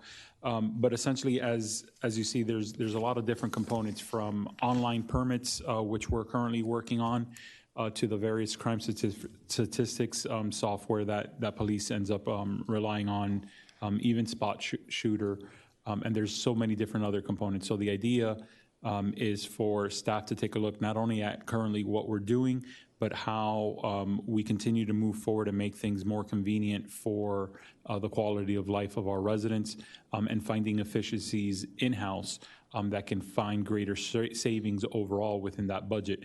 So bringing all of this type in a plan that can have actionable results to you all, so that you can see exactly what those things look like and what they are, and to see if we're moving in that right direction for you all, or if there's something we thought we didn't consider that you do have in mind. So it's to bring back a plan for you all. Commissioner John? Thank you so much, Mr. Manager, and the team for the diligence, and also to the Commission for hearing this presentation. Briefly stating and really simplifying the hope and desire of the policy is really to be sustainable as it relates to the different areas and opportunities of technology that we do have. So a lot of divisions, for example, are doing a great job. We have our water division that has an app. We have our permitting division that hopes to become more efficient in certain areas. But for example, Parks and Rec has yet to go online with their digital platform. So the hope is for us to really be able to galvanize and encourage our departments to continue on this track of being more technologically advanced and allowing our community to be able to have access to ease of use for the services that we do provide. So I hope to get your support tonight. Commissioner Smith. Thank you. Mr. Manager, is this asking for money, any money? No, ma'am. The resolution is just asking staff to put a plan together. The city is spending money throughout the budget on various IT projects that we have already ongoing throughout each of the departments. So there is a cost associated with the information technology department.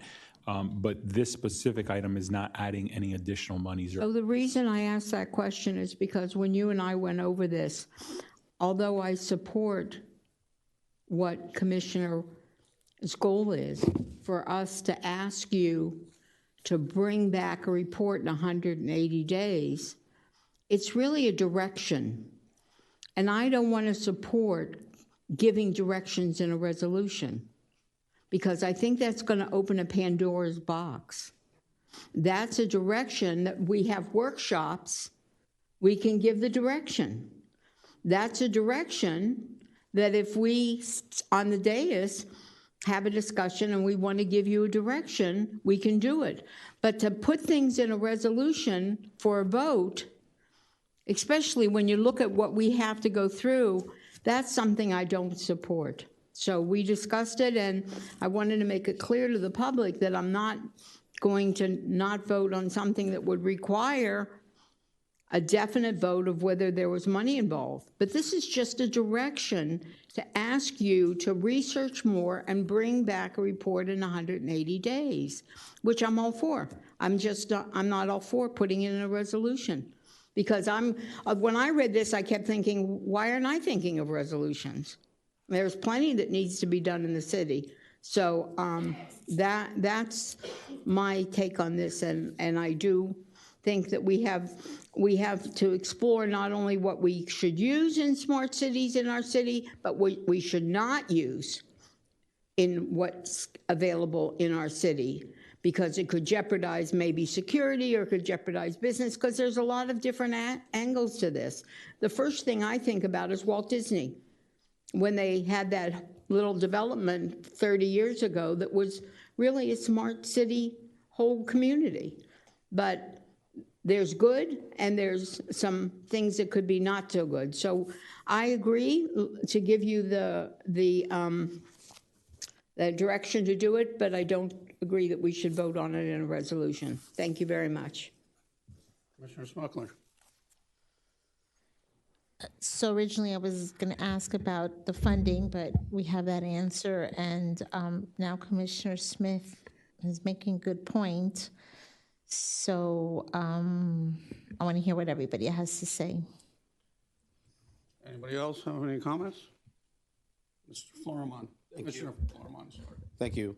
I think when it comes to giving direction through a resolution, there's something to be said about the commission getting behind an initiative. And when you look at cities such as Orlando and other municipalities that are large and small in scale, there are smart city initiatives that are taken by staff, i.e., perhaps switching up the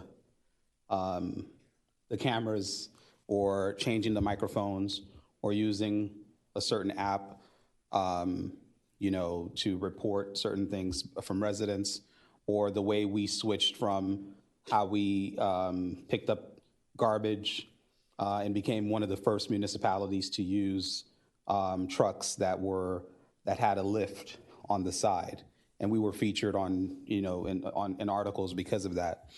So there's those things that happen internally, but there's also a stance that cities take so that their residents can really feel the Smart City Initiative.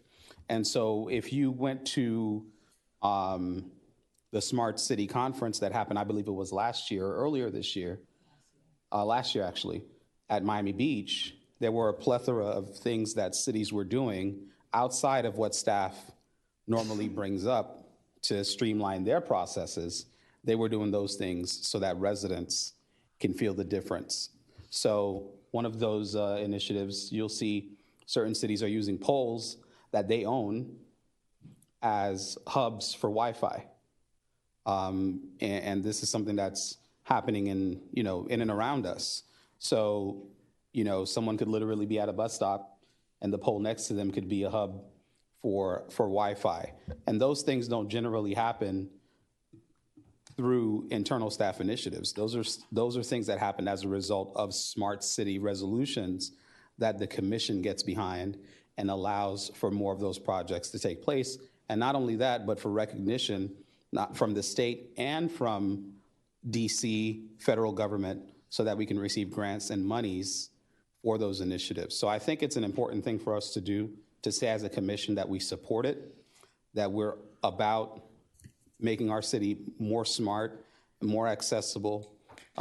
We talked about digital divide. We had someone here earlier that was talking about connectivity and the importance of that.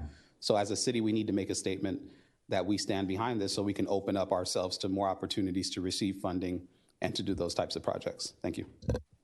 Commissioner Smuckler. No, all right. Oh, okay. There is a motion. There's a second. All those in favor say aye. Aye. I'm opposed. Opposed? I'm going to oppose it. Okay, 4-2. Commissioner Smuckler or Commissioner Smith oppose? Passes.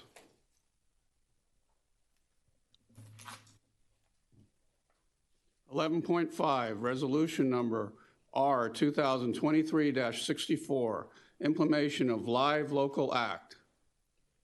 Commissioner Jean. Live local. Live, I'm sorry. Start or? Live? Live? Mayor, if I may. Thank you.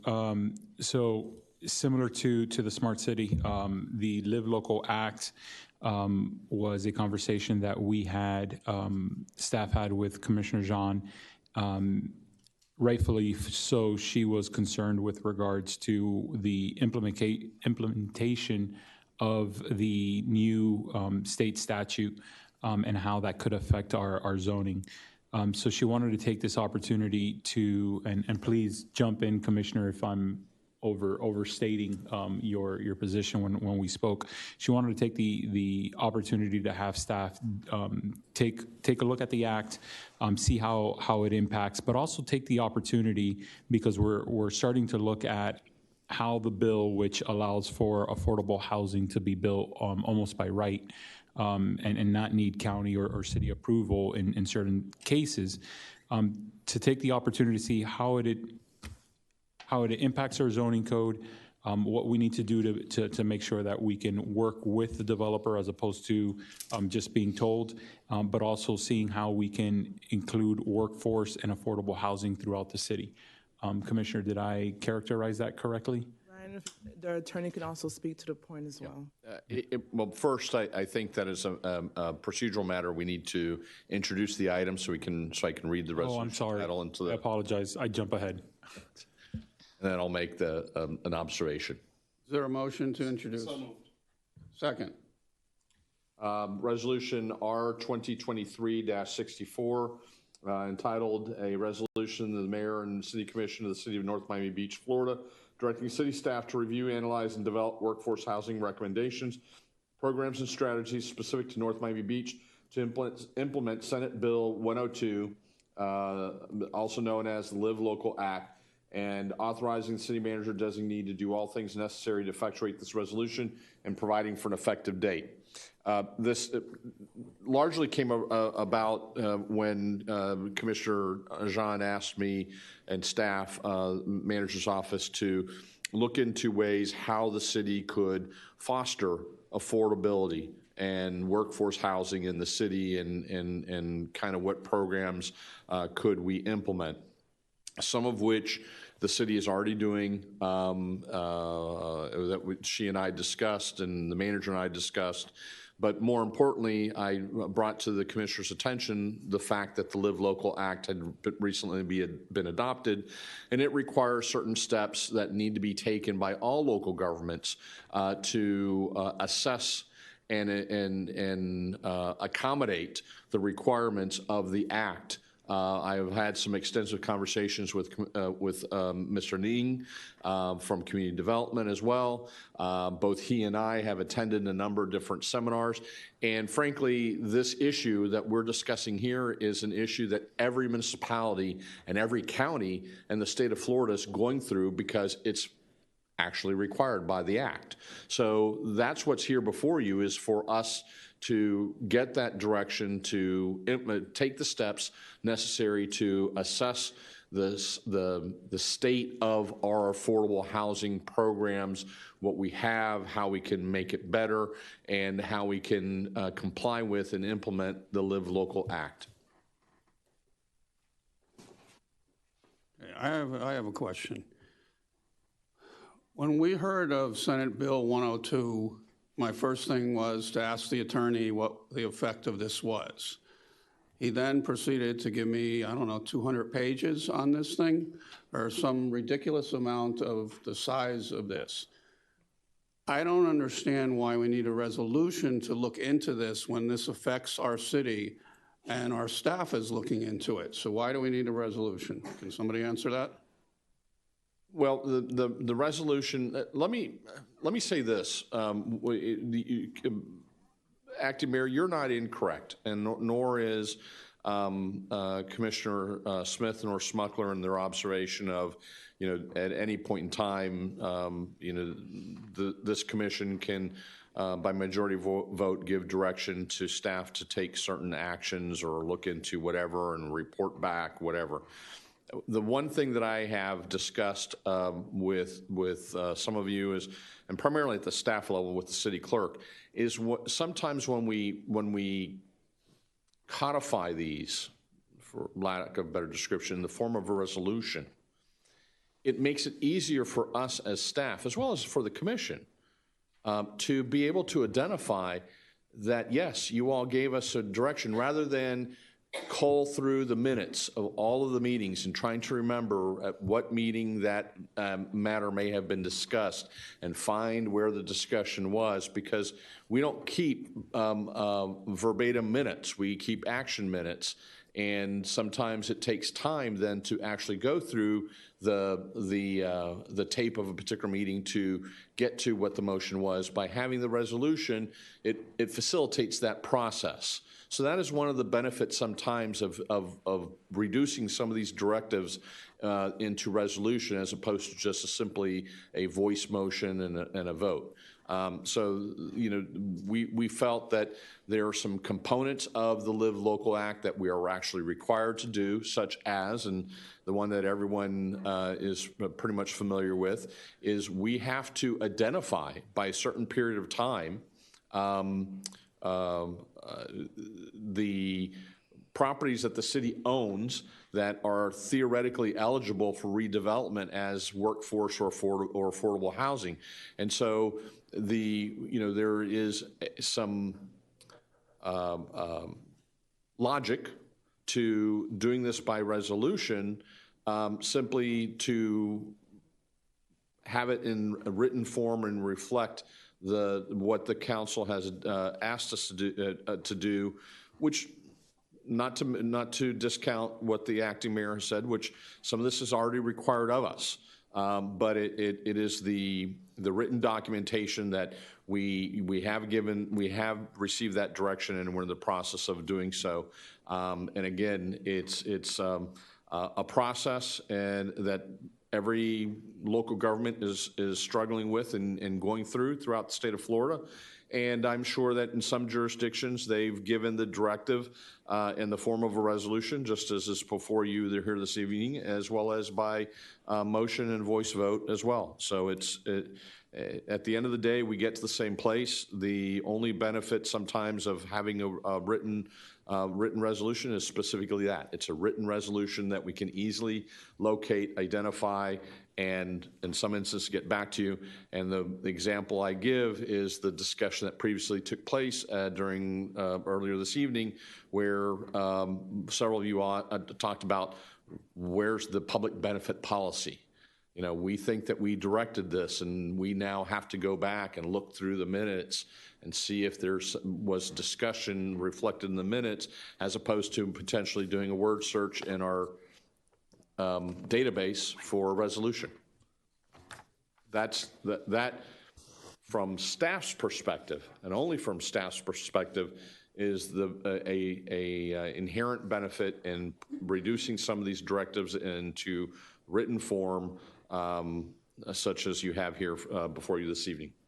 Whether or not you decide to do it or give it to us in form of a directive motion, it's eventually we do the same thing, just the added benefit of a paper trail.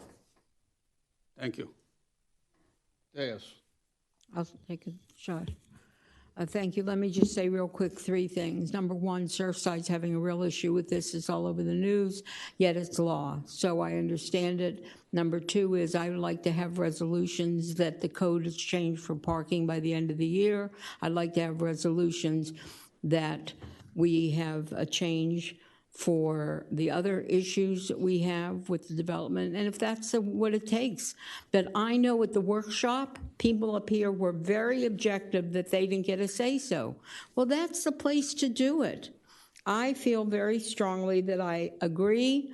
It's law. It's something we have no choice. I do not feel, unless we're going to open that Pandora's box and do business differently than we've been doing it, then I do not feel at all comfortable having a resolution for a direction. And I thank you. I would hate to think that my staff was given a direction by the majority of us and they didn't follow it because they didn't have a resolution. That would be scary. So thank you very much. I would just point out that there was a written document adopted by this commission directing staff to take care of the parking issue. It was in the form of the adoption of the zoning in progress resolution. That's. No, I was going to give it a time date. It does. There is a time period in which the zoning in progress is there. Mr. Ng referred to it earlier this evening, and the idea is at the staff level to bring back the proposals and the recommendations before the zoning in progress expires. There you go. Thank you. Anybody else?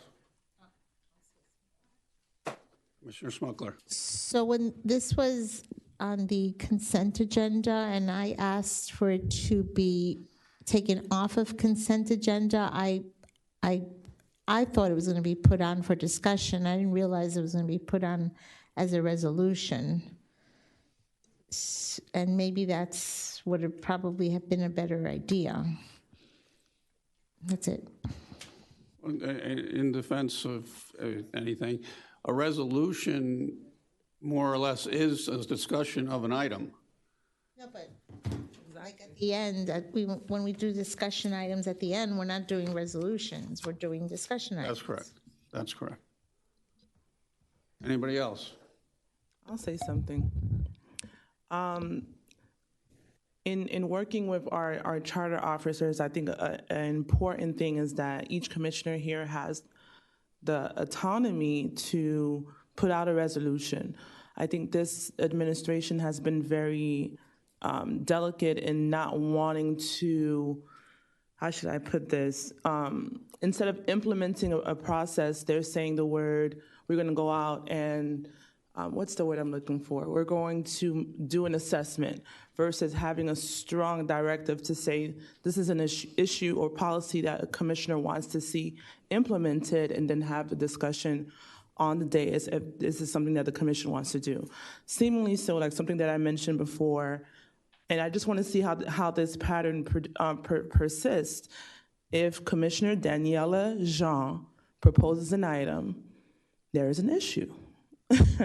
So I like the trend of what's happening because it proves that point, and I will continue to bring forth resolutions that I feel need to be implemented in this great city. Thank you. I'm going to take one more minute because that is not in Phyllis Smith's seat, in Commissioner Smith's seat. That is not the reason I'm voting no. I clearly stated, and I clearly state I support what your thought is. I don't want to open a Pandora's box that there will be 5 new resolutions next commission meeting, and I feel that before we do this, we need to start to work with the workshops and let our staff see where we want to go. So I resent, really personally, that you would think I would do that because I don't have that personality and I'm 77 years old. I do not have a get-even personality to anything. I'm not saying that you do. If it sounds like Okay, it. one at a time. I'm not saying that you do, but what I am saying is that we all have the autonomy to present policies and resolutions that are important to the city. So that's what I'm saying. There's a motion. Michael. I just want to say something also. Michael hasn't talked. Let him talk, please. Okay. Into the mic, please. I just want to say one line from, I guess I saw it in, on the police year in review. I just want to say a line based on what I saw in the review of the police, the video or whatever. Blessed are the peacemakers. That's all I want to say. Thank you. I have a question. Oh, after Commissioner Smuckler.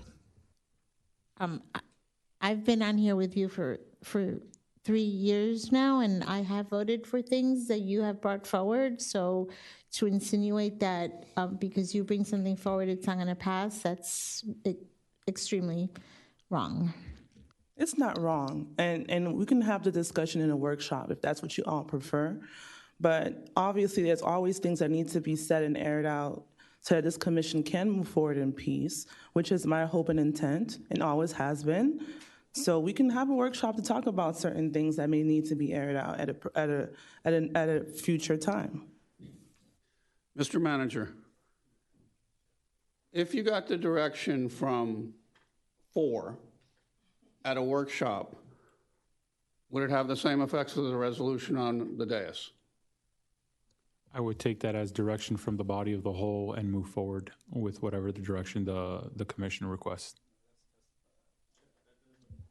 That answers my question. No, I think, with all due respect, may I? You may.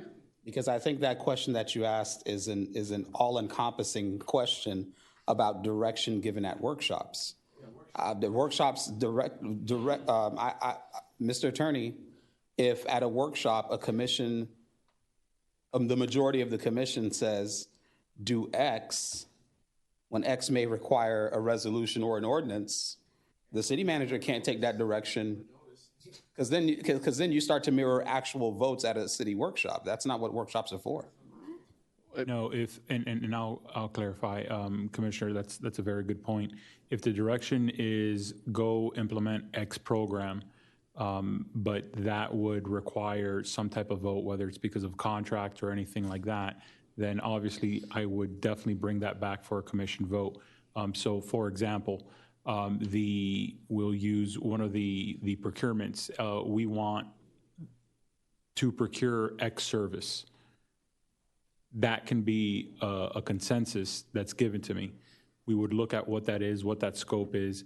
When that is procured, we would come back for the vote and you would vote on that. I wouldn't just sign a contract and move forward because that would be outside of my authority to do so.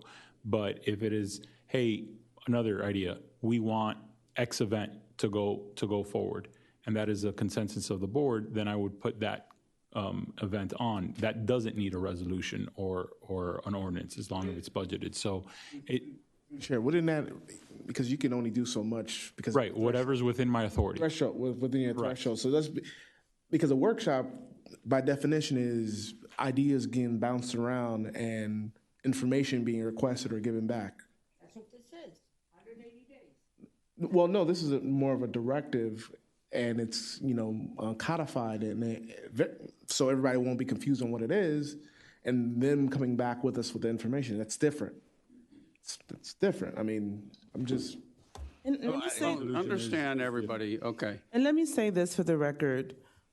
When an idea is proposed or a policy or a project is proposed, from my seat, it's not going to be to come back and bring us the information. It's going to be a decision for it to be implemented. I always want to work with this administration. If you need time to implement and you need 180 days to come back, fine. When any commission brings forth a resolution, I'm assuming that we want to see that particular item implemented. Mm-hmm. So that's the nature of a resolution in my mind. Agreed. May I? No, wait. Workshops historically, since I've been on this commission, have not been attended very well. So there's no way to have direction to the manager. And, that's where we've been going. This, again, everything in here has to be analyzed by staff. They have a time period certain to do it. We don't need to give them more direction to do it as far as I'm concerned. That's just coming from my seat. There's a motion, there's a second. I never spoke on the item. Okay, go ahead. Thank you. And like I said, the reason I wanted to clarify it is so we don't go down that, that road of when people think they gave direction to you versus when you need to come here and get a vote. You know what I mean? The last thing I want is for certain items to be talked about at a workshop and they're being implemented without a vote, whether it's within your threshold, outside of your threshold. I think commission direction needs to be by a vote. Gathering information is one thing. If you sense, and I know we've had this conversation before, if you sense that 4 members of your commission want to learn a little bit more about X, then you may want to go gather that information and bring it back before the board officially for support or whatever that may be. But that's gathering information, that's research, those types of things. But official action outside of what you would normally do on a daily basis, those directives should be given during a commission meeting. But moving forward, I just want to know section, and maybe our attorney can lend some clarity to this. Section 196.1979 allows counties and municipalities to adopt an ordinance to exempt portions of property used to provide affordable housing. I want to know, how does that fit into Live Local? And are we going to break down this Live Local Act as far as its implementation piece by piece, or an all-encompassing legislation like what Commissioner Jean is presenting? Are there different target areas that we need to include? And I don't know if Mr. Ng can opine on this, because perhaps there is a way that what Commissioner Smith is saying can be addressed through a more robust resolution that includes some of these things that we actually need to do. Speaking to the manager, so I actually had the privilege of serving as the panel expert at the APA conference on the subject matter for my peers within the state. I serve on the state board for the American Planning Association, and I who was nominated to be the guinea pig on this.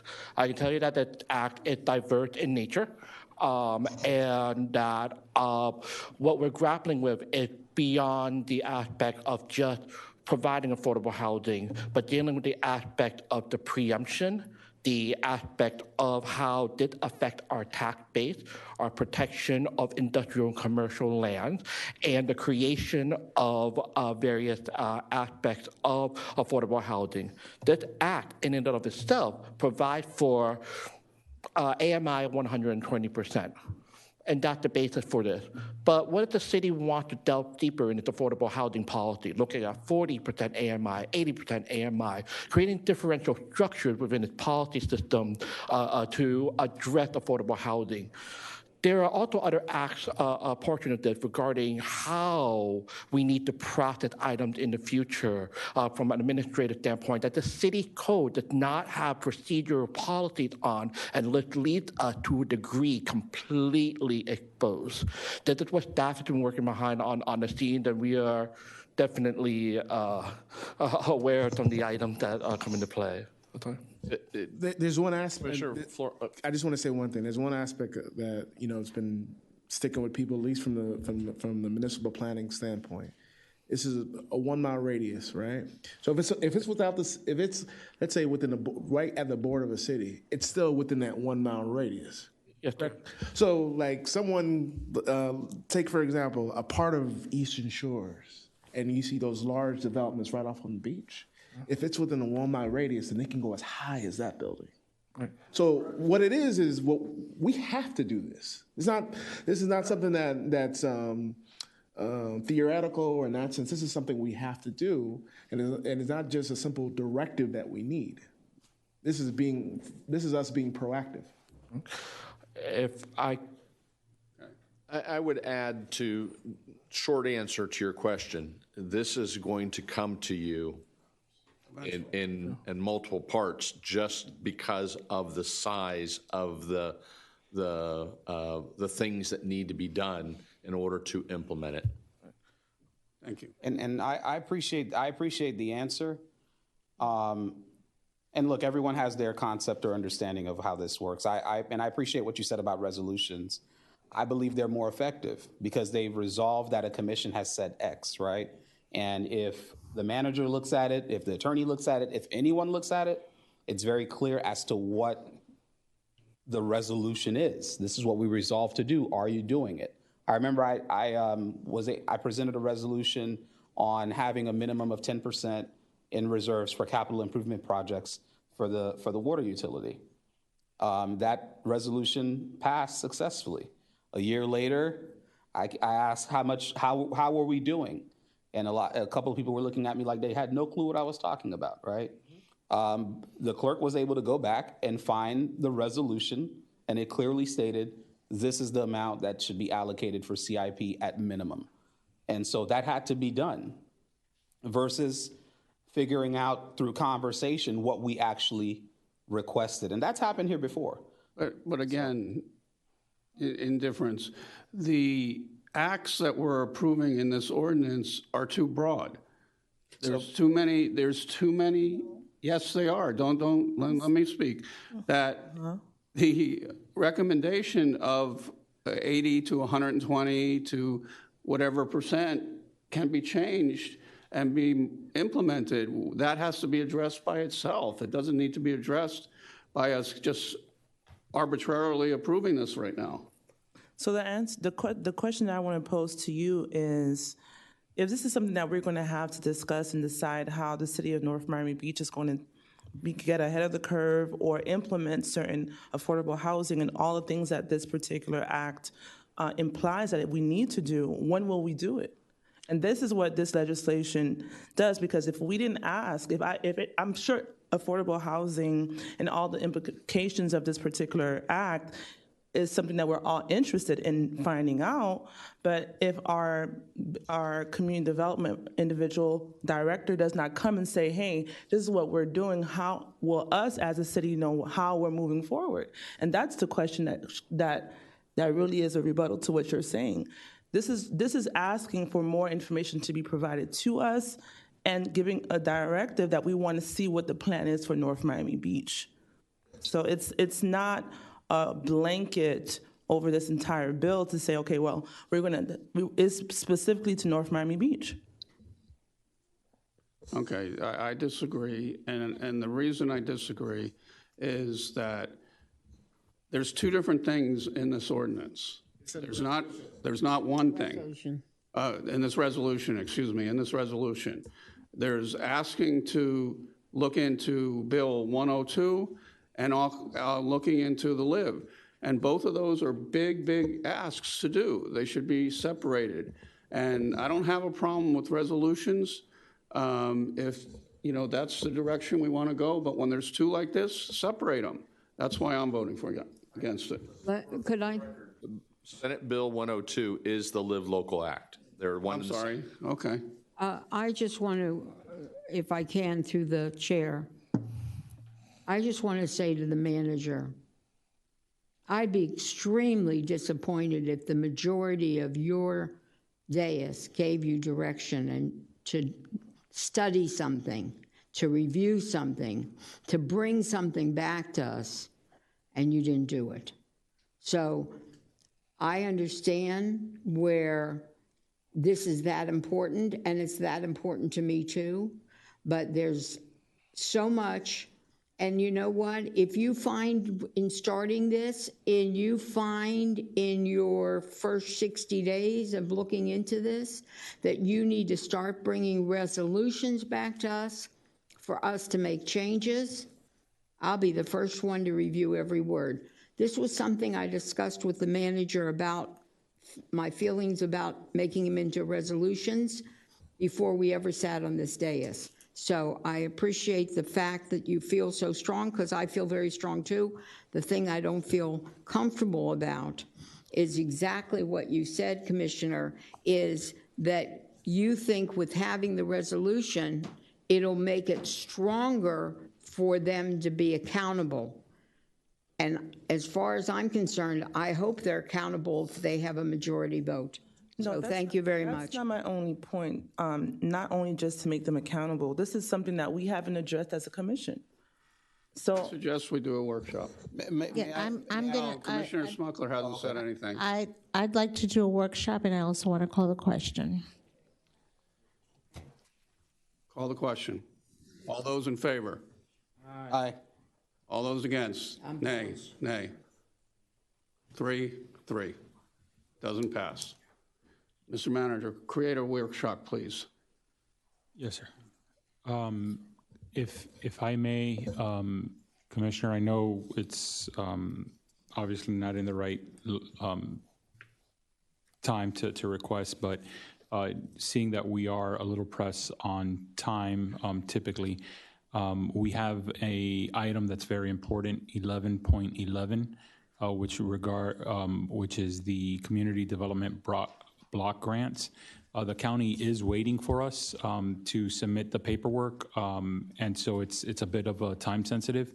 May I request that we move that item to the next, to be taken up next, so that we can make sure we have it during this meeting?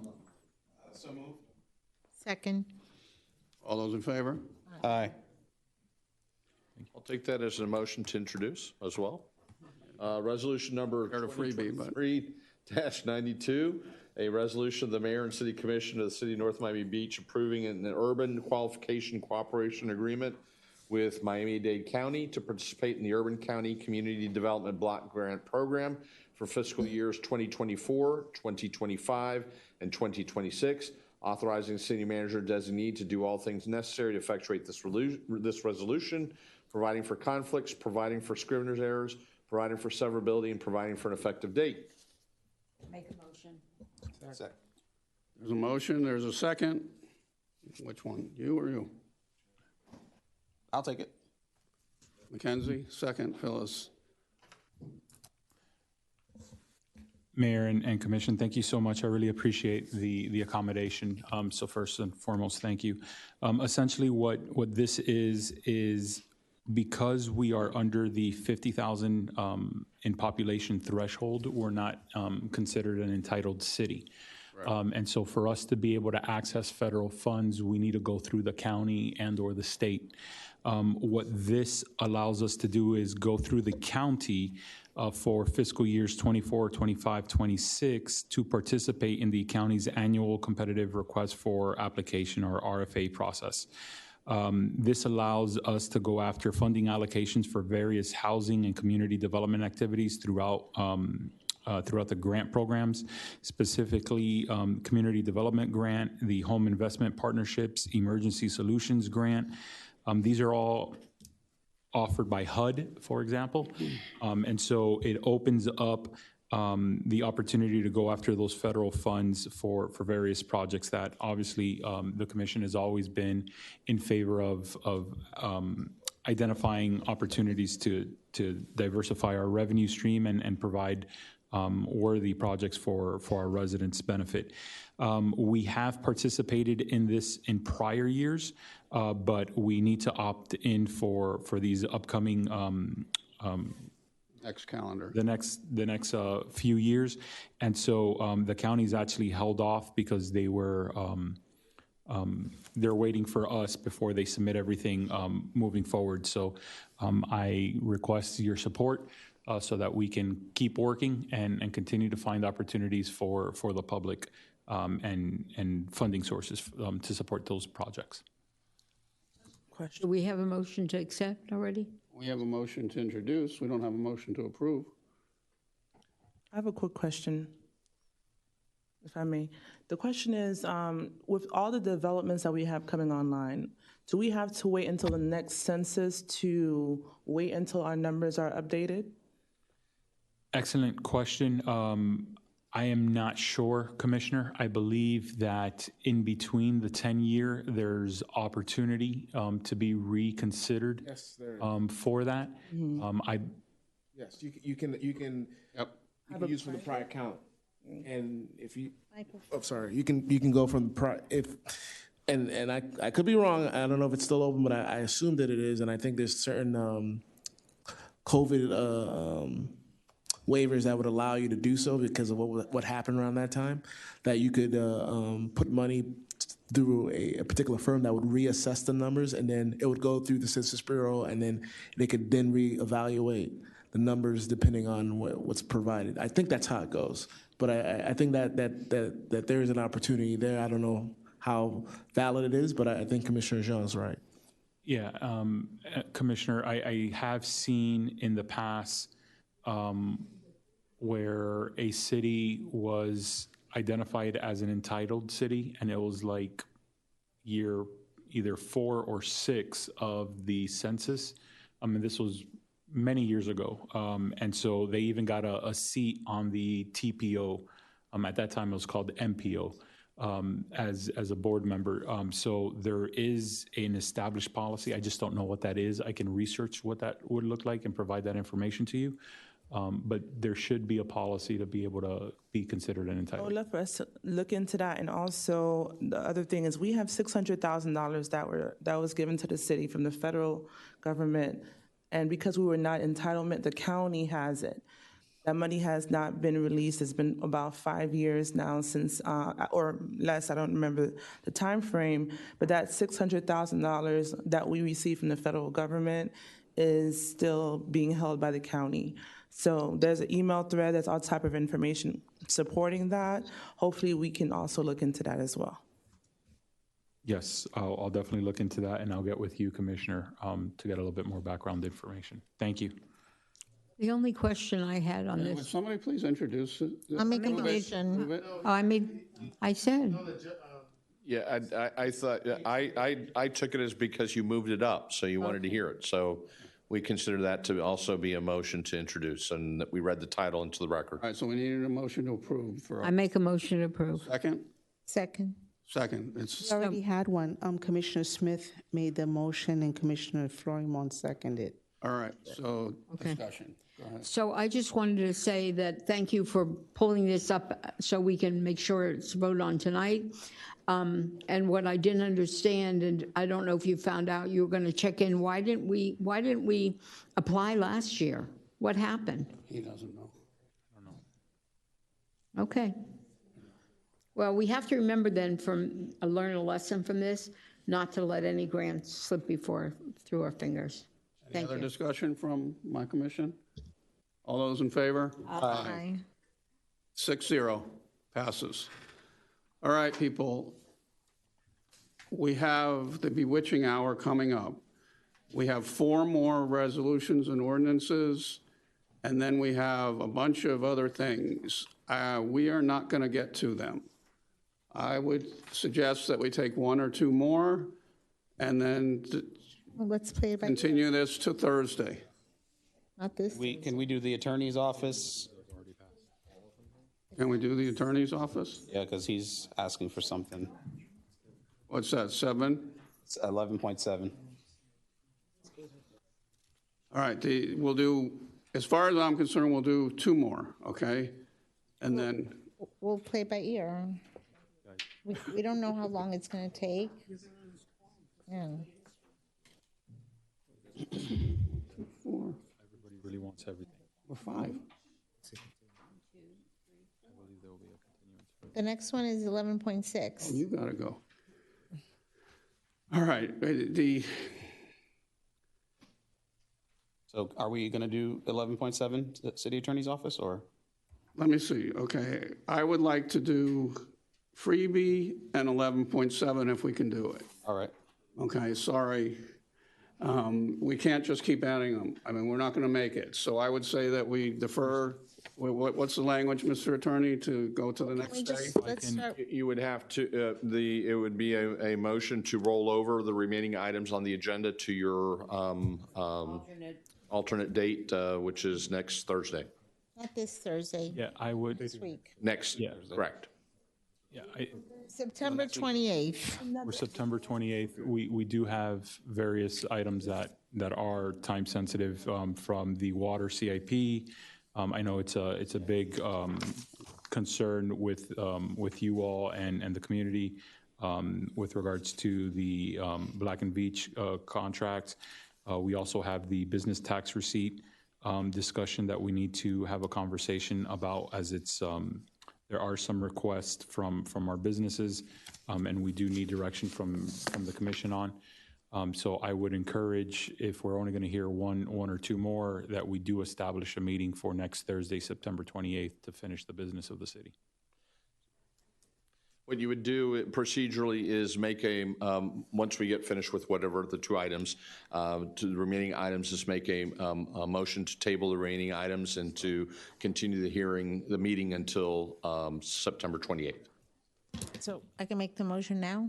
No, after we.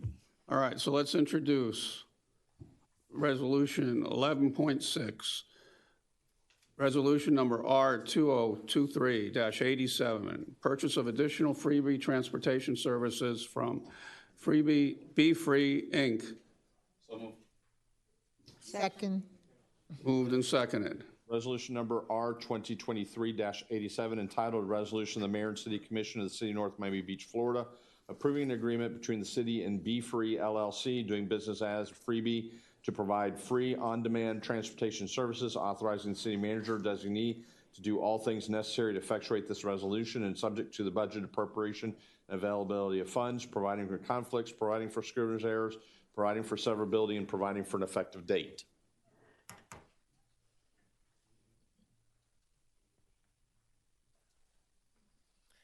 Good evening, Acting Mayor, Commission. You're not Carleen. I'm not. I am Sharice Yes, we know. Kermit. I will be speaking on this item. There's some clarity that we need to bring to the item. There was a typo in the value, the estimated annual budget amount. So I wanted to correct that and provide any clarification on any questions you had for the extension of the piggyback with freebie through the city of Aventura. What's the cost? The cost is up. So this is based on our the current hours of operation with the 5 vehicles, one being an ADA vehicle, and it includes the ad 50-50 split, correct me if I'm wrong, where we get 50% of the revenue from ad sales.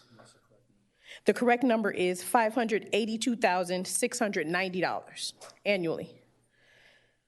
It was $504,000 annually, and that was a typo on my part.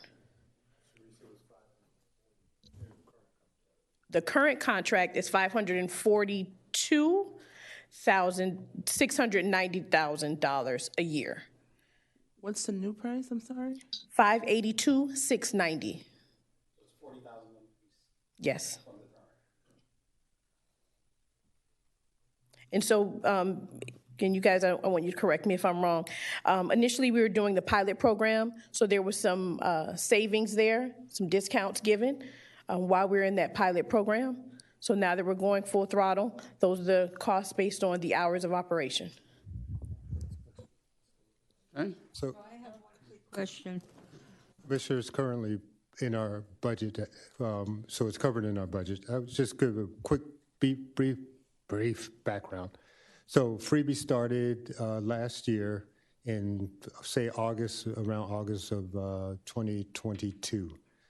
So it was a 6-month pilot. That pilot was renewed with a new contract that began around March. You approved March timeframe. You approved the additional 8 months of freebie to expire on October 7th of this year. So this is a new contract or renewal of a contract to take us through. And Sharice could talk about those new deadlines, new contract extension deadlines. But with that, freebie has come in and submitted some new prices for us, and these are the new prices that you're hearing today for this contract.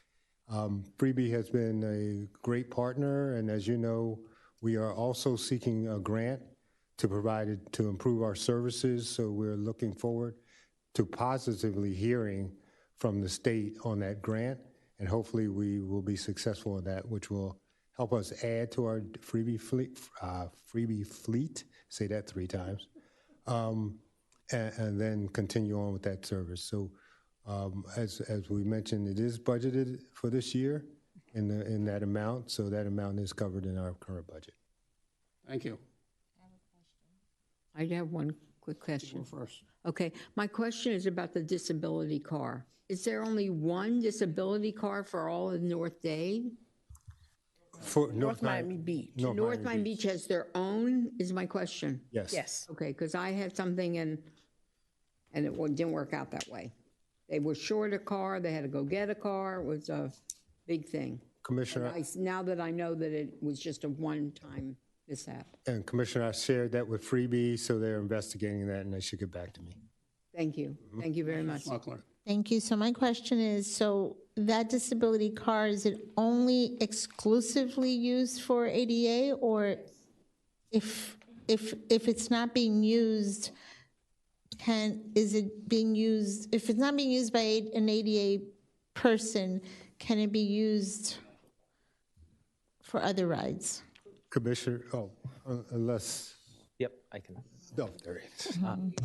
Evan Ross on behalf of Freebie, 3301 Northeast 183rd Street, Suite 505, Aventura.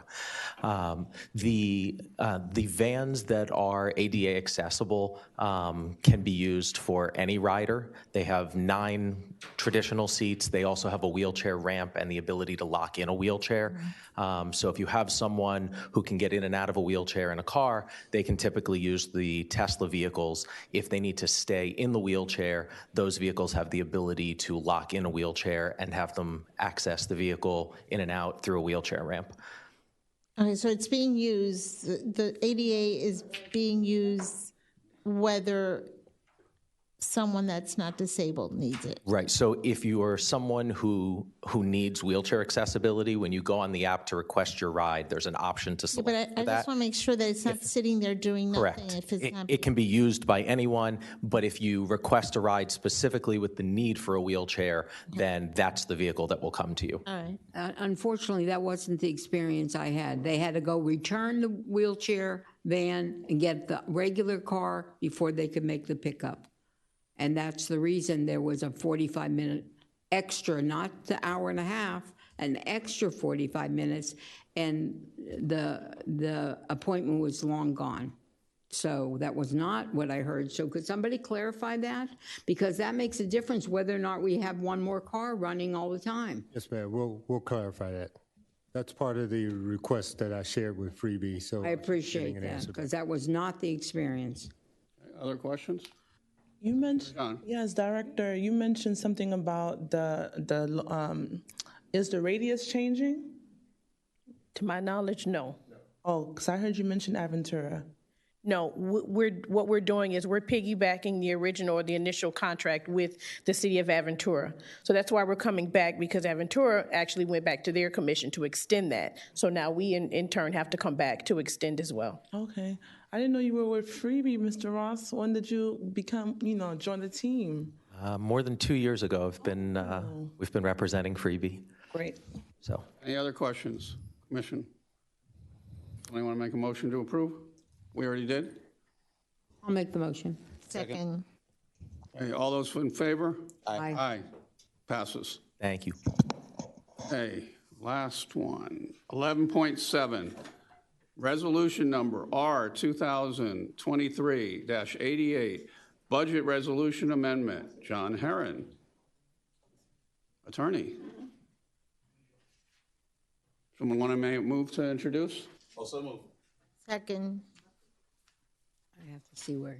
Resolution number R 2023-88, entitled Resolution of the Mayor and City Commission of the City of North Miami Beach, Florida, approving a budget amendment to the annual budget for fiscal year October 1, 2022 to September 30th, 2023 for the City Attorney's Office, providing for conflicts, providing for scrivener's errors, providing for severability, and providing for an effective date. Quickly, Commissioners, as I have mentioned to some of you previously, the City Attorney's budget is out of funds. We need additional funding in order to be able to get us through the year, and that includes payment of a number of different law firms, some of which you've already authorized as the expenditure. So in order to be able to make those payments, we need additional funds in the form of this resolution being approved. Any questions? Manager, do we have funds to do that? There is funds, unassigned fund balance to help cover this, and that's typically what you will do the budget amendment from if needed. Thank you. Commission, any questions? I just have a question of the commissioners. Did we give direction for this city attorney to give us a printout of the expenses, additional expenses at a certain time? Like we got them today, but were we supposed to get them every 2 months or from the attorney, the additional outside expenses besides what did we vote for that? Does anybody remember? I think we're confusing it with the other. I think we did it with Weiss Serota, but. Was it in the form of a resolution? It's a joke. It's a joke. I think we did do it with Rice Road. I just certain, and they never did it, but I don't know if we did it. If it's not, then that's good. Then it wasn't done, and he didn't break anything. Perfect. Would you like it done? Yeah. I think so. I think we should give him direction to give us an outside billing like every 60 days. We'll provide that too. Okay. Wait, what do my other commissioners think? We have to have a majority. Anybody else want to comment? Is there a motion to approve? So moved. Second? All those in favor? Aye. Aye. Passes. Thank you. All right. Now make your motion. Wait, is Commissioner Flormont allowed to vote on this? Because it's paying for his attorney. That's already been resolved. Yes, Okay. ma'am. All right, just clarifying. Well, we already voted on that. Well, I just wanted to make sure. Motion to terminate and to That was my motion. move to the next Thursday. Oh, I make a motion that we move the meeting we continue the meeting September 28th. How many items are left? But Mr. Attorney, we do need to receive those reports. So Yes. You said yes. yeah, so hopefully we'll be getting them. You know, okay. There's 3 items. There's 3 items, but then there's 15. It's more than 3.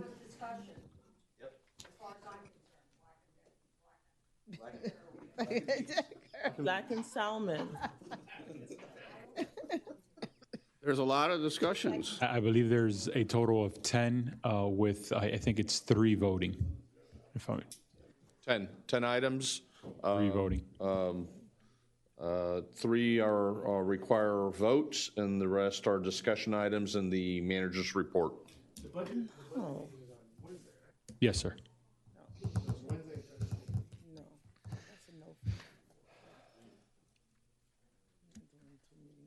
Okay. Is there a motion? Okay, so So we need a motion to table those items, Phyllis, we need you back here. and then to continue the meeting until next Thursday at 6 p.m. if I may offer something, Commissioner Smuckler, I think the Black and Veatch issue is an issue that we need to take such a deep dive into. We should give them an opportunity to do a workshop that we've been asking for, by the way. I think so. We've been asking for that Been asking for a workshop for what? on water. And we haven't gotten I that? don't remember that. Okay, well, I just think we should have a workshop on that item before we vote for $4-point-something million. I defer to the manager and to staff, but I do know that there is some time sensitivity to the issue of having continuity in the water department. Because the part of the Black and Veatch contract, as I understand it, is for Black and Veatch to provide staffing and support to the water department. To your point, real quick, the last time I asked the water director, how were we with the PO for this particular item, and she said there was money left. So how did we go from there was still money left on the PO for this particular vendor to now it's a time-sensitive emergency? How did we get here so quickly? Excuse me, can I make a motion to extend the meeting to 12:05? You can. Because it's ending in 3 minutes, so. We have a quorum. Go ahead. Is there a second? Is there a second? You don't want to continue talking about this? Okay. Nobody? All right. All right, we never discussed anything about a workshop for water. Commissioner, from my understanding, the task order is for the continue the services. It's not that the funds are short.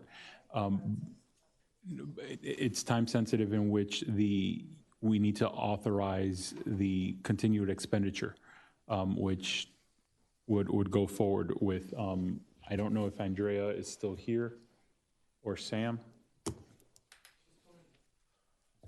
I don't know if she'll make it within the 3 minutes.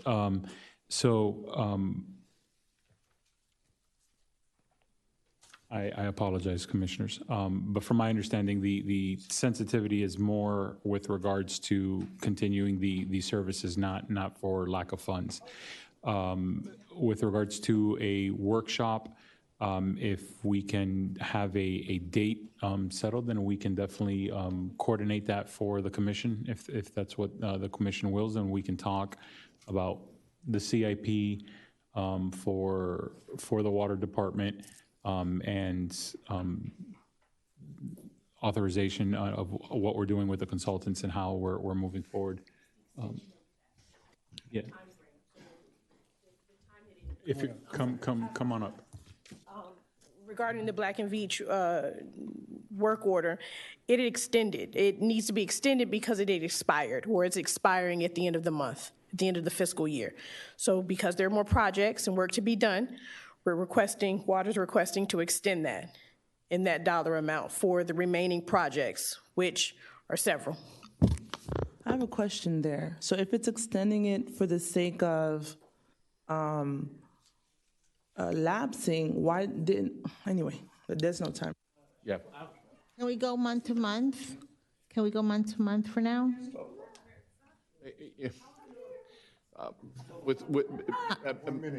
Commission, with all due respect, I really mean this, is at 11:59 to have this conversation. If you're not willing to extend the meeting, then we really should just table the items and roll them over and make a motion to continue the items. I made the motion to continue it to September 28th, but I didn't get a second. I'll second it. What were they going to do if they didn't what were we going to do? Move them into the next meeting. Yeah, go to the next meeting. But the question I have is that, So we need to, before 12:01, we need to vote to continue either continue the meeting or continue the meeting to the 28th and table the remaining items. Well, 12:01 because it's 12 o'clock. We're looking at this clock, Michael. Regardless, if the Make a motion to continue the meeting 10 minutes. if the meeting is over, you're going to roll them over into the next meeting anyways, correct? No, because you all have to give us direction to have the rollover meeting. No. Roll over to the October meeting. Yeah, if you don't direct us to have the rollover meeting next Tuesday, then they'll be placed on the agenda for in October, but the contract will expire. I mean, right now we're just having a discussion. At the end of the day, like, can it go month to month? So right now, we would have to get them at least something for the next month.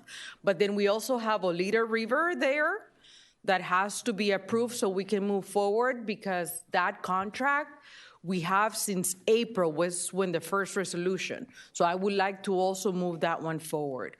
So it's two items. Well, say what you have to say. Last time when I asked a question about the PO and whether or not we had exhausted the funds that were originally allocated for this particular project, you mentioned that we had plenty of funds left over. So we have funds for the next task order. So they have a contract with us. That's Black and Veatch. We give them a task every year, a PO every year. So this is task order 4. So we've already been 1, 2, and 3. Right now they're working out of task order 3. They're gonna expire their task order, which should have been expended up to June, because that would have been the year. But because some of the projects and some of the efficiencies, we were able to extend that a little more. So right now we need to issue task order 4 for them to work the next year. Is task order 3 completed? There's still a little bit of money left. Is task order 3 is not just about the allotment of money, it's about the work, right? It's kind of the allotment, because there's some projects that are related to that.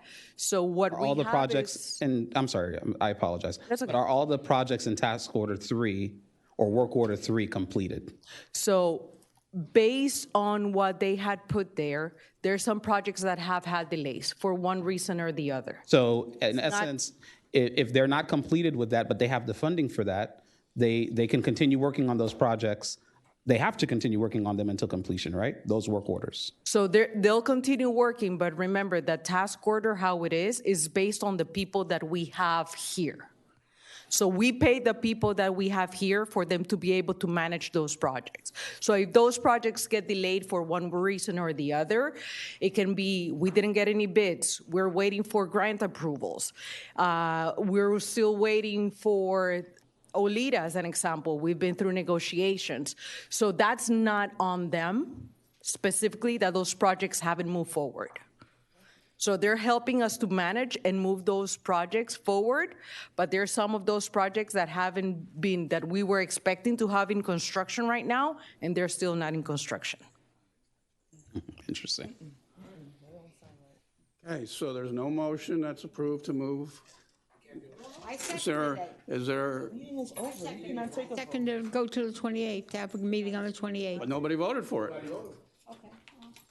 So, They can't come because they miss so many meetings.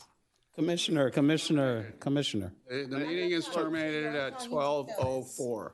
Okay, unless there's a motion to adjourn, you all are still meeting. There's time for you all to direct staff to. Okay, I make a motion, we have a second meeting on the 28th. I second it. All right, take a vote. Take a You vote. didn't make a motion to adjourn, Commissioner Joseph, so go sit down. Yeah, that's what the attorney said. Okay, so there's a motion on the floor to do the 28th. For all the rollover items. Roll call. Commissioner Florimon? No. Commissioner Jean? No. Commissioner Joseph? Commissioner Smith? I'm going to say yes. I want it on the Commissioner records, I said yes. I'm sorry, Commissioner Smuggler? Of course I do. Acting Mayor Chernoff? Yes. All right. Yes. Is there a motion to terminate? No, to terminate? Well, no, now Sorry. we have to make a motion to put everything on the October. And they'll just say, Oh, that automatically goes to the October. We'll let the manager figure it out. Yep. Okay, wait. All right, is there a motion to adjourn? All those in favor? Aye. Aye. I only heard two vote. Oh, I oppose. Good night. I oppose. We're done.